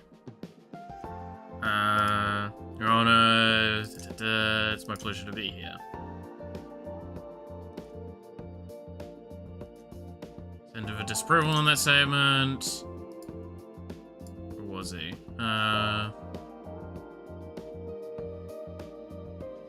He did not leave us. He lived his life in service of the Empire. He would never have chosen to abandon us. My apologies, I spoke unwisely. I understand. It's a difficult time for everyone. Crash smile to show that there is no harm for feelings. Look forward to speaking with you again later. Tormar recognizes dismissal and withdrawals. Interesting. I think I got on a positive term with the both of them a bit better there.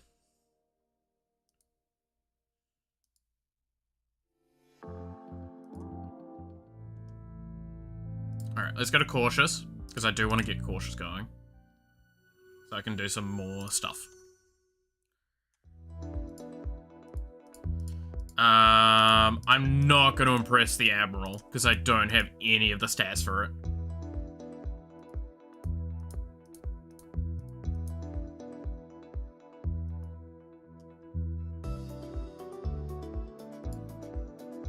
Put it in the vaults.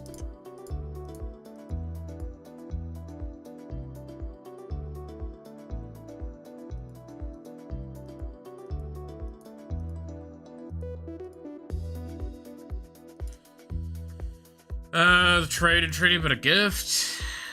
No.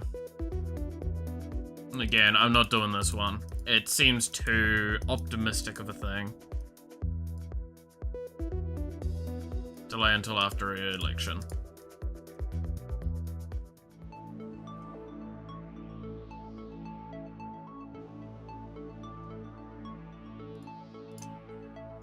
Okay, let's put some points here. I'm definitely gonna want a little bit more into repair and see where I can go with that.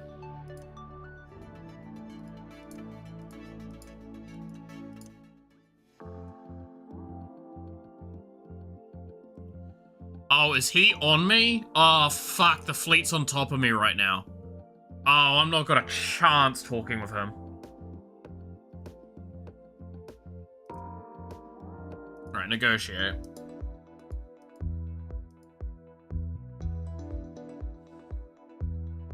Doing that. Yes, alright, I'll support your cause. Thank you.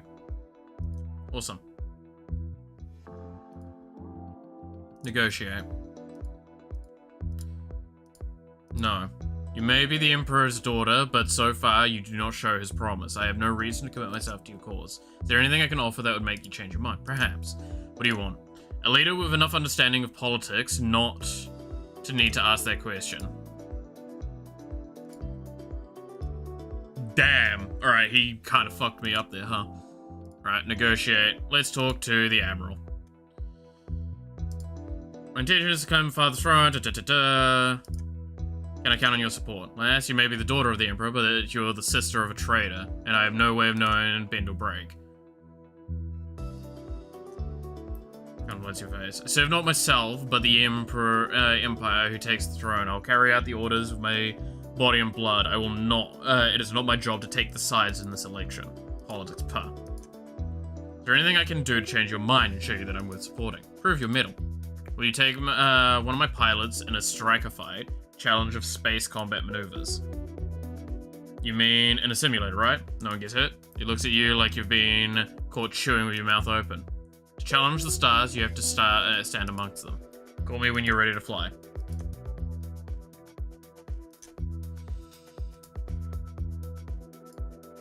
I do not get a second chance with that one. I cannot fuck that up, so I'm not gonna even bother.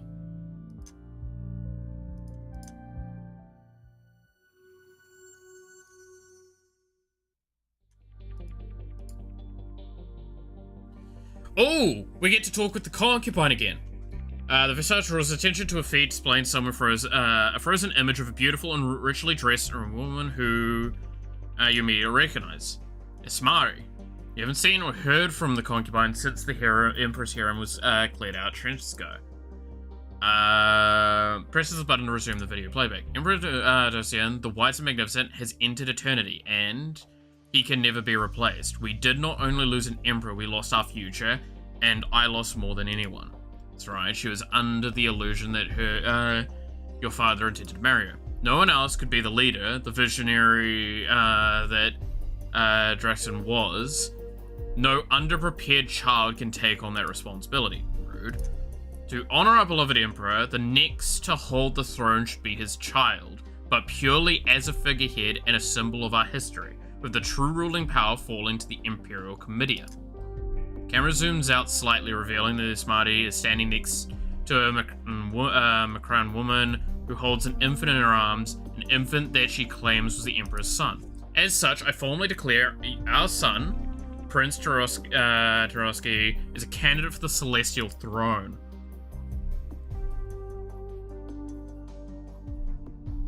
That bitch.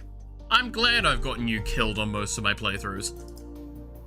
That's off the video. Recordings have been filmed to show that Ismari, later of the Emperor Harem, has formed a marriage bond with the infant's biological mother and adopted the baby as her own child. As a matter of law, any child of an imperial spouse or concubine who is born within 2 seasons of the Emperor's death retains relevant status. Fuck, so if I captured that child, I would have kept it. Damn, because I could have owned that child. That baby was a born thing, but he is now her child, and therefore, by legal technicality, a legitimate child of the Emperor. He does not displace your status as the official heir, but he is part of the family. The rest of the speech emphasizes the claim that she intends to wield no political power as regent, but only to approve and support the decisions of the Comitia. And the electors, as members of the Comitia, might find that appealing. This candidacy is legal, sufficiently so to be put forward in the election. Yes, only time will tell if it is received. So, it appears that you now have a 3-way race. You've got work to do. That's upsetting. Okay.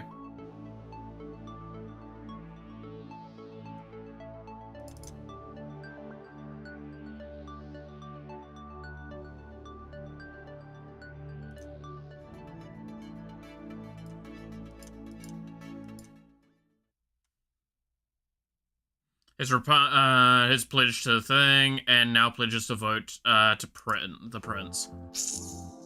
I don't like that.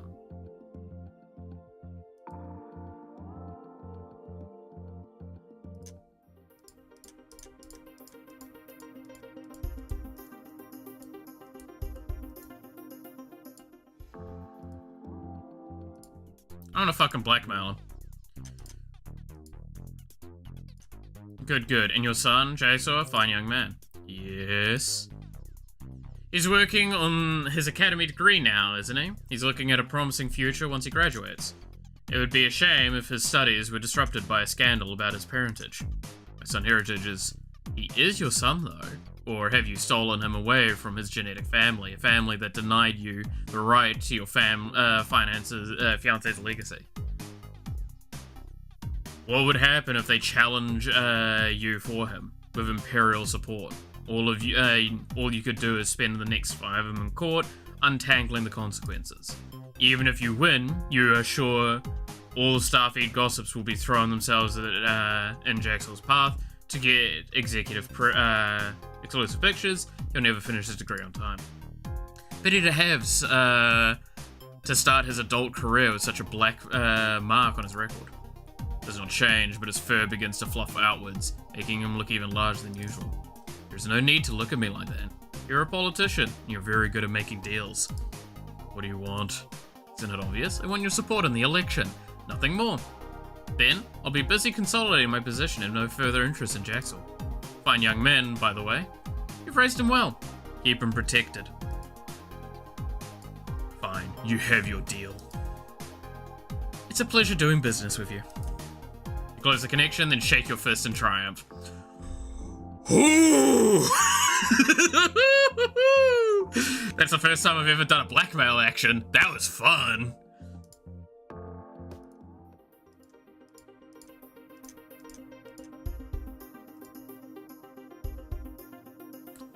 Okay, I now currently am in the lead because Luxembourg lost one of his votes, and currently Tiscaroni doesn't have jack shit.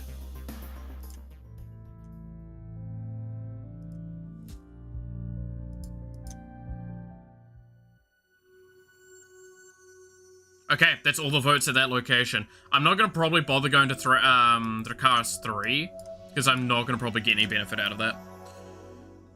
I'm gonna chase in the opposite direction as the fleet, and I'm gonna see if I can catch up with it again in once we get further around.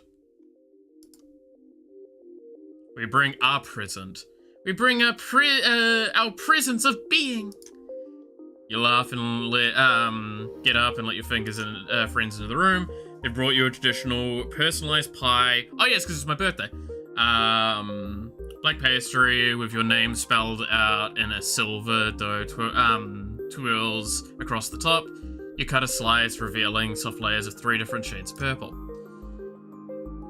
Basically, sweet talk the lady in the kitchens into setting the layers. That's a much better plan than letting Xexia try to cook. You still remember the incident with the pepper ball? The what? A pepper ball. You may your next season be easier than your last. I can hope anyway. Now we have to kiss her for good luck.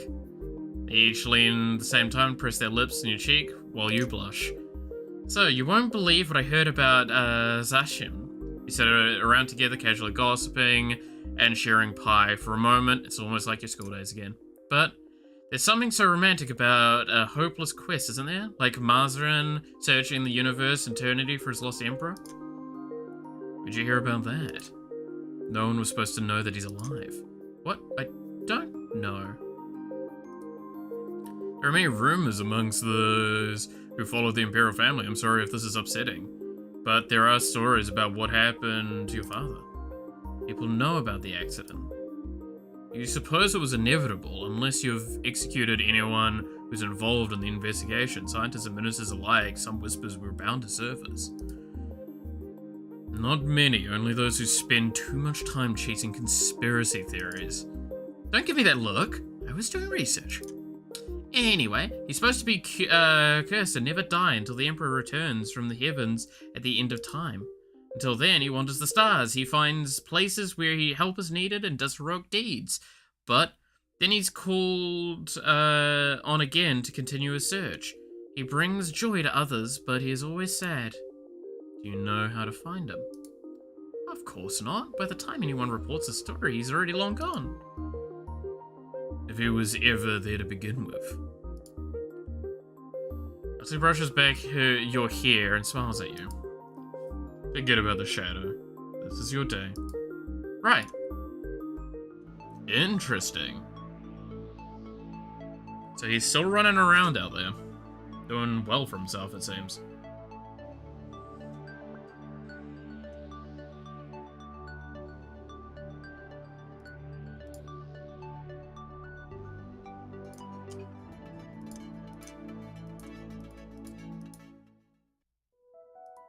Come in.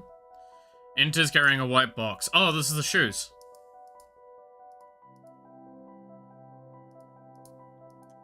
I guess they're the shoes for my birthday. They're still beating hard at the culture, far older than the Empire. The world that... Wait. Okay, I need to just go over something that I've never, clicked on. Covered with an intricate designs. They're beautiful. And stronger than they look.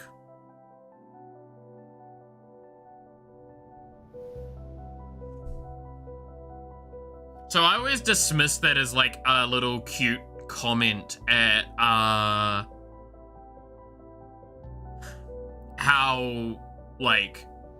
it's him talking about her. She's stronger than she looks.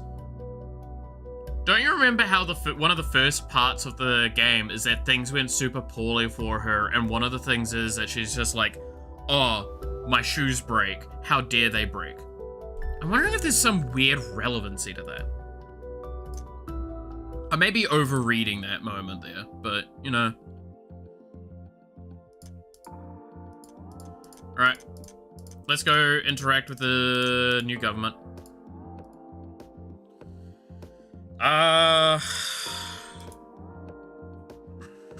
Spread your arms wide and straight in a tradition gesture of peaceful welcome. The electors briefly bow their heads in reply. But it's awkward. You'll have to pick one to address first, and the others would be right there watching and listening. They may feel slighted. How is my rhetoric? My rhetoric is 40. I don't know if that's enough. Fuck it, it is. Cool. I am the daughter of the great Emperor Dragosian, who has departed this life. I am the heir to his holdings, titles, and responsibilities. The position of Emperor, however, is too important to hinge solely on the matter of birth. The Emperor is the Empire, forced into one body, and requires the support of the Empire. As my father's heir, I am the most obvious candidate to assume the throne, and my ascension will ensure continuity and stability within the government. I'm traveling through the Empire, making myself known to all electors, So, you may judge for yourselves my fitness to assume the position. I will speak with each of you privately later, but for now, do you have any questions? Now you've turned the spotlight back onto them, any point they raise in their own favor will be heard by the others. The woman's wings twitch. Your brother was proposed heir until quite recently. You are very young, and you have not been active in galactic politics. What are your credentials? How are you qualified to rule the Empire?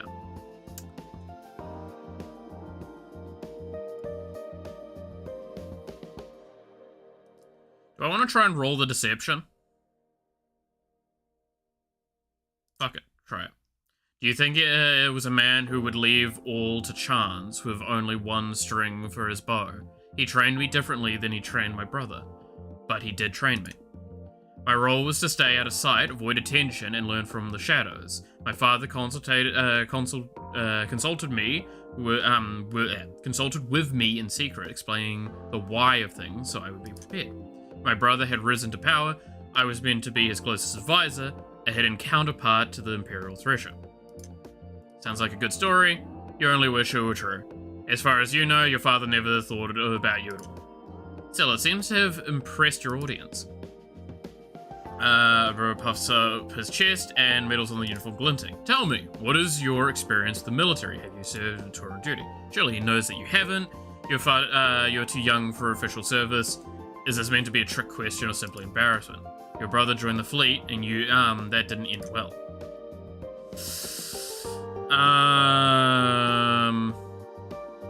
I don't really have the gunnery spaceship stuff, I think, for that one. No, I really won't. I will leave the military to the experts. I am, of course, too young for military service as of yet. My duties of the Empire may not allow me to their freedom in the future. Of course, I understand the importance of the military to the safety of the Celestial Empire. That is why I rely on experts such as the Star Admiral to advise me. Looks unimpressed. Richard clears his throat and then presses his hand flat to his sides. We know very little about you as an individual. If I might ask, are there any forms of music you find particularly enjoyable? Yep.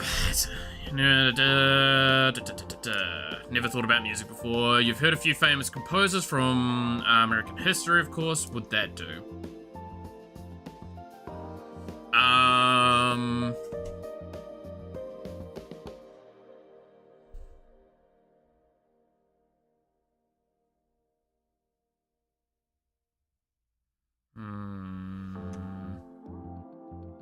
Nothing in particular. No, I'm not very musical. A pity. And now perhaps some refreshments. Your signal servants enter bearing trays of light beverages and exquisite cheese. Small talk must continue, but pressure will now be less. You need some time to think before you can decide how they feel about you.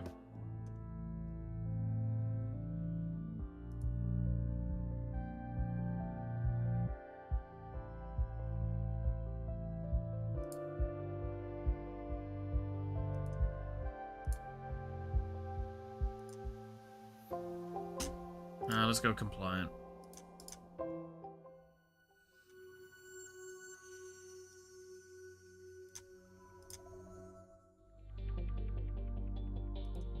Now the gift has arrived. There are concerns. A sent from Crystal Nova. What is it? Brings out a wooden box made of many separate pieces connected to strange shapes. You can immediately see how to open it. What's inside? Nothing as far as our scans can tell. This is a puzzle box, a challenge to the mind. The act of finding a way inside is itself the gift, though it can be used to store some trinkets. I recommend destroying the box. This gift is in nature is not fully understood. It could contain hidden dangers. Take it away to solve. Puzzle could be interesting. I'll take it back to my room.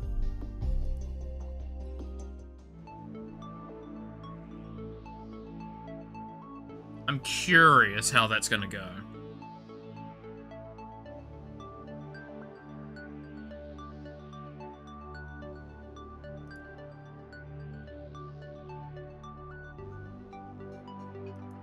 I'm gonna do a bit into repair as well. Get piloting and repair up.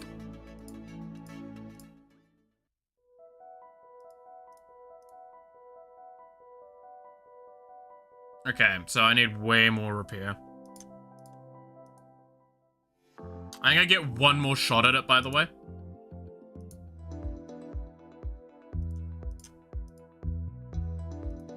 I need the support of will you pledge your loyalty? No. When the time is the thing, I will judge the fitness of every candidate I see fit. Yes, be competent. What qualifies as competent in your eyes? Educate, for one thing, a child without a degree or accomplishments is not fit to rule, nor one who pleads for acceptance and approval. It's important to build consensus. If you lack the strength to lead, alright.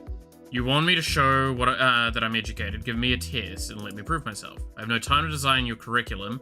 If you want a test, try passing the civil service exam, the bare minimum you would expect from more employees. I don't expect you'll manage it, now, if you'll excuse me, okay.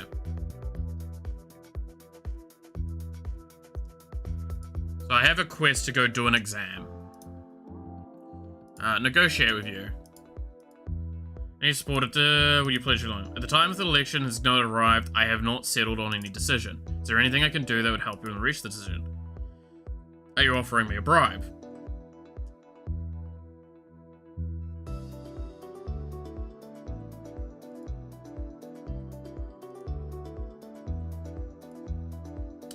Loyalty bought with bribes could never be trusted, and a house as esteemed as yours would never be moved by such a crude lever. Indeed. So we all have desires, political goals, hope for the future, shared values. Are there particular traits that you hope to see in your future empress? Shakes his head slightly. I have great respect for the sons and daughters of the heaven, but the most important things in my life are my home, my family, my world, my traditions, which are not yours. All I ask is that you serve and protect the Thrakans as you do, I reckon. So political actions that favor the Thrakans might win his approval. That's not a surprise. Thank you for your time. Okay. And I bet you're gonna just tell me to fuck off.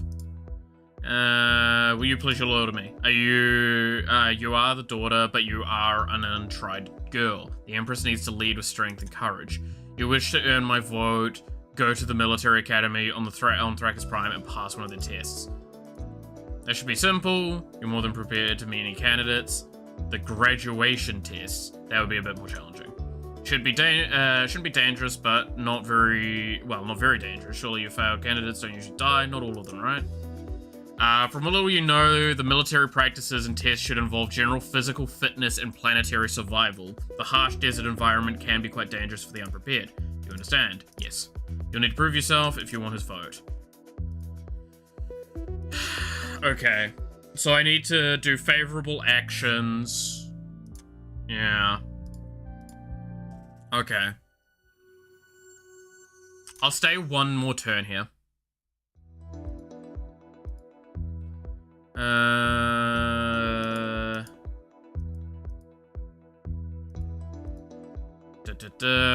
Follow suit. You wish to make a reply, it's not quite official business and obligated to support. Be non-committal. Ignore them for now. If they press any answer, say something vague and don't make any promises. Very well.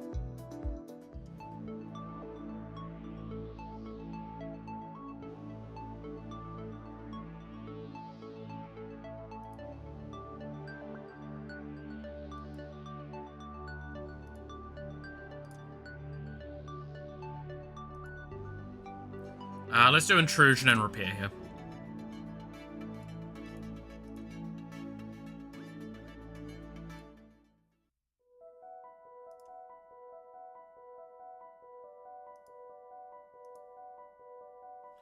Piece by piece, you assemble the puzzle. When you're finished, you're surrounded by a collection of oddly shaped bits of wood, all separated, and there's nothing inside, not even a central storage cavity, just wood.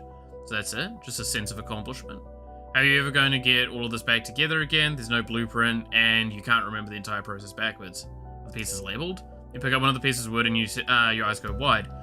The unfurnished faces, the sides that were hidden when the box was assembled, were not blank. They're covered in letters, but so faint that They're little more than discolorations of the wood grain. A message hidden where your security scans can never detect it. Feeling for you rearrange the pieces, stringing them together in chains of words. Rendezvous, neutral, spy, top secret, face to face.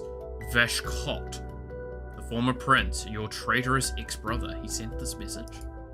He says that a great secret has been hidden from you, something important, something he can't transmit by feed, and doesn't dare to hint at in writing where it might be discovered. He says that he is to speak to you in person as soon as possible. He has arranged for a chance rendezvous under the cover of a spy exchange between the Celestial Empire and Crystal Nova. If you choose to attend, you can fly out in a small craft to meet him alone. He abandoned the Empire, he left you without words, without a word. All these treasons, and you wanted answers. You've missed your brother. Is this the chance to get him back, or a plot against you? You haven't heard about any spy exchange, you'll have to wait for more information. So I do know about that spy exchange. Interesting. I'm gonna try the personal quest. We might as well.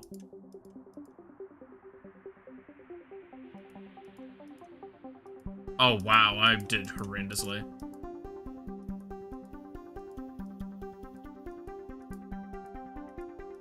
I'm not even gonna bother reading, I'm just actually failing everything.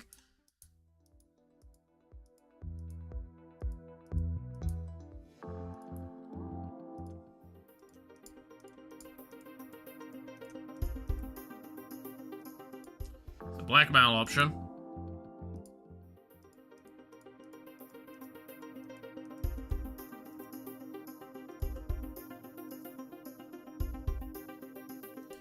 Ugh, I don't like that.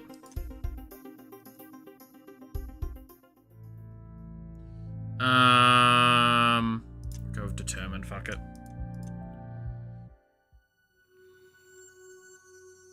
Okay, so I've lost one of the votes here. Honestly, I should probably just start moving on. But we'll stay one more turn and try and do some stuff here.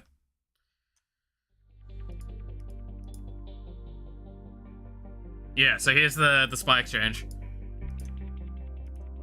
Individual is common with it. It's not an agent. Classified value. It'll lose some important businessman. Must be a trap.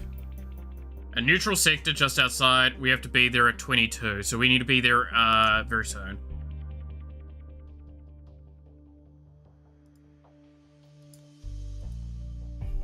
I'm probably going to want piloting for that, because I'm going to be the only pilot there.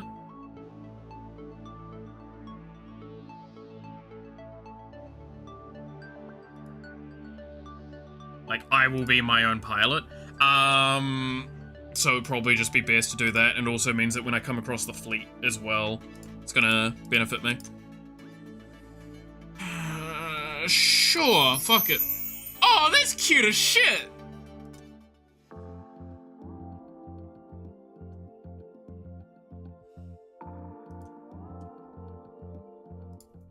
I'm gonna blackmail.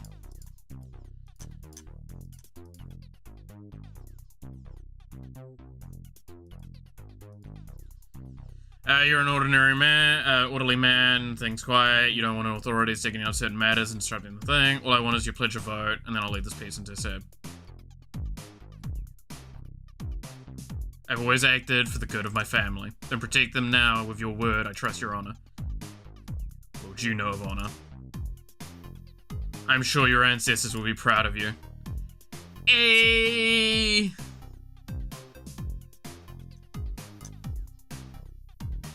I got the vote! I got the vote! Oh yeah!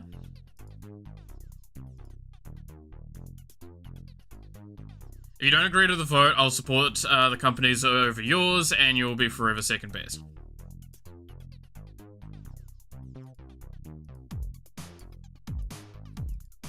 Answer is no, goodbye. Cool, that's the end of dealing with her then. Damn.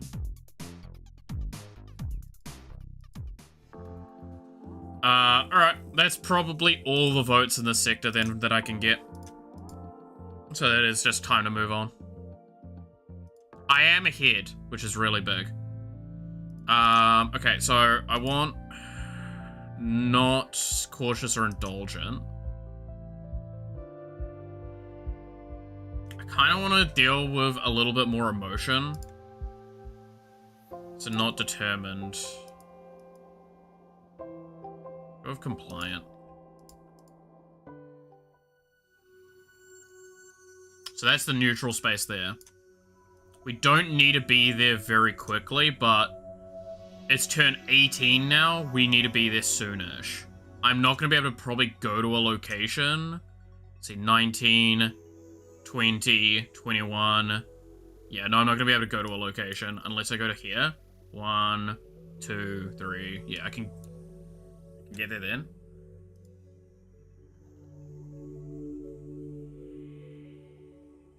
Not gonna be able to do anything while I'm there, though. No, I'm just gonna go to deep space. Fuck it. I'll just go to neutral space initially.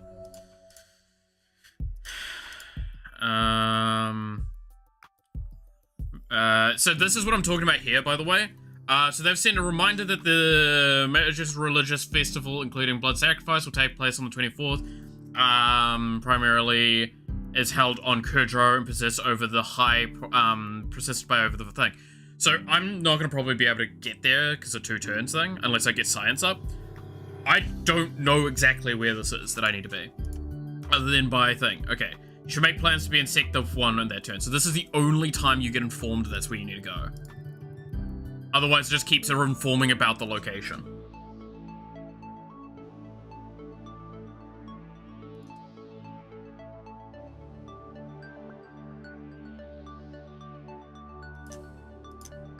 So I'm going to spend all my time studying. Can now move 1 warp point further away during navigation. That's kind of why I wanted to do that. The timing's perfect for that. Let's see if there's randomly any security alerts. Person isolated, no danger. It's cool. Mood-wise, I'll probably want to move to cautious.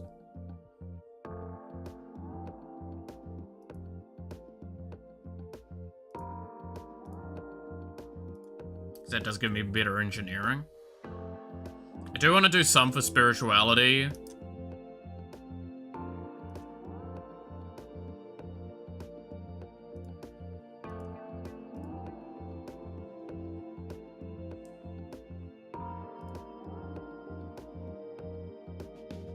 Yeah, let's go there.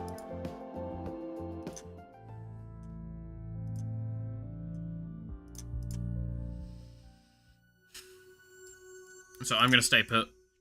I'm gonna stay put. Complex matter of law. Yours is not necessarily the deciding vote, but they are interested in seeing how you would address the situation. Alright, what's the situation? In regards to the question of inheritance, the monarch recently passed... Oh god, it's this one. So basically, this is a situation where nobody gets... like... There's no actual true heir because of situation.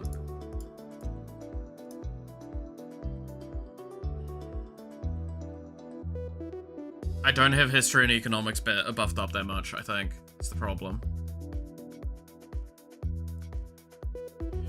Yeah, I have no history and no economics. I can't do this one. This one's the correct one to do, I think. Husband child gets the title. Fuck it. The lawbreaking is dead and cannot be punished. She tried to enter a marriage with her second husband, and her inheritance from the child would be a legitimate heir. The fair solution is to maintain the status quo. Very well.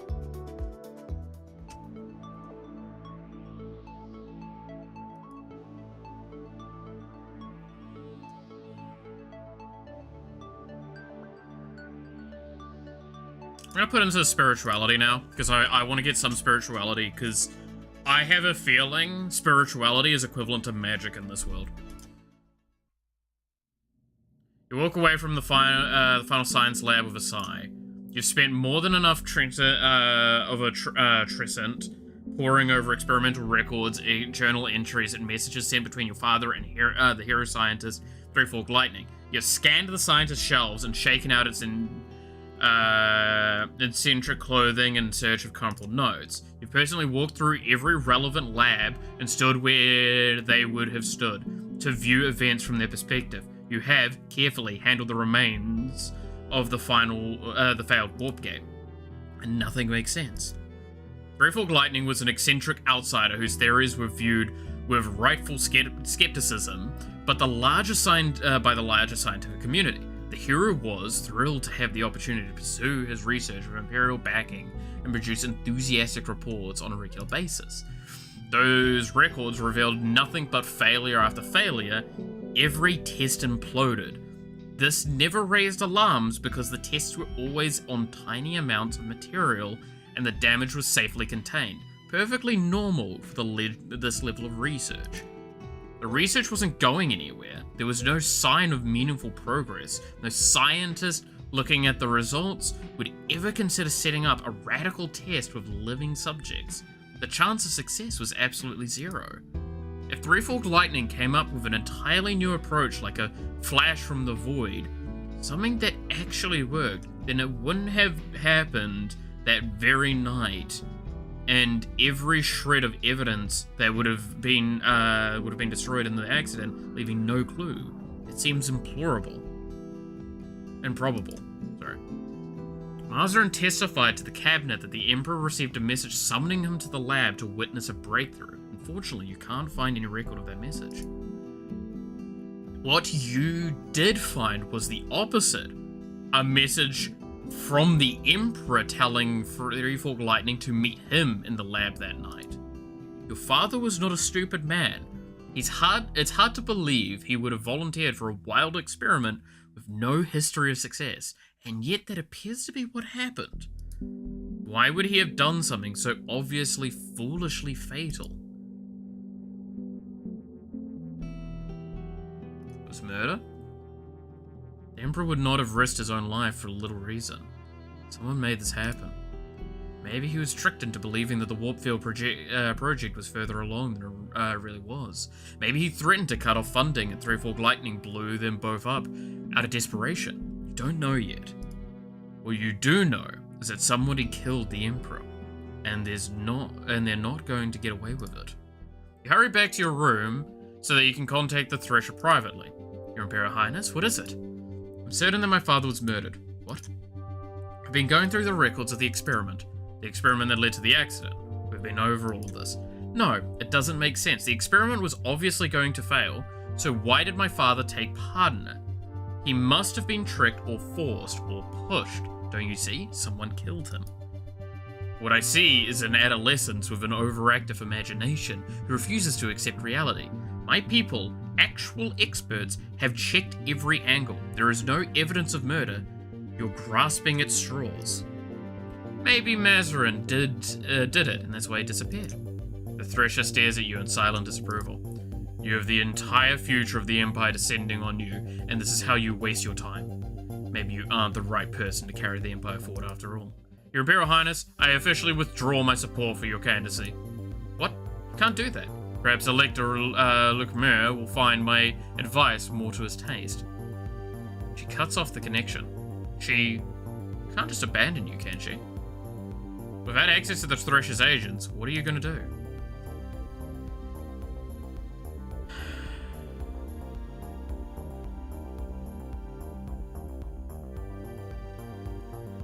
I can no longer investigate background. Ooh, that sucks, actually. Right, I had the strangest dream. There's nothing except darkness. You look in the sphere and fell inside of it, somehow becoming lost in endless black. You cried out for help and you felt something in your hands. Not a sphere anymore, but a crystal. A smooth and faceted, hauntingly familiar, like a precious possession lost since childhood. Slowly, a light began to grow within the crystal. You could see your hands, they were ghostly pale, almost translucent. And then you knew what you had to do. You held the crystal and the radiance streamed from your fingers, banishing the dark.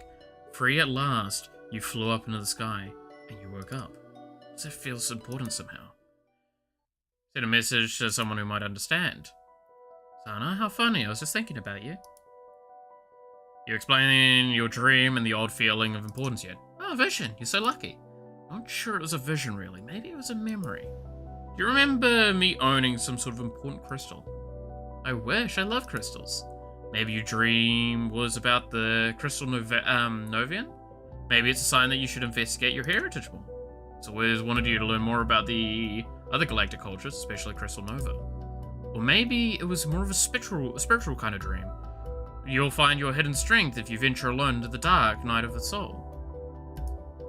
How would I do that? I don't know. Is your soul journey, you'd have to do it yourself. Trapped alone in the terror and suffering until your wings unfurl and gain the power to destroy the world. Right. It's a very strange idea sometimes. Well, thank you for your help. Call me anytime. It's always happy to talk about your dreams. Probably it was just a dream. Yeah. Yeah.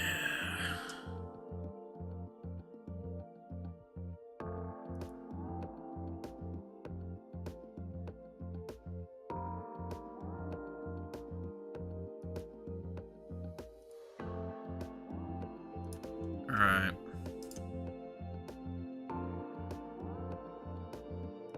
What is my mood currently? It's cautious, right?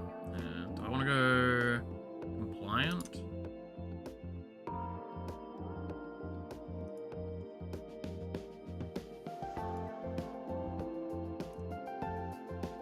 Sure.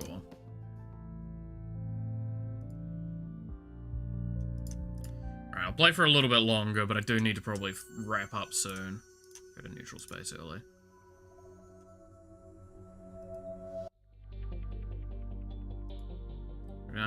Surface of the fevers, lesions, better infected individuals, multiple races.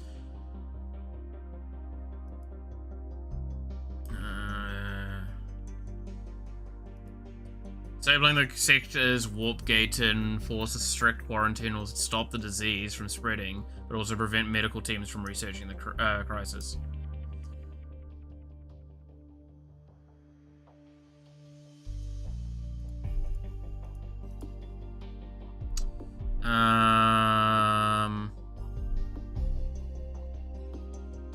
Issue health advice.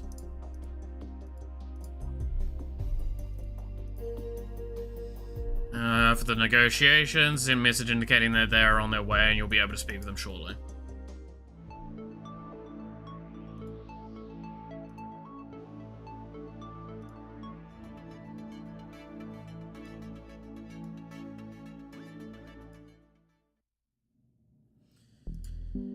Let's see, your request for medical aid was received, and first experts are arriving on the sector now and take samples and investigate the situation.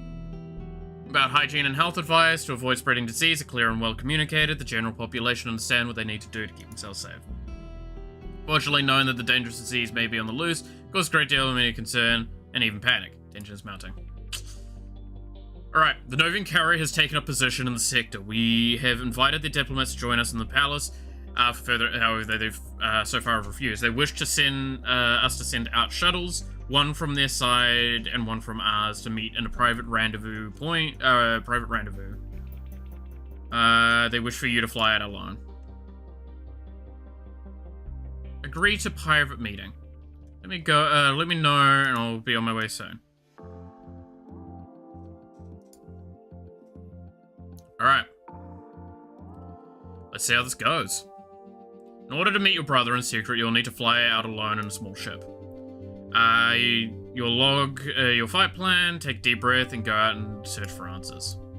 You maneuver your vessel into position to dock with the Novian shuttle, trying to avoid looking at the Heavenly Palace looming behind you.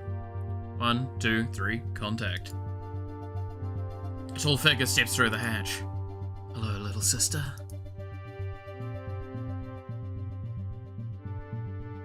Ha! Fuck him. Whatever else happened, he's still your brother. You throw your arms around him. Whoa. Hi. You returned your embrace, but tentatively, and then steps back, staring at your face. Hard to believe, but it's really you. You left me behind. I had to go. I had to leave as quickly as I could before anyone could suspect and try and stop me. Why? The same reason that you're here now. You learned a secret too dangerous to whisper within the Empire. I found out that our mother was still alive. That's not possible. Please sit down. This is gonna be a lot to take in, and we don't have much time. Our parents' marriage was difficult. Once she had done her duty and bore an heir, Mother wanted to leave, but Father wouldn't let her walk away. She was his trophy, his treaty bride. He demanded her public support. Marriage is a lifelong bond, but nothing forces a marriage couple to live together. Nothing other than themselves and an angry emperor might be hard to resist. Eventually, they reached a compromise. She would go into exile in disguise, never to be seen again. She would leave behind her children and her drowie. And he would tell the emperor that she had died and is still loyal. This is ridiculous. Where's your proof? Where's my mother? If she's still alive, where is she? Why isn't she here? She's not well. The long separation is damaging her. It's not safe for her to travel away from Nova Prime. You can't expect me to believe this with no evidence. I know this is difficult, but I don't have any way to prove it to you. Even if I showed you recordings, she doesn't look the same as she used to. And do you even remember her? You were so young. But what I can tell you is that I didn't throw away an empire for nothing. I gave up my birthright to find my mother. Why do you think Father never remarried? He knows his wife is still alive. It's possible. It is possible. How can you know? My mother is alive. She must have at least sent me a message. No. She doesn't know I've done this. Come to see you, I mean. I don't want to get her hopes up when I wasn't sure if I'd be able to talk to you all at all. Maybe she didn't care enough to try. She called you a creature after all, not a child. Even if I believe you, what do you want me to do about it? The Heavenly Palace is watching us. If I tried to leave with you to go to Nova Prime, they'd shoot us both down. That's not why I'm here. I need to arrange a way to speak with you privately so I could give you information without being intercepted. Mother is dead, and I am a traitor, and your security services would never let a message from either of us reach you. I had to get through before you became Empress. I might lose the chance. The chance for what? Mother's Drowie, Eternal Radiance, is a crystal. It's a very special crystal. It has a spiritual significance, especially to Mother. It's like a part of her soul, and being without it is slowly killing her. If I'd known about the crystal before I left, I could have tried to rescue it, but now it's too late for me.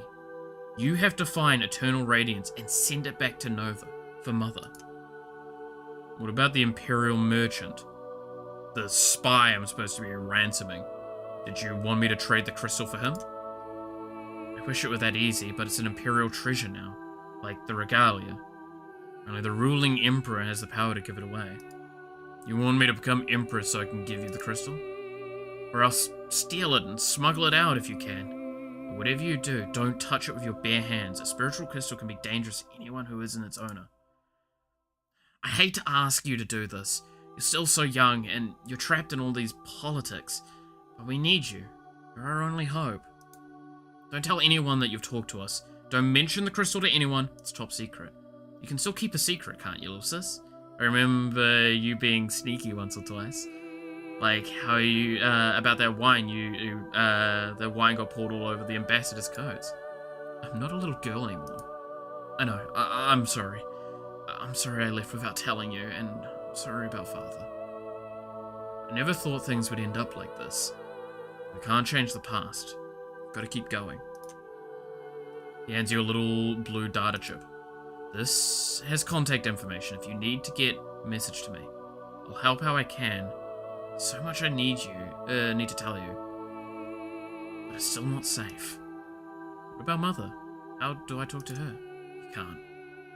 Not until you find the crystal. The night again. Is your mother really alive, or is this just some scheme of your brother to get hold of an Imperial treasure? As for the spy exchange, what I want is a nice picture of you. Big painting. Something pretty to go on the wall in your honor. Sounds like something an ambassador might request, doesn't it? I suppose. So, that'll be fine. Now you better get back before anyone gets suspicious of what you're doing out here. You still have so many questions that you don't even know where to start, but it seems This is an answer. This is all the answers you're gonna get. And Zorana, be careful. Pure politics is a worm pit and all the way down. You can't trust anyone. I hope you've got a good bodyguard. Certainly not going to whine about your problems to the brother who abandoned you. It's not easy to understand how he feels about you, or how you feel about him. Oh boy, that's a whole lot of shit that we've just gone through. Okay. Oh god. The fucking Pontifex has pledged. Oh, that's really bad for me, actually.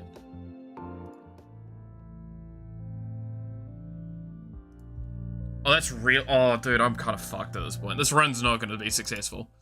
I can say that with damn certainty. Been delivered to the Novans, and they have handed over the spy unharmed, as well as an assortment of his belongings. However, the man insists that he is not an Imperial agent, and it was a case of mistaken identity. That's fortunate for you. Tell him to be grateful he was worthy of our attention. Doesn't matter, it was just a pawn, a way for your brother to arrange this meeting. What is the choice to leave him behind? Does she care about you at all? What is the story behind this mysterious crystal? And now you've got to get you back to Imperial space. I mean, we need to get back to here, like, immediately. Luckily enough, we can jump 2 sectors. Medical experts have reported that some promising findings and are already testing possible cures. They have a solution in their future. What a mess. Cool. Well, that's good that's kind of gone better.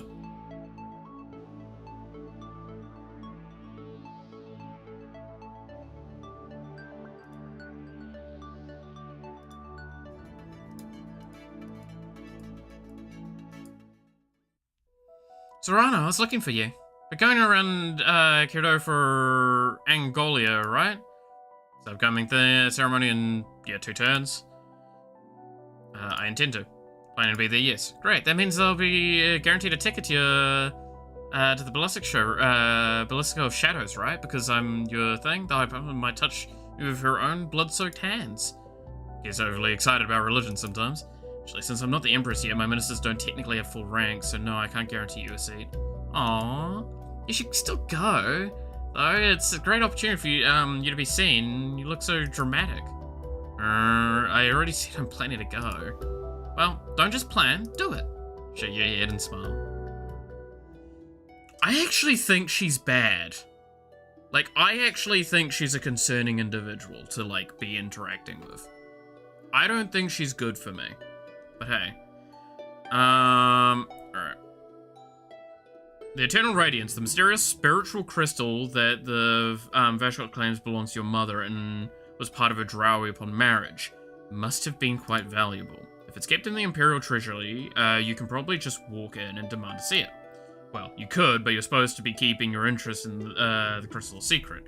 It would be better if you pretended to be looking for something else and that was stored nearby. You just need to consult your the inventory records. Once you figure out how to access them, maybe later. Fuck, that's a really bad thing, actually. Okay, fucking let's go compliant. It's probably not the right thing to do, but oh well.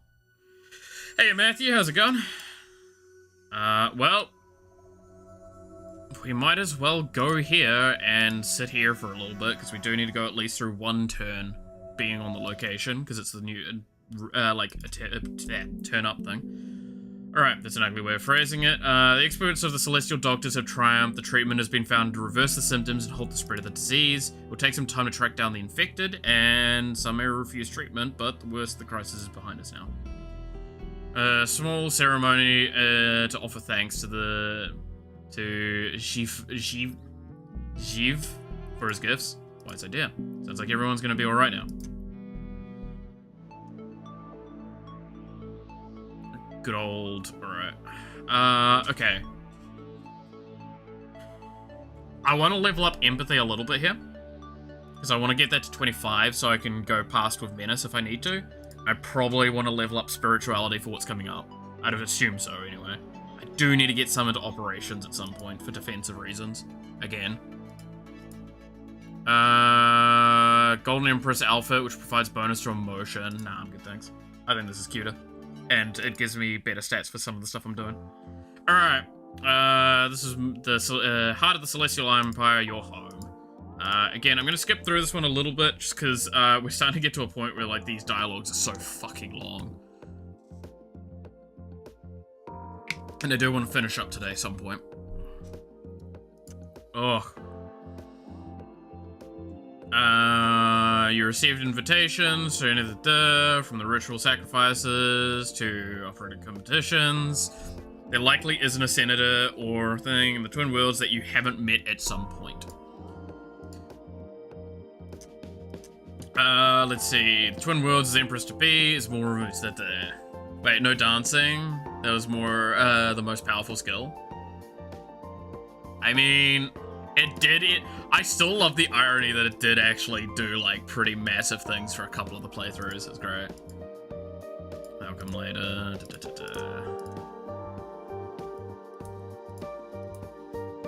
But here we go. Zolt. Or Zolet. I know he fucking hates me. Yeah. Now, this one's the one that's interesting. He is potentially something that will... I want to see if this backlashes on me of interacting with him.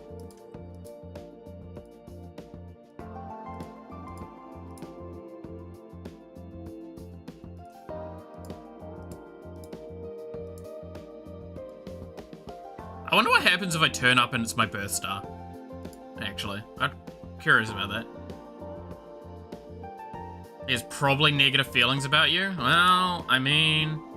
Oh, that's actually different. Normally he's got positive feelings about me, I recall.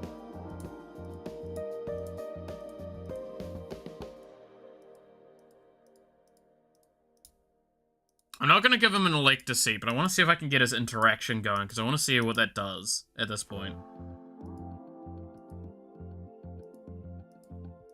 But yeah, most of these people have already voted against me anyway, so they're all, like, assholes.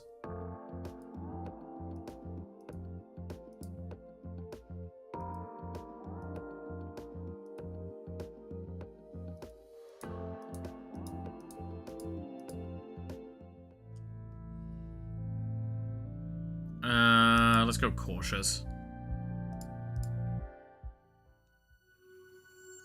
So I'm gonna stay put.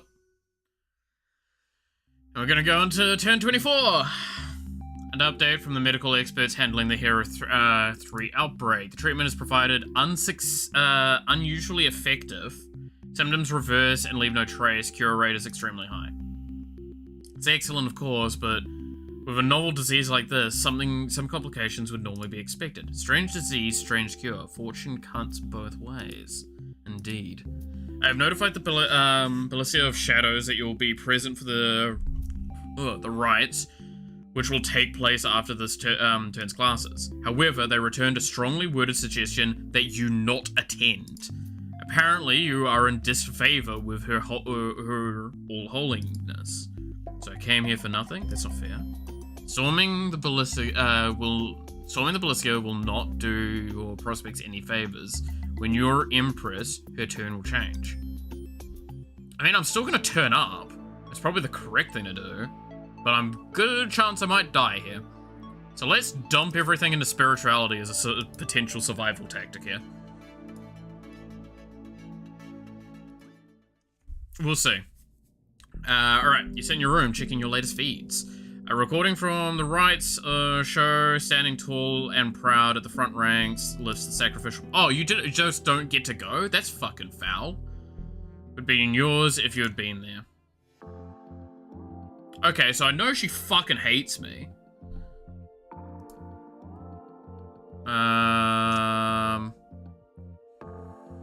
Negotiate. Of course, I'm happy to make that promise. Thank you. Cool. That's good. Nice, easy negotiation. You voted against me, but I want to see. No, you're just not going to bother spending time with me. Okay.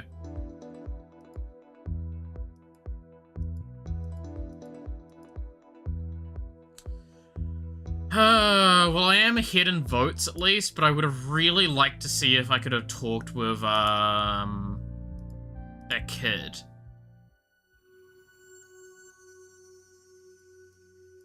Okay, where's the fleet? I'm gonna go to the fleet then.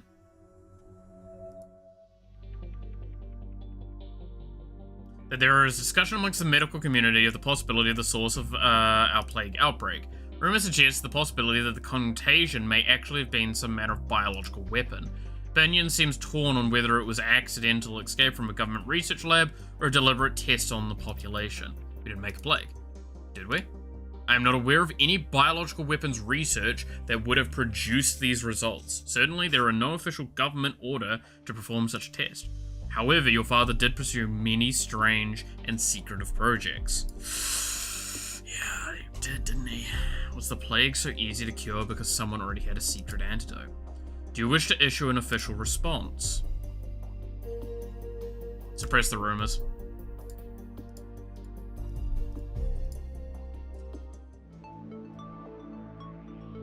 I don't really have the media or menace to guarantee that, but let's go with it.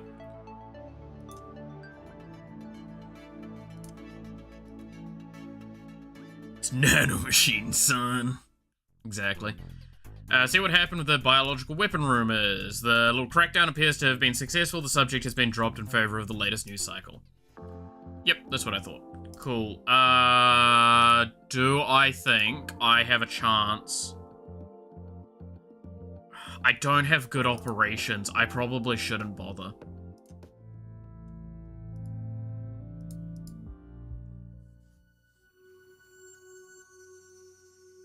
Okay, well, let's just go to Hero then.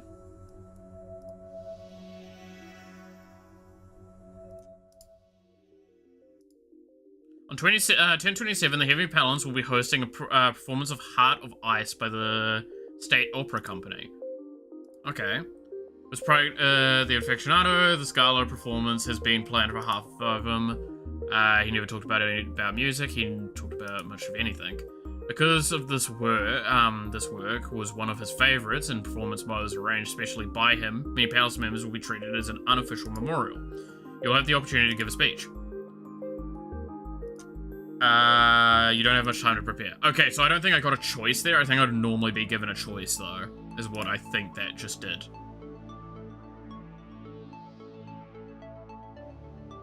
Let's get some musical going then for that, as an attempt. Alright, I'm a Grandmaster of Science, so I've got Science maxed out. You're relaxing in your bed when you hear a beep from an incoming message, then another, then another. Then finally you go up and look at your messages. It's from Ismari, the concubine with the baby. She insists that she is entitled to pride of place at the upcoming opera performance as the Emperor's favorite and the mother of his child. She demands that you acknowledge her message and confirm the seating arrangement. You didn't even know that she was coming. She doesn't live in the palace anymore. Are you expected to arrange rooms for her as well? You're not a secretary. Well, she didn't ask about accommodations. She asked about being given box seats as befitting a member of the imperial family.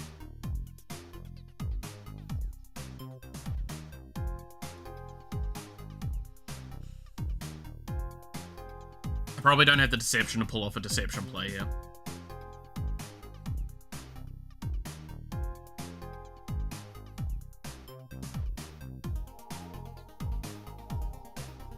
I'll put her in my box, because I'm curious if she's going to talk to me.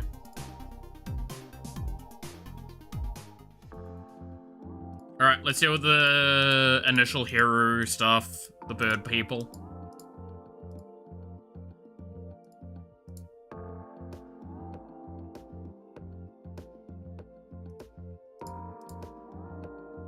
Oh damn, I need to be a graduate for the etiquette for that one? Yikes. And I don't have any bureaucracy stuff going for me. She's not looking in your direction. Tips the cat-like ears. Do you draw near? She turns to face you. Well, welcome and well met, your Imperial Highness. I'm so happy to see you. What a lovely party. Thank you. It's a pleasure to meet you as well. How's your family? Your husband and your sons, are they here tonight? Oh, my husband isn't with us anymore. He dead, I'm afraid. Oh, I'm very sorry. Oh, it's all right. You've been very busy lately with matters of your own. You haven't had time to keep up with recent news. My condolences to you and your son for your loss. Yes, it was a terrible tragedy. Very difficult times. She reaches up to adjust the pendant hanging around her neck, one sharp fingernail sending it swinging. Wait, it's moving. There's little legs. It's pincers, claws. The creature's alive! Someone has drilled holes through that thing. How long can it last like that? Of course. You've had suffered your own loss so recently as well. You have my deepest sympathy for the death of your father. The Empire will never be the same without him. Do you expect to have the opportunity to visit our home on Renok? I suppose that depends on how negotiations go. You don't really have the time for a beach getaway unless it's necessary to win a vote.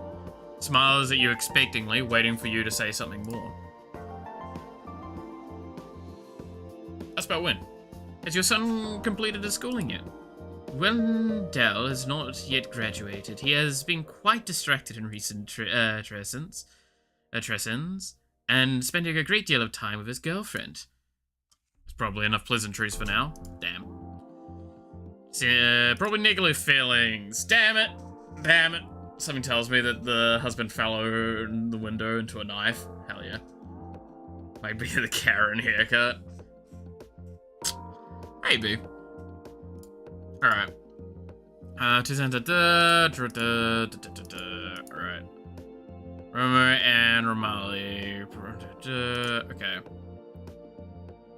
Good God, you are actually Beach Bro energy. That's kind of wild. Your Imperial Highness, it's really amazing to have you here with us. It's like totally an honor. His eyes look odd. Has he taken some kind of chemical? A pleasure to be here and meet with you. This is your first time, or have you been in the sector before, like, in the flesh? I've never had the chance to visit.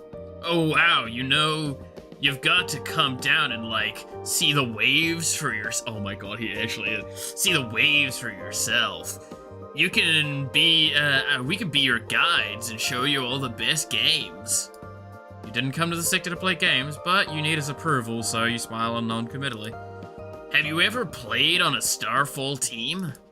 Starfall is popular in the American system, but a very rough sport, even though the watered-down version played by students and amateurs. The professional levels get struck by a falling star is quite often fatal. Jesus. And the ritual temple matches, the games cannot end until blood is shed. Your boarding school put you on the but with the star placed on the puffball, so many rules have not been even a nose was broken, hardly an authentic experience. Still, some men enjoy the chance to explain sports to an inexperienced girl.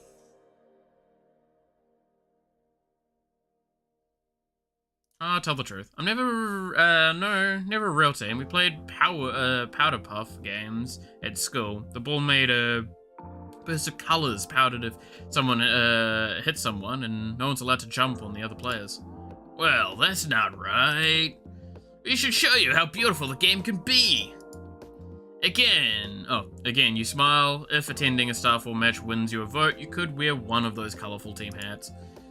After a few more pleasantries, you send him back to his husband, remarking again at the oddly mirrored smiles.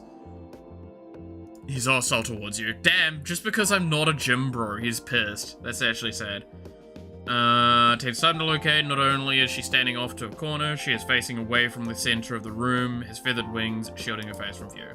You only pinpoint her at last when her companion heads back into the main body of the party, carrying their empty plates. Perhaps the Elector is shy, or her age and health have made her wary of crowds. She still does not look your way. You will have to announce yourself. Madam Elector? She turns to face you, bringing with her a wave of sweet scent, as if she had been baking pastries until the sugar infused her very pores. Her hair and clothing flooded and sparkle. No, it's not her hair, it's insects. Moonflies with glowing wings which crawl freely from over her dress and extend their hollow tongues to taste her skin. What an unusual fashion statement. Oh, your Imperial Majesty. Majesty? That's not your correct title. That style of address is only for the Emperor Empress. She's declaring her allegiance, or is her mind wandering? You're even more beautiful than your pictures. Such perfection. She reaches her trembling hands towards your face. Let her touch you. Mindful of her age and position, you hold still and allow her to gently stroke your cheeks. Ah, I remember when my own were so young. This close, intense fragrance of sugar and vanilla almost makes you sneeze. Princess Zorana, my sympathies for your father's passing. I remember my own. She looked away and sighs, a deep huff that shivers the wings of her glowing passengers. Sir, for so long you waited and think that they might come back. When they visit your bed, you scold them for making you worry. But then you open your eyes, they're gone. You don't know exactly what she's talking about, but it seems that it's affected her more deeply than your father's loss has affected you. Thank you, you're very kind. Faster than you could have imagined, her mournful expression transforms into a crackling, wrinkled smile. Never too young to get started, are you, hey? Hey? We could be family, you know? That's how she came. The union. A mother? A woman's voice calls from behind you. The companion you noticed earlier, apparently the Elector's daughter, returns carrying a pair of glasses. Oh, my star, see how she shines. Oh my god, is she actually just like trying to sell off her daughter to me? The woman steps protectively closer to her mother, who pats her shoulder. I'm fine, my dear. The princess and I were just getting to know each other. Did you get the sparkling wine? Ah, what lovely bubbles. You've made your introduction. Perhaps now is the time to retreat. Please, enjoy the reception. I'll speak with you again later. The Elector doesn't even seem to hear you, now staring intently into the liquor of her drink. She's probably negative feelings about you. Nobody fucking likes me! I'm gonna burn this fucking galaxy to the ground! Alright, we'll stay put. Oh, here's the Heart of Ice, yep. It's an epic tragedy telling the tale of two lovers, a American woman and a Miro man. They wish to marry, but a jealous Mao witch comes between them. She sacrifices all of her power to banish the woman into the spirit realm for as long as the man's heart remembers her. You don't really care about all the plot details, but at the end, by the end, everyone has died of despair and been frozen in all eternity. Operas are like that. You and Ismari are both seated in the same box, though she pays no attention to you. Do you wish to make a speech before the performance?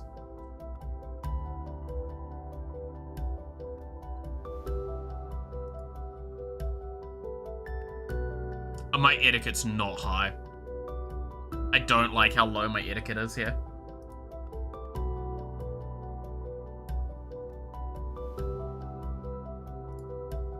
Cool, that's enough. He was a great patron of the arts and one who was deeply committed to the honoring of the culture and the creations of the Celestial Empire. He was not simply a leader, he was a man of vision. He embodied the values of all who came before him, and he carried the weight forward. He chose to build and to uplift, and what better way than through art? This opera, Heart of Ice, was particularly favourite of his. I regret greatly that he is not here to appreciate the performance, and yet he is still here through us. Please enjoy. He set down the sounds of polite approval. The performance is lavish and the musicians skilled, but it goes on for quite a long time. You are careful to keep your back straight and maintain an expression of interest regardless of how you actually feel. Thank God etiquette coming in there. After this, you'll have the Jubilee to prepare for on the 28th.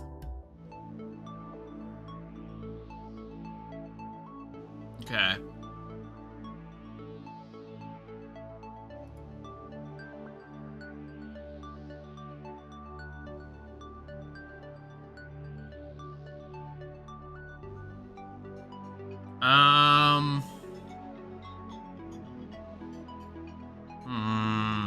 This is the hard part with some of this. Is like, I'm kind of at a point where I'm like, what fucking do I do? I need operations at some point. I probably should just get that done. I should probably change outfit here. Oh god, that's foul. Let's go with that one.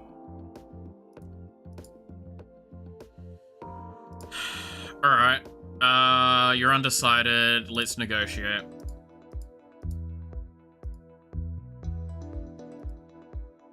The election hasn't arrived. Anything could happen by then. I see no tie myself in a position. Anything could happen. Can you think of anything that might happen which you would want to give me your vote?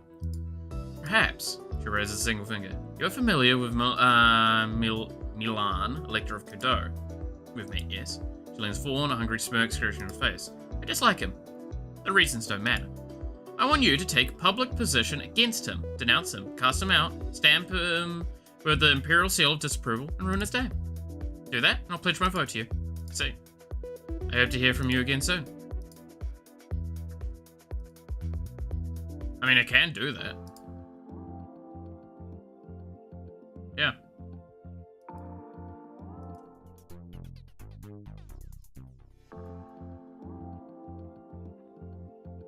Alright, Eve. Negotiate. I need your support of my electors in order to formally become Empress. Will you pledge your loyalty to me? Oh, that's very simple, my dear. I know exactly what I want from such a sweet flower. Grandchildren. She rubs her wrinkled hands together. I want beautiful babies in plush imperial cradles. Marry my son and you'll have my vote. She has a son? How old is he? You don't even know his name.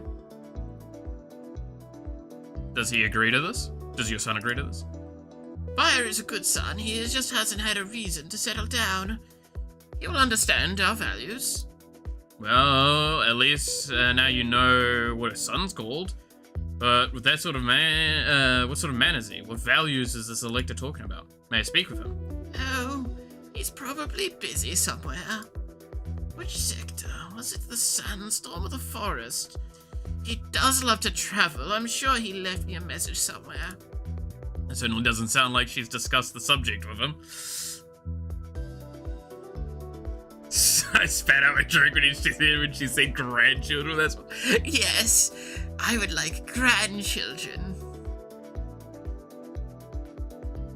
Please, fuck my son. That is a smile of her going, I would like to watch. Fire is an adult, isn't he? He has the right to make his own decisions. I can't make a promise to him without him being here to accept them. But you agree that if he is willing, you will marry him in exchange for my vote. She's eager for this match. It isn't surprising. He's a priceless opportunity for a family. Many noble couples are engaged without ever having met. That's politics. On the other hand, it's also your life and a permanent commitment. Don't know what son looks like. I'm gonna approach blindly. I need to talk to him first. Madam Elector, you and I both are obligated to make choices for the greater good of ourselves, our families, and our empires. In our positions, personal feelings must sometimes be set aside. However, your son has, until now, enjoyed the privilege of living free of such expectations. You've said she hadn't reason to settle down. He hadn't had a seat there, which probably means that he's enjoying himself with casual affairs or a harem rather than looking for a wife. He's certainly not deeply involved in local politics, or he would have been present at the reception. I believe it would be better for both of us not to feel compelled to agree to a permanent commitment before we've even spoken to each other. Tell him it is a possibility if both he and I agree. Give us a chance to reach that decision together. She listens to you calmly, sensible words, and then crackles with laughter. Yes. He'll be very lucky, but perhaps it's better to let him see that. Make him chase you a bit. You know, a little bit of cat and mouse in the bedroom. That wasn't quite what you were trying to say, but at least it's amused her rather than offended her. I will speak with my son and have him contact you soon. Thank you. She closes the connection. Yikers. We're still doing well with the votes so far. It's a good sign. Alright, hi Fire. Good evening, Your Imperial Highness. I hope I'm not interrupting. Fire lives up to his name, a colourful and vibrant man, old enough to be your father, but still energetic. He does not greatly resemble his mother, nor does he look like the type who would prefer Qualm over Renok. Not at all. I'm pleased to meet you. Well, speak with you. It's alright. I've never been to a match meet before either. Really? He's never been involved in any sorts of marriage arrangements at all at his age? Or is he just saying that to try and sound more reliable to you, young and experienced as you are? Even if his mother had no interest in making arrangements for their children, when they were young, someone of his age and social class must have had offers and opportunities. To avoid them all completely, never go as far as match meet would suggest that Fire was totally opposed to marriage for some reason. And yet here he is. He's trying to be polite, questioning his motives would be rude. Be friendly. Well then, we can learn together. I suppose I should begin by telling you a little bit about myself. I spent most of my childhood in a boarding school on Droll. Very strict, very traditional. I didn't love the school, but I loved the planet. I still have a son of home there. My school was on Kudo. We wouldn't have attended my old school, you wouldn't have attended my old school anyway. It was very traditional males-only academy. I enjoy hunting, nature walks, and skywatching. I keep a pet gaze hound named Sulaby. I broke several bones as a child, but I've otherwise enjoyed good health. What else would you like to know? What do you want to know? You don't have time to develop a relationship. You need to make your mind quickly before you're willing to marry him or not.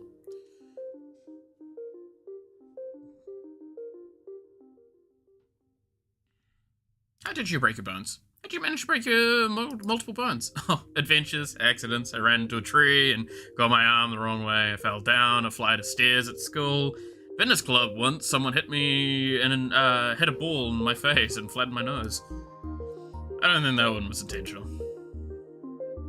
If that one wasn't intentional, what about the other incidents? Did someone push him down the stairs?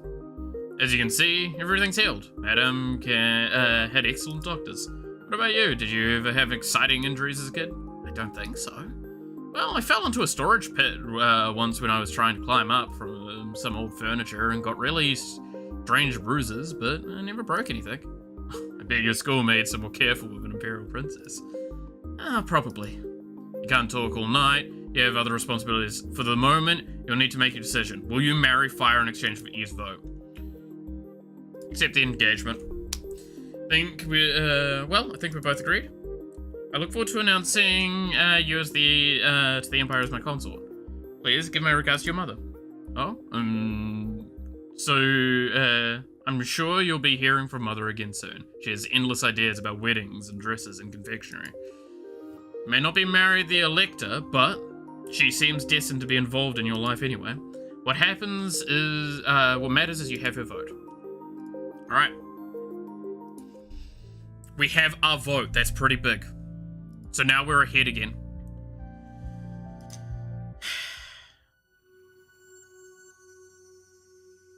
Do keep in mind, I do still have, if it wasn't for the fact of lockouts, I do still have a bunch of seats available. I can't look at that here, though. Alright, let's stay put.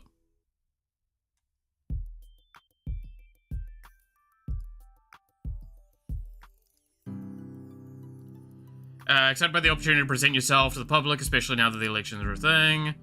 Yikes. But first you must acknowledge your guests by welcoming the delegations from four things. Okay, so this is where we might have some problems.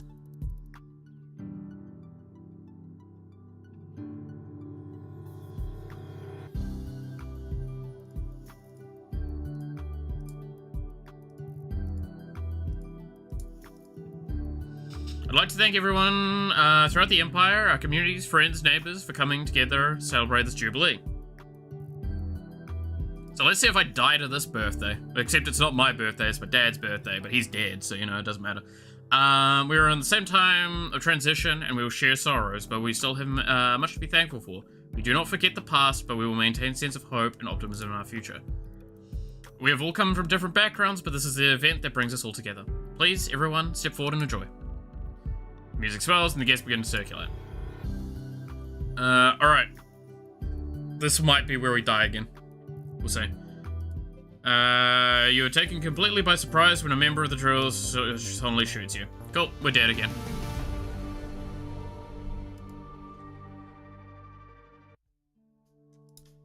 God fuck damn it.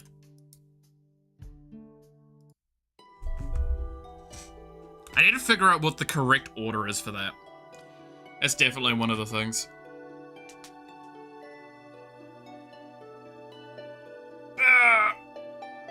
That's upsetting.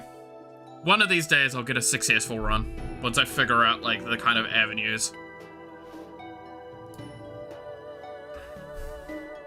Yeah, the fucking... the Jubilee is rough. Like, why have I not died to it before, though?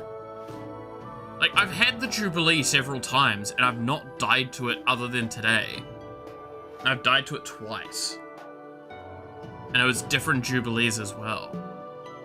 Really curious. It's gotta be the order that I let in. Like, that's gotta be what's impactful for it.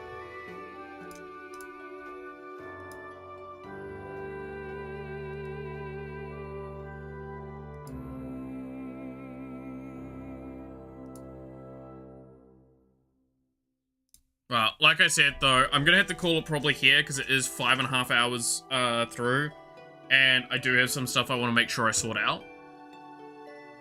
But I hope that this gave, like, an idea of this game for people. I hope that if you're interested, follow either the link in the YouTube description or the pinned message over on Twitch, because there is ways to either obtain the game for yourself or just generally support it, or learn more about it there.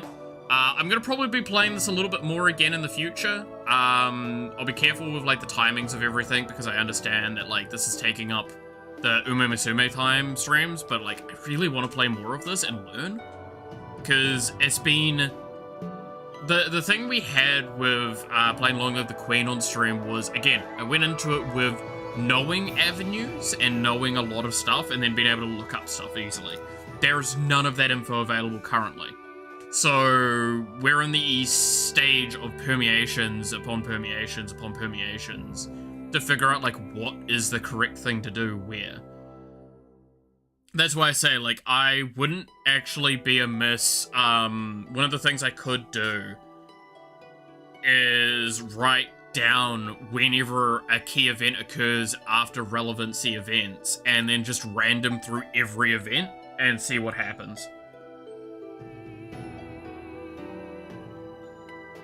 And see, like, what's the correct avenues, what's the thing that results in what we need.